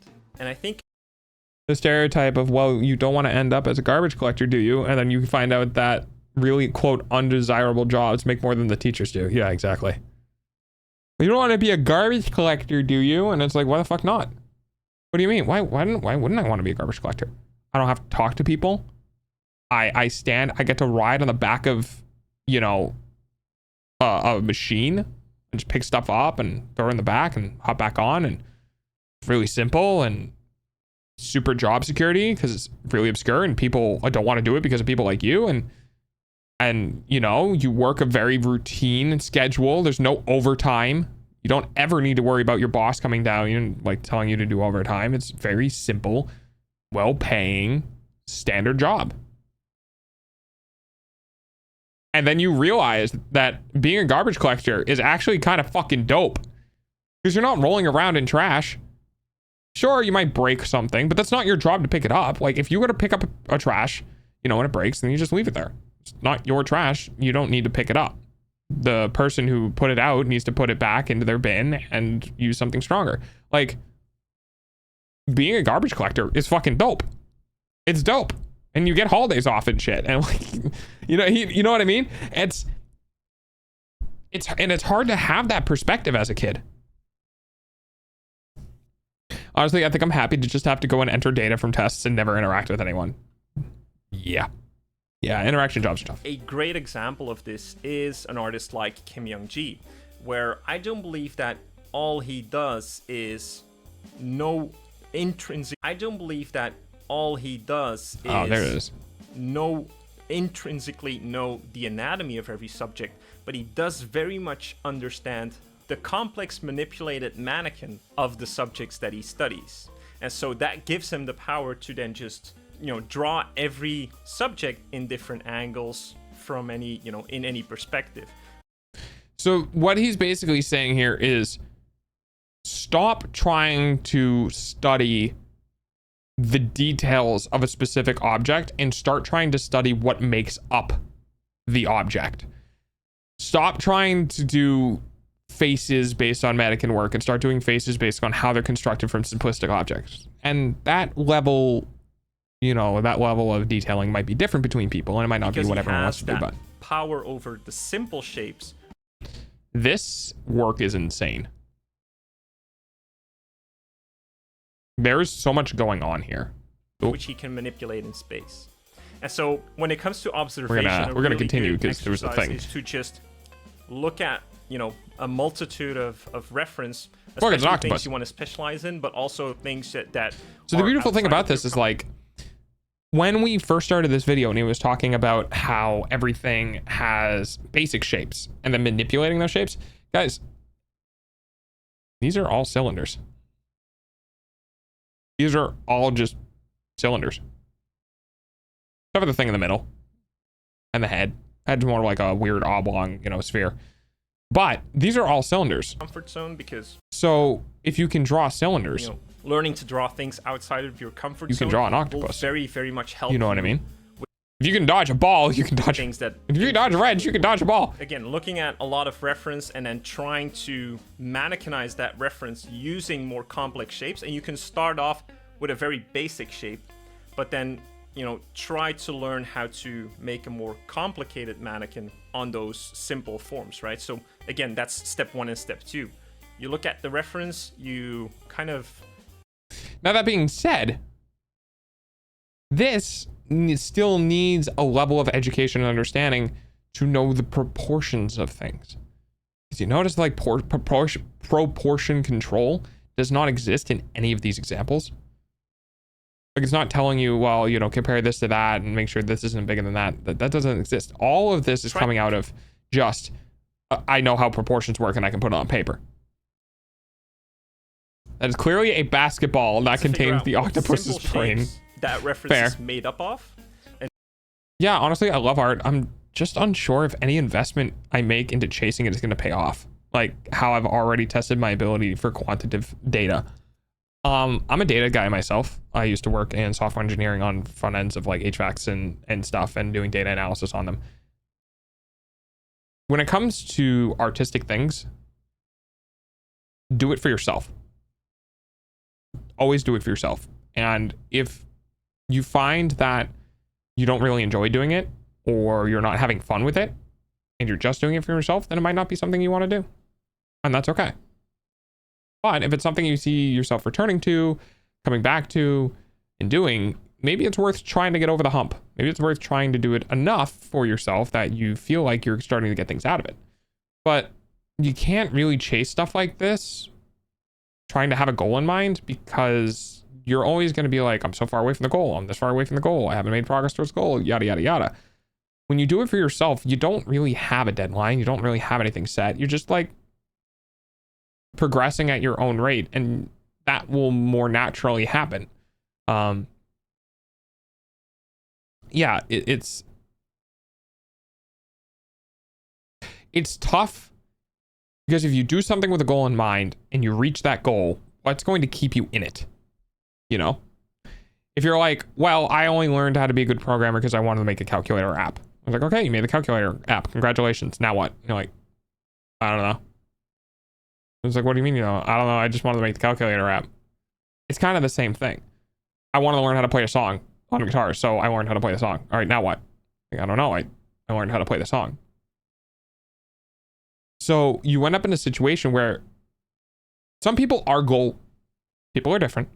Some people are goal driven. Some people are like, I cannot do something unless I feel like I'm progressing towards something. And it's like, okay, learn how to draw a person, learn how to draw a this, learn how to do that, and then get there, and then, okay, now make it better, right? And some people can do that. And then other people feel like they can't be goal driven because they're so obsessed with the goal, right? They're so obsessed with getting to that point. They can't make any progress because they're not at that point. They haven't gotten there yet. It's hard for them to see the in-between.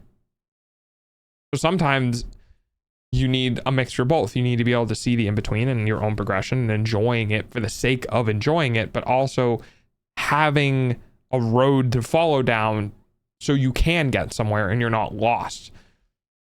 It's like a road trip. It's a lot like a road trip.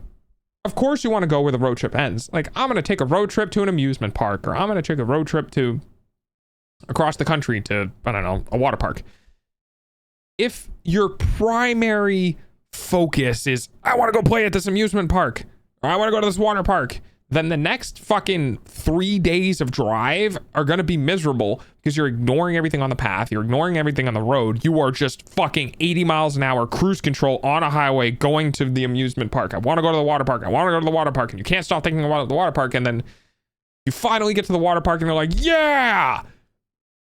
And now you need to spend a 3-hour drive getting back home, trying to figure out what you're going to do next. But on the same vein, inversing that of being like, I don't really know where I want to go.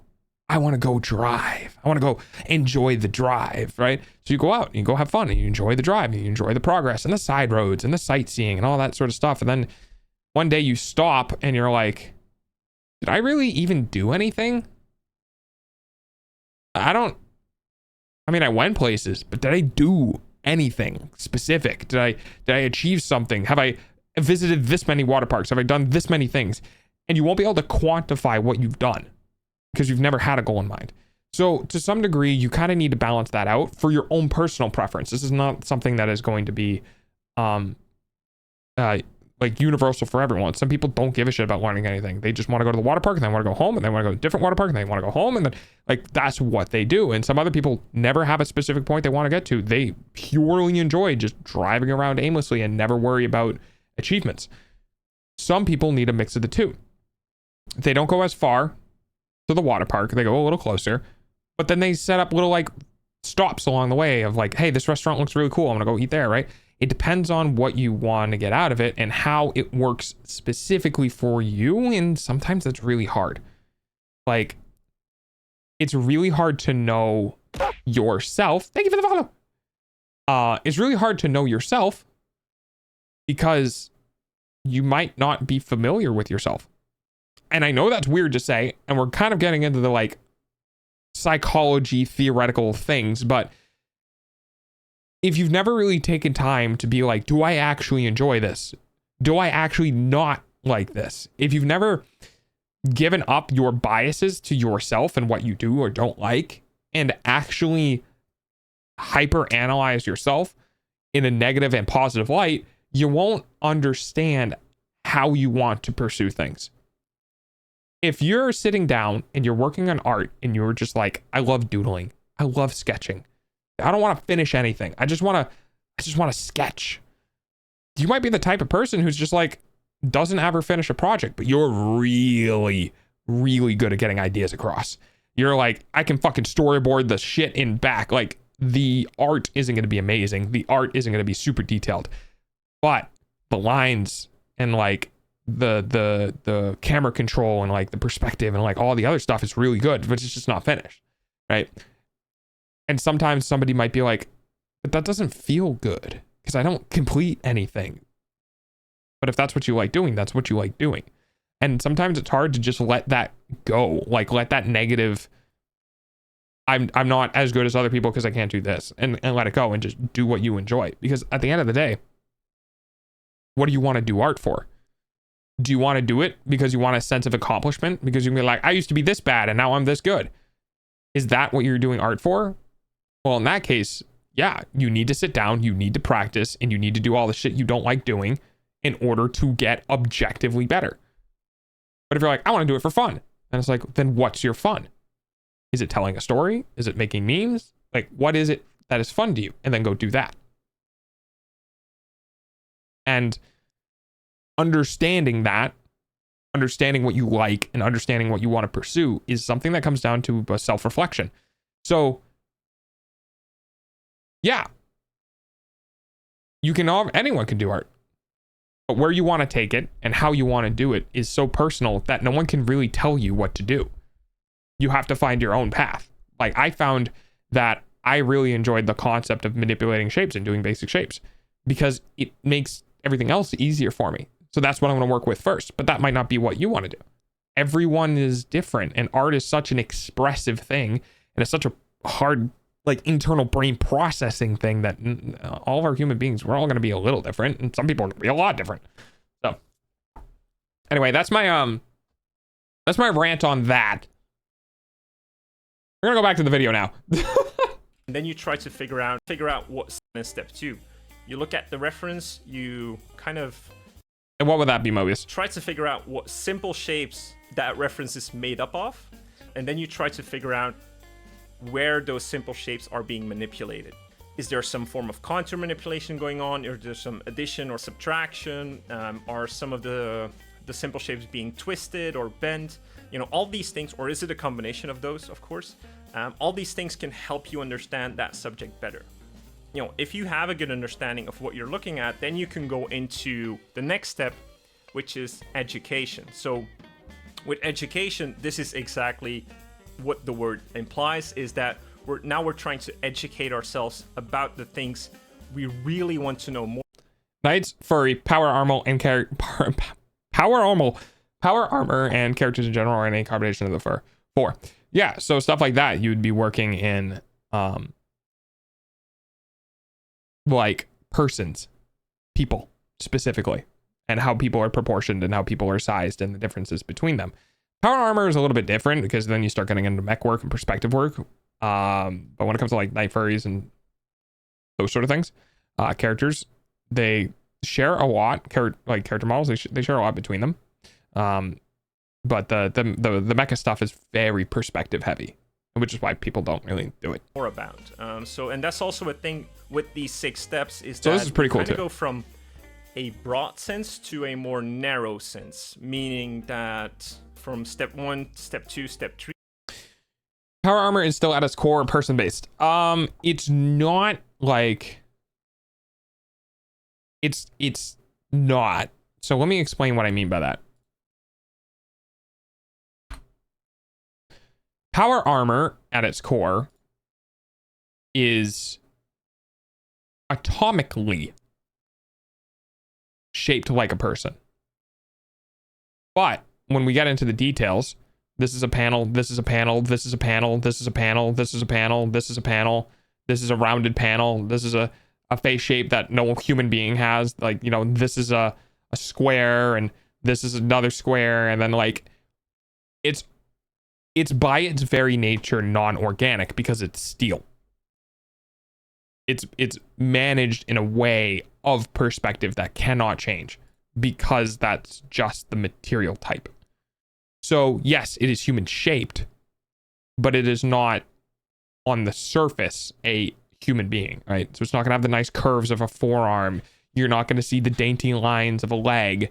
It's hard, straight, specific. And working with perspective with these sort of things can be notoriously difficult because there is no wiggle room because these shapes are so hard and fast and well defined. Whereas like characters are completely loosey-goosey, organic, like whatever the fuck you want, which is why, you know, people move in that way. Yeah, and like I said, it depends on what you want to do with it, but that's what I mean by like mech stuff. This can be very general. This doesn't have to be your subject of interest per se. It's just something that will help you understand form and spatial awareness and drawing in volumes a lot better. Basically drawing with structure, right? However, with education, we usually tend to want to learn more about the things that interest us. For me, for instance, that means studying. So this is very cool. So basically what he's talking about here is trying to understand the things that you educate ourselves with, trying to understand the things you are primarily working with, things you are attracted to, the things in your art you seem to do most often, and starting out doing those things, understanding the basic concepts of how they're created through structure and through the basic shapes. And then when you start getting more finite details about them, some things that are like muscle groups, like he's about to explain, that is an educational thing hyper specific to the thing you're working on that you can't really just structureize, right? It's internal. And drawing in volumes a lot better, basically drawing with structure, right? However, with education, we usually tend to want to learn more about the things that interest us. For me, for instance, that means studying more figures or studying more animals, creatures, insects. So this is cool. So here's structure. And I don't think it should be understated the importance of being able to just do this. I think to a degree, being able to create something that makes sense in 3D space that is literally nothing but a bunch of cylinders, boxes, and cones is still a good value, is a skill to have. And then vehicles, you're able to start, once it looks like a horse or a ram or whatever, then anything you add to it will just make it look more like a horse, more like a ram, right?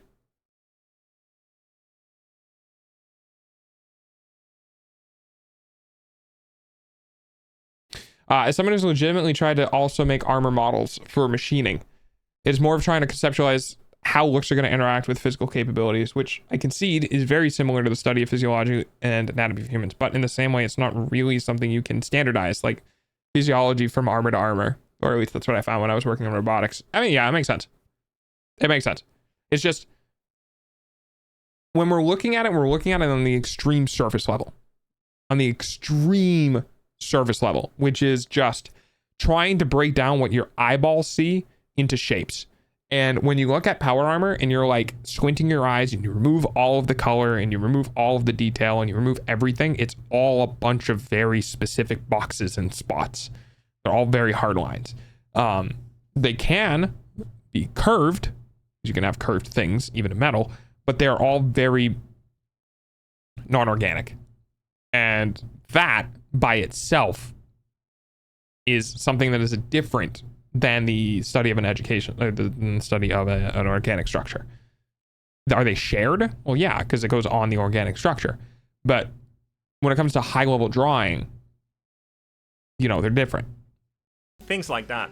The things that really interest me are the things I'm going to want to learn more about. The cool thing is, though, that because I've been, learning from observation with simple manipulated shapes, now the things that I'm learning about, for instance, the anatomy of the human figure or the anatomy of a certain animal, can better inform those manipulated shapes that I was constructing earlier. So the goat, right? Very basic shapes, not well manipulated, not changed in any way, not contoured. Learning about how it works for what it is, and then using that knowledge to then go from structure into the manipulation of contouring specific to the creature you're working with. It's all really cool. It's all really cool stuff. One of my favorite things to print was like hexagonal chainmail. If it's just the same shape over and over. Oh, like 3D print? I haven't done hexagonal chainmail. I've heard it's super satisfying though. It's like a great fidget toy. Doesn't mean that, we're completely reinventing the way that we draw a certain thing just because we're now looking at its anatomy. No, it's actually right. So a human being is just a collection of squares and cylinders. A collection of squares and cylinders better can also fit into a horse. The shapes. Therefore, humans are just horses. Thanks for coming to my TED Talk. That we were constructing before, now we can have those shapes be informed by the anatomy that we're learning about. And that's why it's usually topics that are close to heart, or things that really interest us, because now we're really going to fine-tune the things that we want to learn more about, just to become much better at designing them. So, you know, when it comes to education, we of course pick the subjects that really interest us, learn about them intensively, the anatomy or the packaging of a vehicle, what makes up a vehicle, make a comparison between human anatomy and animal anatomy, especially if I like to draw horses. You know, if I'm a fantasy artist and I want to learn more about horses, I want to learn to draw dragons. You know, if you want to learn to draw dragons, you need to learn about Ready? bats, lizards, horses. Again, it's an amalgamation of a lot of animals, but these are still specific subjects that you can learn intensively in order to help that better inform the complex shapes that you've already created, just to fine-tune your ideas and to become a better designer. Moving on into, you know, step 5, which is imitation. This is where we actually learn from. So this is where you have to learn from others. Where like you can't learn from other people Our peers or the people that we look when up to you don't see understand, right?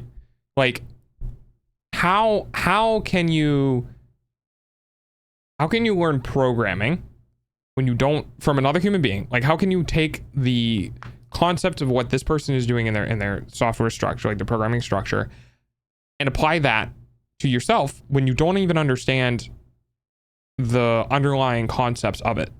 They're actually using all the principles that I've talked about to their advantage, right? So I'm not saying that everyone that you look up to or every artist is using this sort of principle that I'm talking about, but you can definitely use these principles to analyze the artists that you look up to in order to use some of their shape language, some of their ideations, some of, you know, just their structuralization into your own designs, because that will, you know, make you a better artist. I think we sometimes tend to try and cultivate a style too fast, whereas there's nothing wrong with learning from the people you look up to. I would even say that, you know, in order to cultivate our own.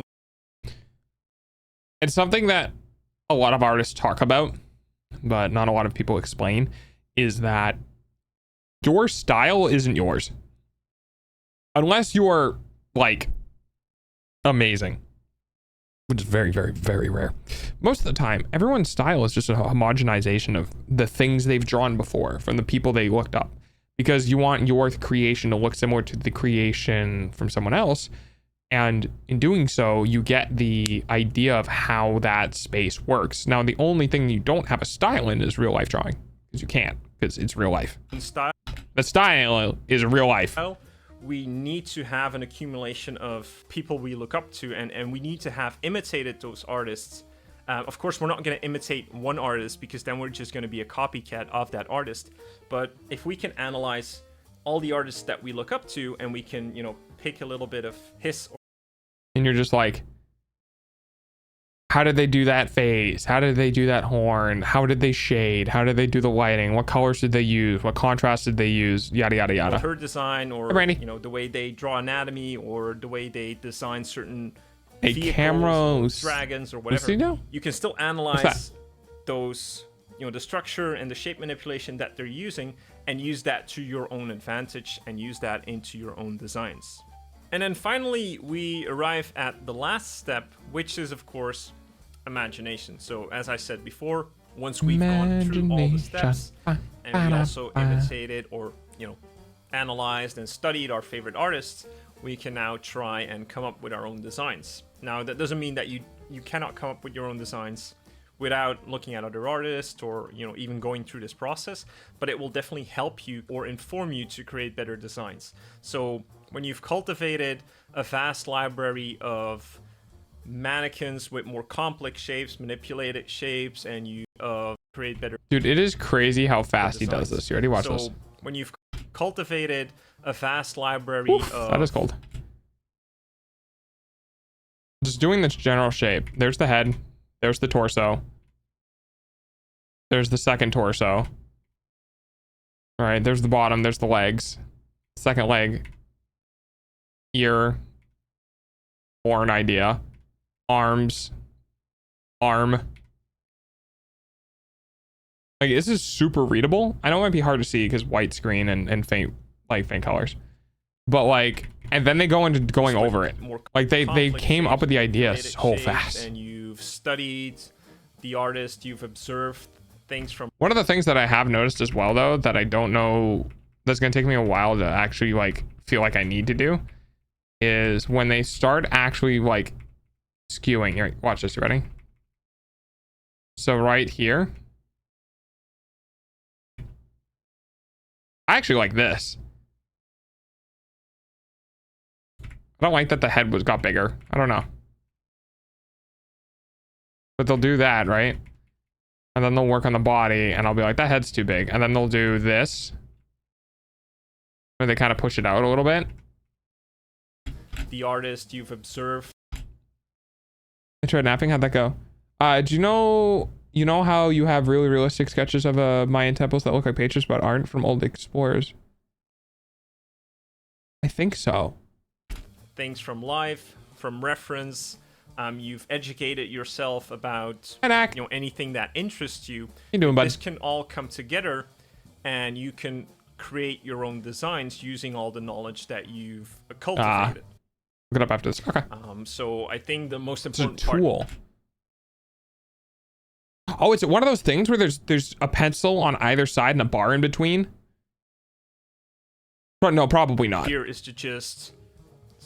I'm doing good. Or I'm doing good. We're watching some art concept stuff to help get me in the mood to See where eventually you start are. drawing and practicing. Well, it was supposed to be on stream, but I've just spent this stream kind of like perusing concepts and talking about things in art and other things, and it's been super chill. It's been super chill today. Because of course, there's a big difference between coming up with simple shapes, studying things that you can physically mean.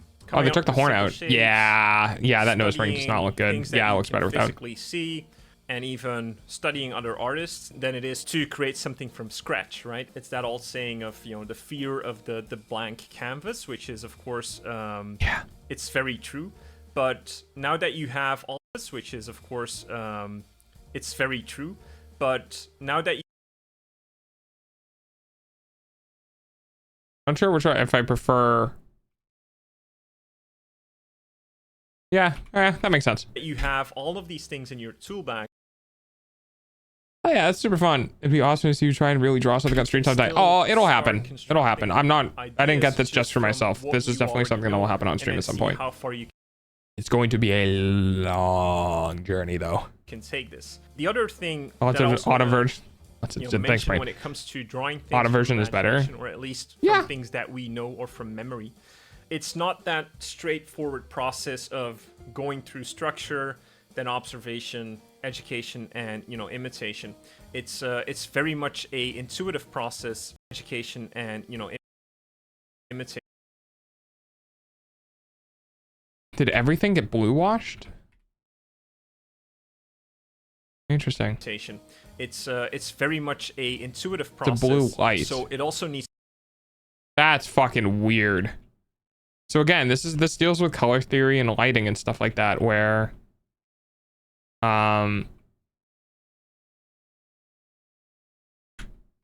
like this is very flat, and then oh, it's because daytime light is blue. That's what it is.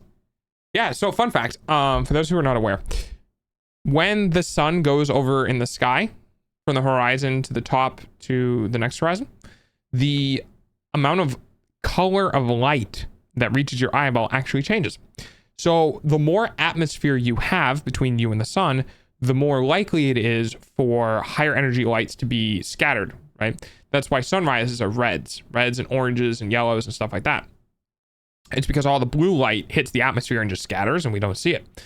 As the sun travels through the sky, however, and there's less and less atmosphere between you and the sun, right? Because when you're on the horizon line, you have all of the distance to the horizon and then the sun. When it's directly above you in the sky, all of the blue light will come through. So when you're working with daytime or daytime like coloring, you are going to want to work with a more blue light because that's what the sun is. It's also one of the reasons why doctors talk about that blue light is bad for you. Don't look blue light before bed, and everything's like nighttime mode is all in reds and like a darker red, is because our eyes associate blue light with the middle of day. Our eyes associate red light with either the morning or night. So the reason why you're supposed to use eye protection or red lighting stuff before bed is because it triggers your brain to start producing melatonin before the sun actually goes away. Once it gets into the red, like coloration, and our eyes are like, oh, the sun is going down because I'm getting more red light. I'm going to start producing melatonin, so when the sun goes away, I'll be nice and tired and ready for bed. Fun fact. Blue lights say scatter, yes. Process. Anything worth pursuing is always a journey. Very true. Very, very true. So it also needs to be treated as one. And I think what you Sorry, what were you saying? Observation, education, and imitation. It's very much a intuitive process, so it also needs to be treated as one. And I think what you need to be aware of when it comes to drawing things from imagination is that we kind of reverse engineer all the things that I've just been talking about. Meaning that, you've heard of the thumbnailing process when it comes to being a concept artist, which is a very necessary process sometimes, because that's actually what we do as concept artists. Is we try to solidify the abstract, meaning that we create interesting shapes, 2D, interesting silhouettes, that have a certain rhythm, flow, a certain cool design, and then we try to structuralize these silhouettes or abstractions to create something that is usable and tangible in a game or a movie or whatever. So what we tend to do is we tend to make something that is abstractly appealing, but then we reverse engineer a lot of the steps that I've been talking about to solidify that abstraction, to make it, actually tangible and usable and believable. So drawing from imagination does require a whole lot of different set of skills. Yeah, you can't draw from your imagination unless you know how to build it. You can have an imagination and everything can be there, and you can be like, I want to make a thing that looks like this. But it's like, okay, well, how do I do that? That, I haven't covered in this video, but I just wanted to kind of emphasize the importance of structure when it comes to drawing and painting. It's something that doesn't or shouldn't be overlooked, especially the second step when it comes to shape manipulation. I feel is a very important one, which is often overlooked. I wanna do that more. Even when it comes to design. I did a workshop once on product design, and I asked the woman in question that was giving the workshop, which is a very, very famous product designer, how can I become a better designer? And she told me, have you ever tried to make simple shapes like cylinders and boxes look interesting? Which completely caught me off guard, because I never thought of it that way. But she told me, like, if you cannot even make a simple shape look interesting, why bother making complex designs, right? And there's a lot of truth to that.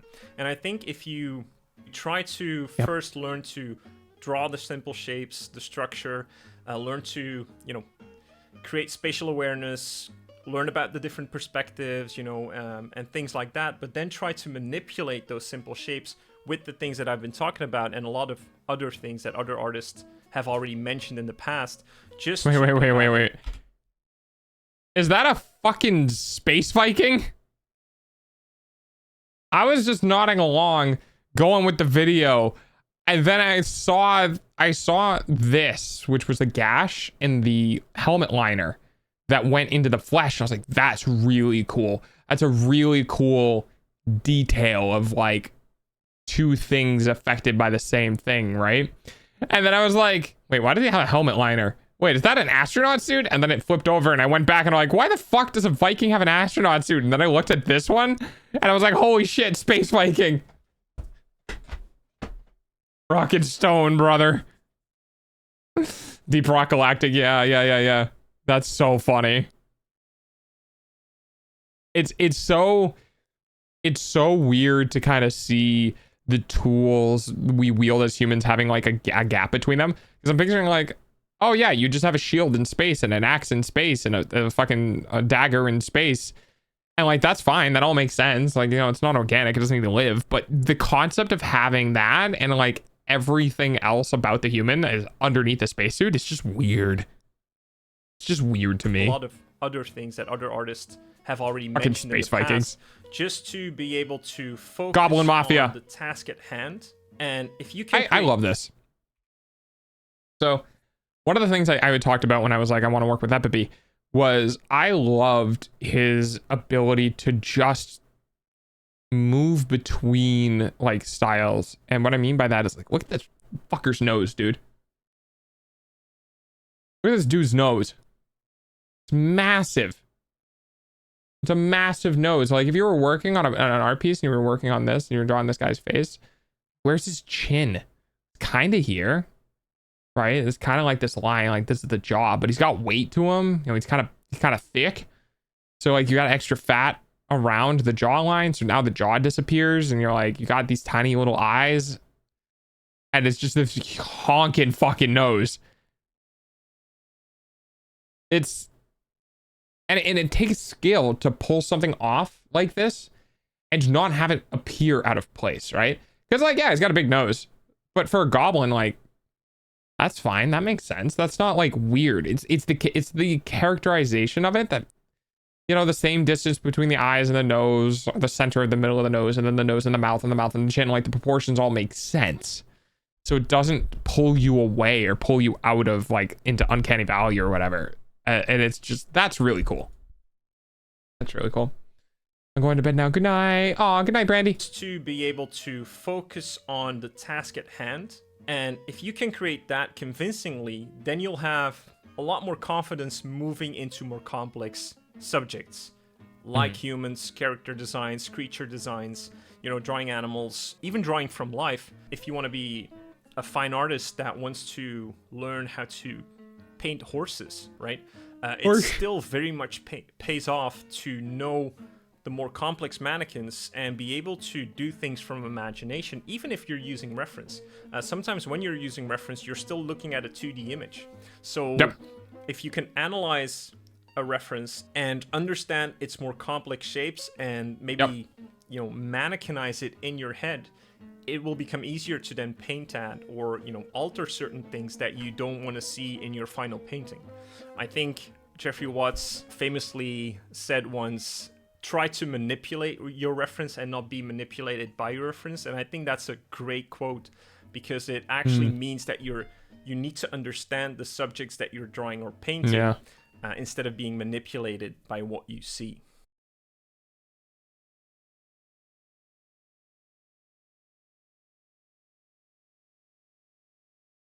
Ask one friend of mine if he could make a VR model of my character. I didn't specify which character.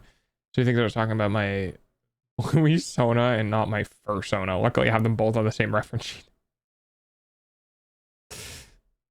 And then lastly, what I still want to, you know, briefly say is that structure isn't only, you know, putting things on paper or on canvas. It's also did he finish one of them? Oh, I think even the pet soda. Painting. Did he finish one of the references? By what you see. Or is it just and like... then lastly, what I still want to, you know, briefly say is that structure isn't only, you know, putting things on paper or on canvas. It's also about having structure in your artistic training. So the only way to get better is to have discipline and a sense of structure in your training. Whether that's a consistency with what you do, or just having a regular template of the things that you want to learn to draw, because art is a very challenging endeavor. So a sense of structure in your artistic training I don't get the meme reference. is definitely necessary when it comes to becoming, you know, more proficient at what you do. I hope this video was at least a little bit useful. I hope it gave you some insight into, you know, how I at least a little bit useful. 2.9 million views. It's almost time for Dog's early payment using your eyeballs. Are you Delta? Yes, I am Delta. Oh, I can't point at the thing on my shoulder because it's covered by sticky notes. It's not a meme. It is a meme. I hope this is a little bit of useful. Dude, this is one of the best videos I've ever seen. Finally, after a literal lifetime of seeking answers, I'm only 7 minutes in and I'm already better. No one has ever told me to play with or manipulate shapes. It's always observe and identify the shapes. Just draw. Mileage, bro.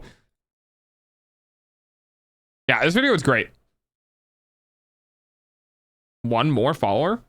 Wait, are we almost at 1,000?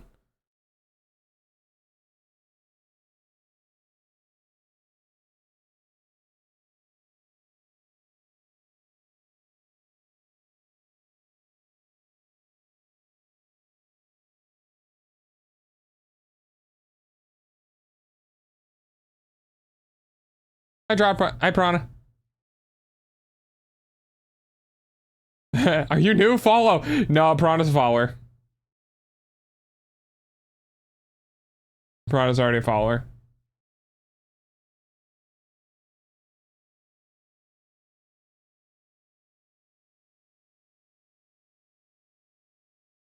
Yeah, we're almost at 1,000. Shit. One more. Whatever, somebody's gonna comment like, follow, unfollow, follow, unfollow, follow, unfollow. Life, death, life, death, life, death, life, death, life, death. Should I put a post out on like, on Twitter? Should I just be like, hey, who wants to be number 1,000? Hang on. I'm gonna fucking do it.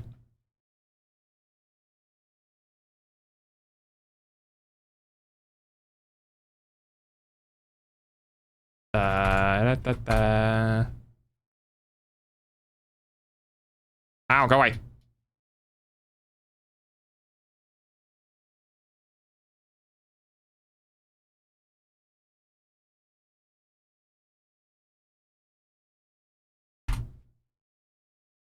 Oh, don't do that.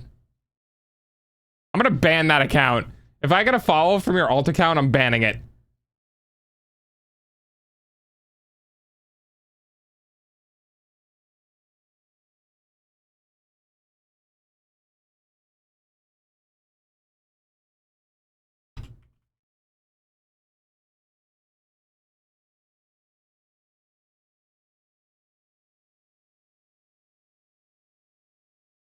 Can I?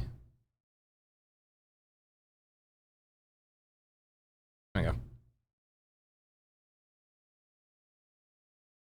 Looks gross now. No alt accounts. A new hand touches the beacon. Is it beacon time?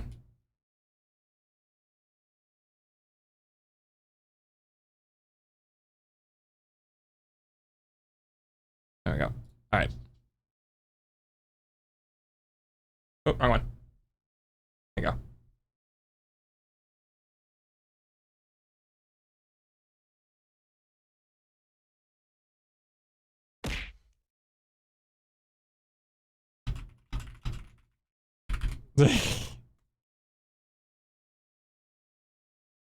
Perfect.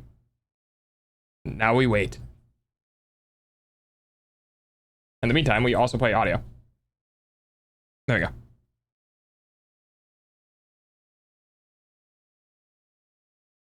All right. I think about. So yeah, cool video. It was something that I really liked, and I thought gave a really good perspective on the art stuff.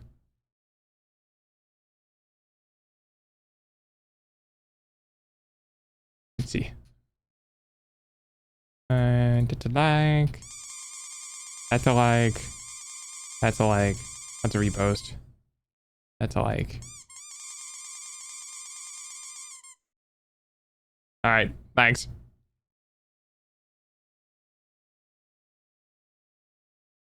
Okay.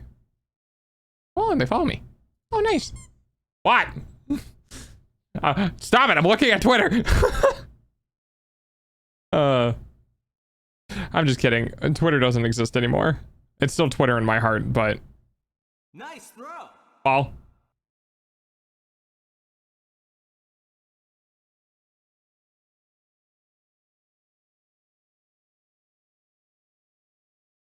Meow. I'm back.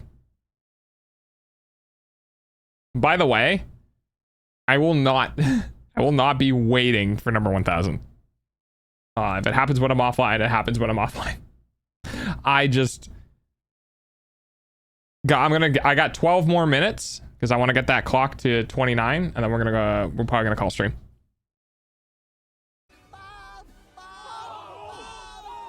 Yeah. You think it's funny? All right.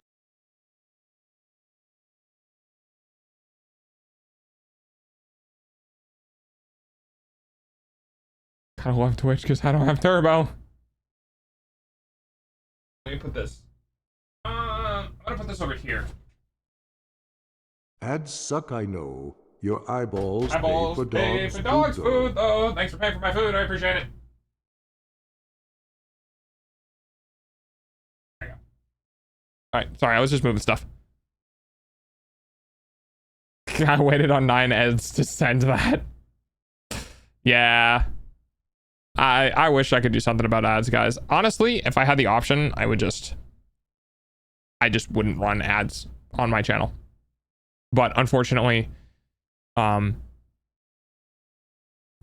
Twitch likes to suppress channels that don't run ads, unfortunately.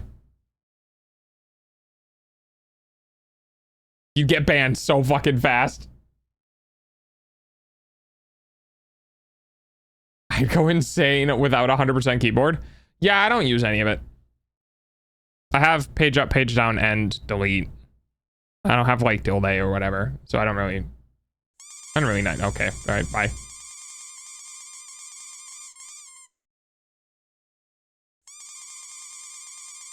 Lucia, how many points do you have left?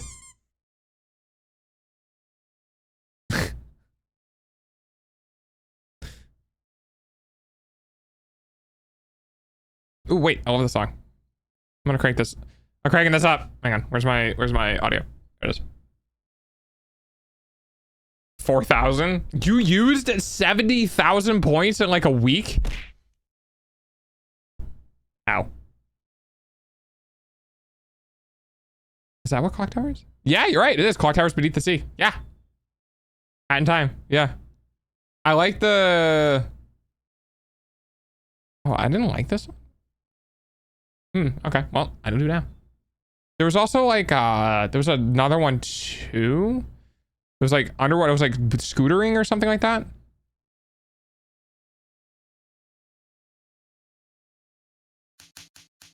Don't you want me like I want you, baby? Don't you need me like I need you now? Sleep tomorrow, but tonight go crazy. All you gotta do is just meet me at the... Yeah, I don't know the song. We have like the same playlist. I have like a lot of the times I just let it run through. Using a plush. Have to. Yeah. What is? There's like a different version of the song. Does anyone know what it is? It uses like the same melody and stuff, but it's more like da da dun dun dun da da. Like it's faster. I don't know what the song is though. I'm back. What did I miss? Lucia's spending a bunch of points. The Calamity mod soundtrack. Let me take a peek.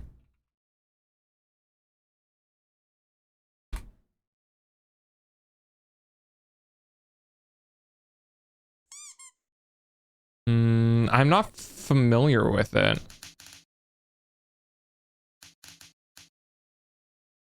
Probably though. I listen to Metallica too. Apparently it's just bully dog day.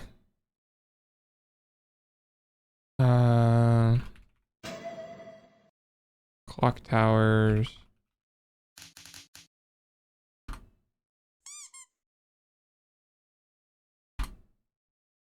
Scooting through clock towers beneath the sea. That's what it's called.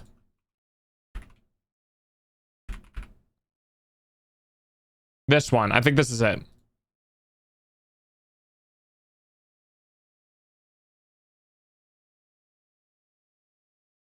This is the one that's like it, but it's not exactly it.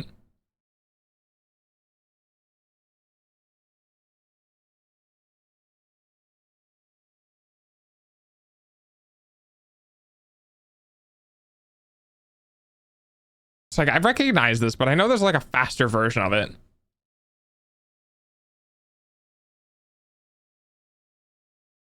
I'd recommend the more ambient ones. I do like good ambiance. I love game OSTs.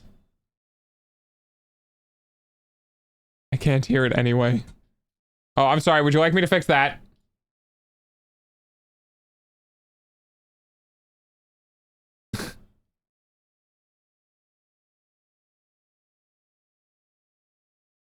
Donut County is good too for OSTs. What's one of the game OSTs I really liked? I mean, obviously Doom.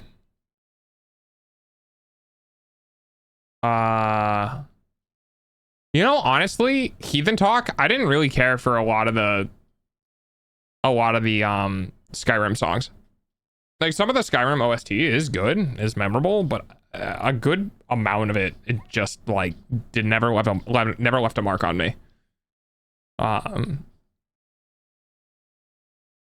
other soundtracks do I have? Oh, the Tunic soundtrack actually was pretty good. I liked Tunic.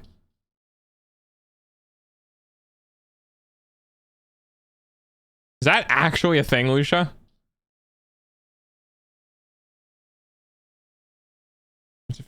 Oh, interesting. Darn Corb. Never heard of them. That is... Boy, howdy, that was the name of a game. Let me see what else I have. We also have fucking anime stuff. Like Creepy Nuts. He did Hades. Oh yeah, the Hades soundtrack is dope. Yeah, I'm making this song a little bit louder because there's not anything else going on in the background.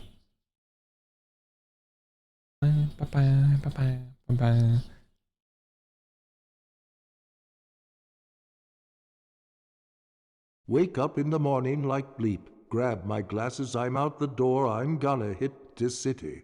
When I leave, brush my teeth with a bottle of Jack. Goose when I leave for Max the night. Hoodie the Elf. I ain't coming back. Not familiar with that one. Can I just follow twice? No. No. We must wait for number 1000.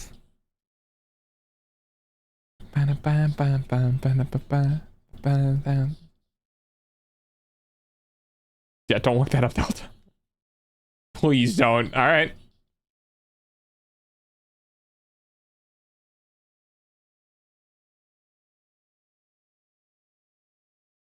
They're games. Oh, yeah, I gotcha. I know what you mean now. That's funny. Speaking of which, we didn't do our porn check today. Let's see if there's any porn in new and trending for Steam. Yeah, there it is. No, wait, no, that's just not safe for work. The joy of program.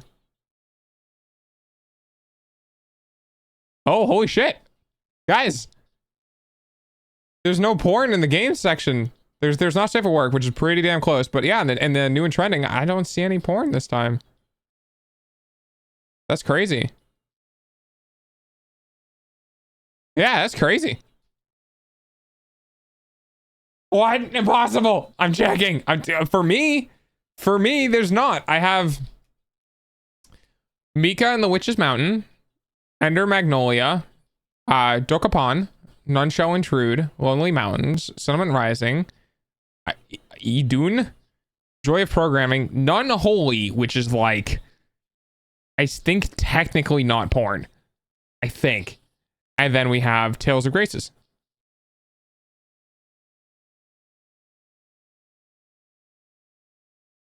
M4A2E8. Sorry, M4A2. Is that the sniper? No, what was this? No, that's M40. Hang on. M40A2? M40A1? M40A5. M40A1, it looks like I'm saying. What's the M40A5? Yeah, M40A5 was the one from Battlefield. All right, I'm good. It only looks like softcore at worst. Yeah. It's really cutting it close. You're right. But it's still technically... There it is. Hey, there's number 1000. Woohoo! Holy shit, we finally got there. Who's this person? I saw the tweet, congrats. See, I told you it was gonna be worth it.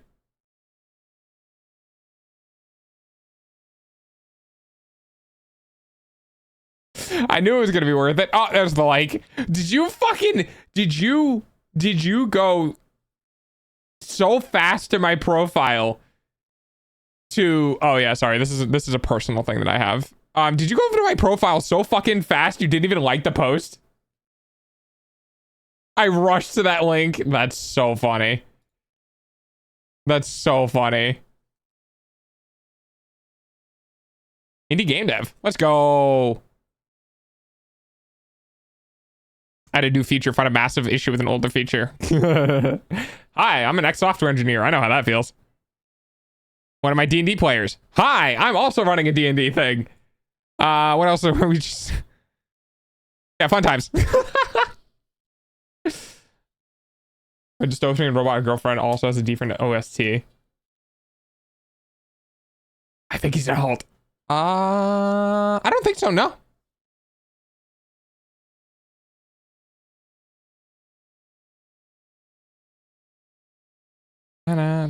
Wow, 1000. Damn, I finally hit 4 digits, huh?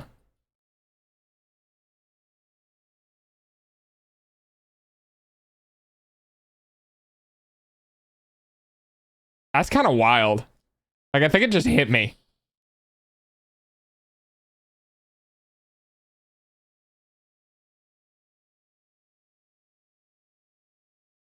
One, 1,000 people. 1,000 people.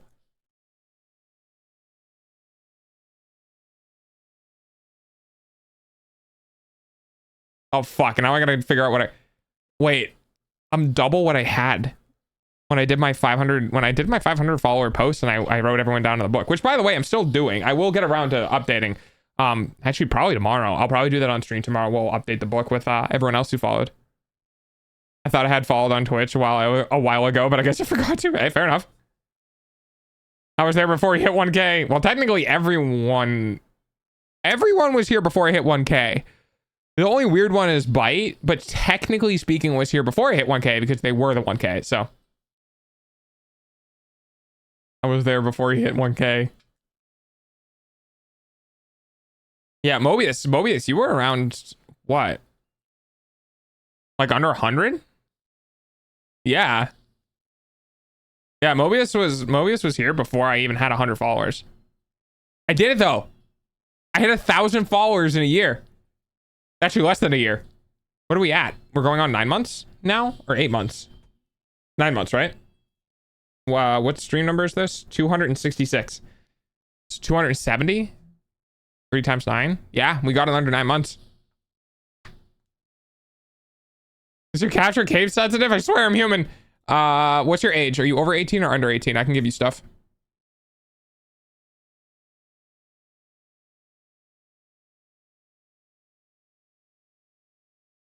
Eight months and 10 days. Yeah, we're going to month 9. 19? Okay. Roles. Verified and member. There you go. You're all set. You can pop around and grab stuff. Man. 1,000, huh? There's a lot of work to get here. Damn. I'm getting close to what I used to have. I think I used to have 1300 or something like that.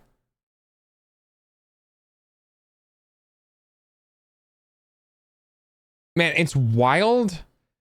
It's wild to think, like, I worked so hard for these 1,000 followers. I've worked, I want you guys to understand, I have worked at least 2 hours for every follower that I have. My average, like my work on and off stream is around 2,000 plus hours for the last like 9 months. Every follower that I have right now, I have worked at least 2 hours to get. And it's wild to think that some people will just like, will be at like 100,000 or whatever, and they'll just get 1,000 in like a month and a half. And it's just like, you're fuck, dude. It's hard. It's hard to get people to all agree like, hey, this follower. It's hard to agree that like, yeah, this streamer is somebody worth following. You know, because like I said, my community makes the stream. And without the people that I have, I don't have anything.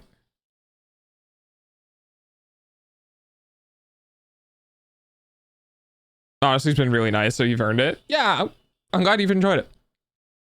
Streamers are wild with how quick they grow. It's some kind of magic. I agree.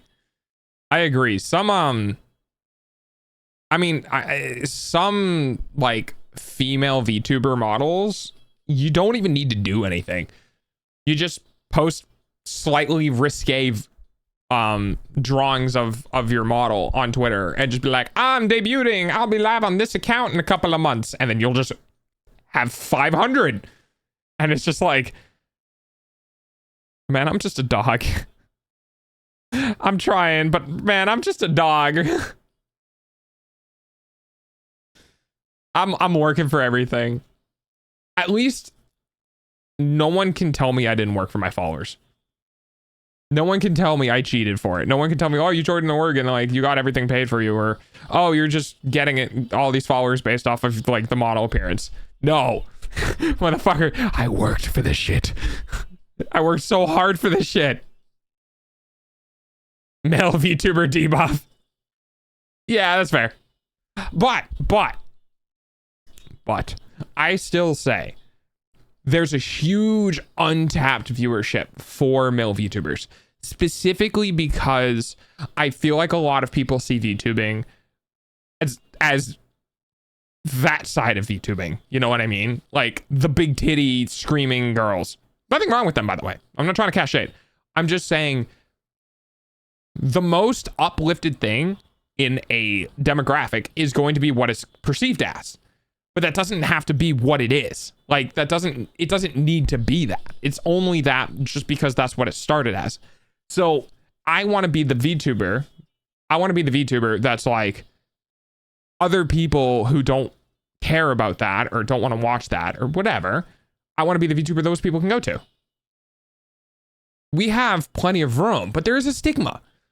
There's a stigma around it. And to some degree, other male VTubers reinforce that stigma.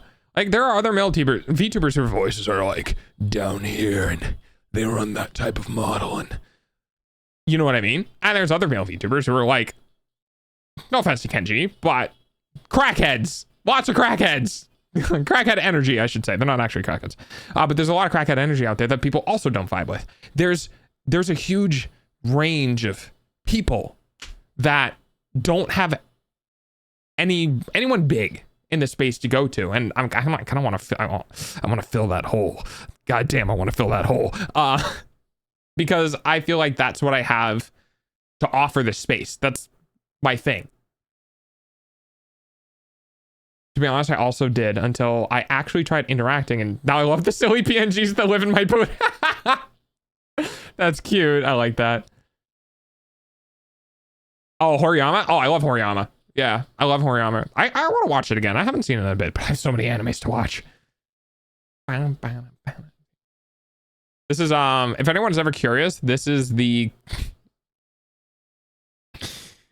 No, I can't talk about that on stream because we have underage here.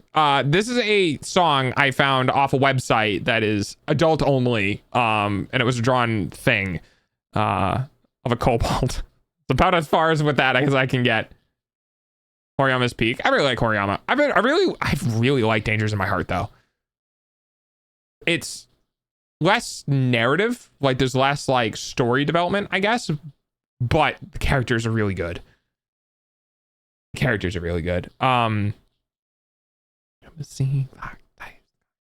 There's been a bunch, dude. Romance animes have actually been kind of hitting in the last couple of years.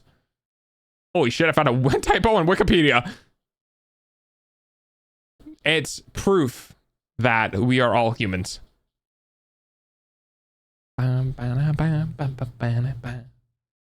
Yeah, I hope to keep growing.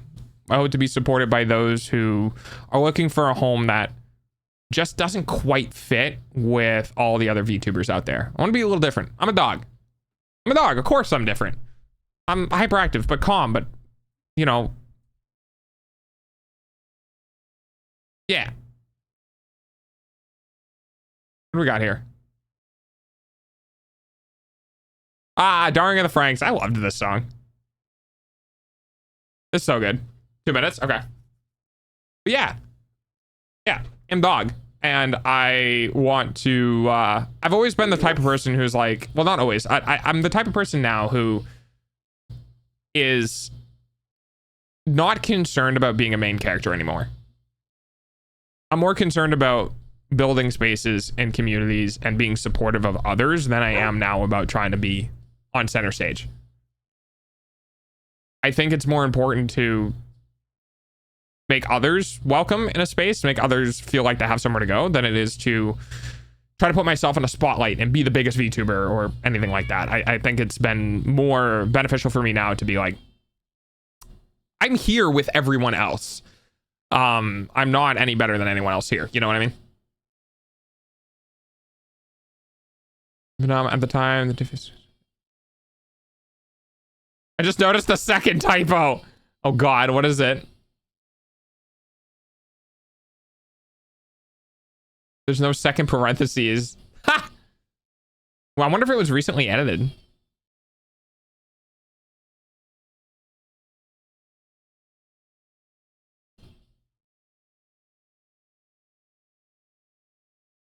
All right, everybody. What's this one? Oh, it's Freeren. Yeah. I'm gonna end on Freeren. 1,000 followers, huh? What a big journey. Get it? Because Freeman, journey. I think it's a good song to end on. But thank you everyone for hanging out with me. Thank you so much to those who are new, who have shown up recently, but also thank you everyone who is old, who has been around and supported me through the months and months and months and months and months of this journey. It has been difficult at times, but we will be live again. For those who are unaware, I stream every day, literally every day, minimum of 4 hours. And yeah, we'll just be live again tomorrow. And tomorrow we'll be hopefully doing the D&D thing with Fairy. I'll give her a poke, make sure everything is on. And after that, what is it? After that, it's Friday, so it's free. And then we'll do Twitch Plays Pokemon on Saturday. So have a wonderful night, everyone. And we'll see you tomorrow.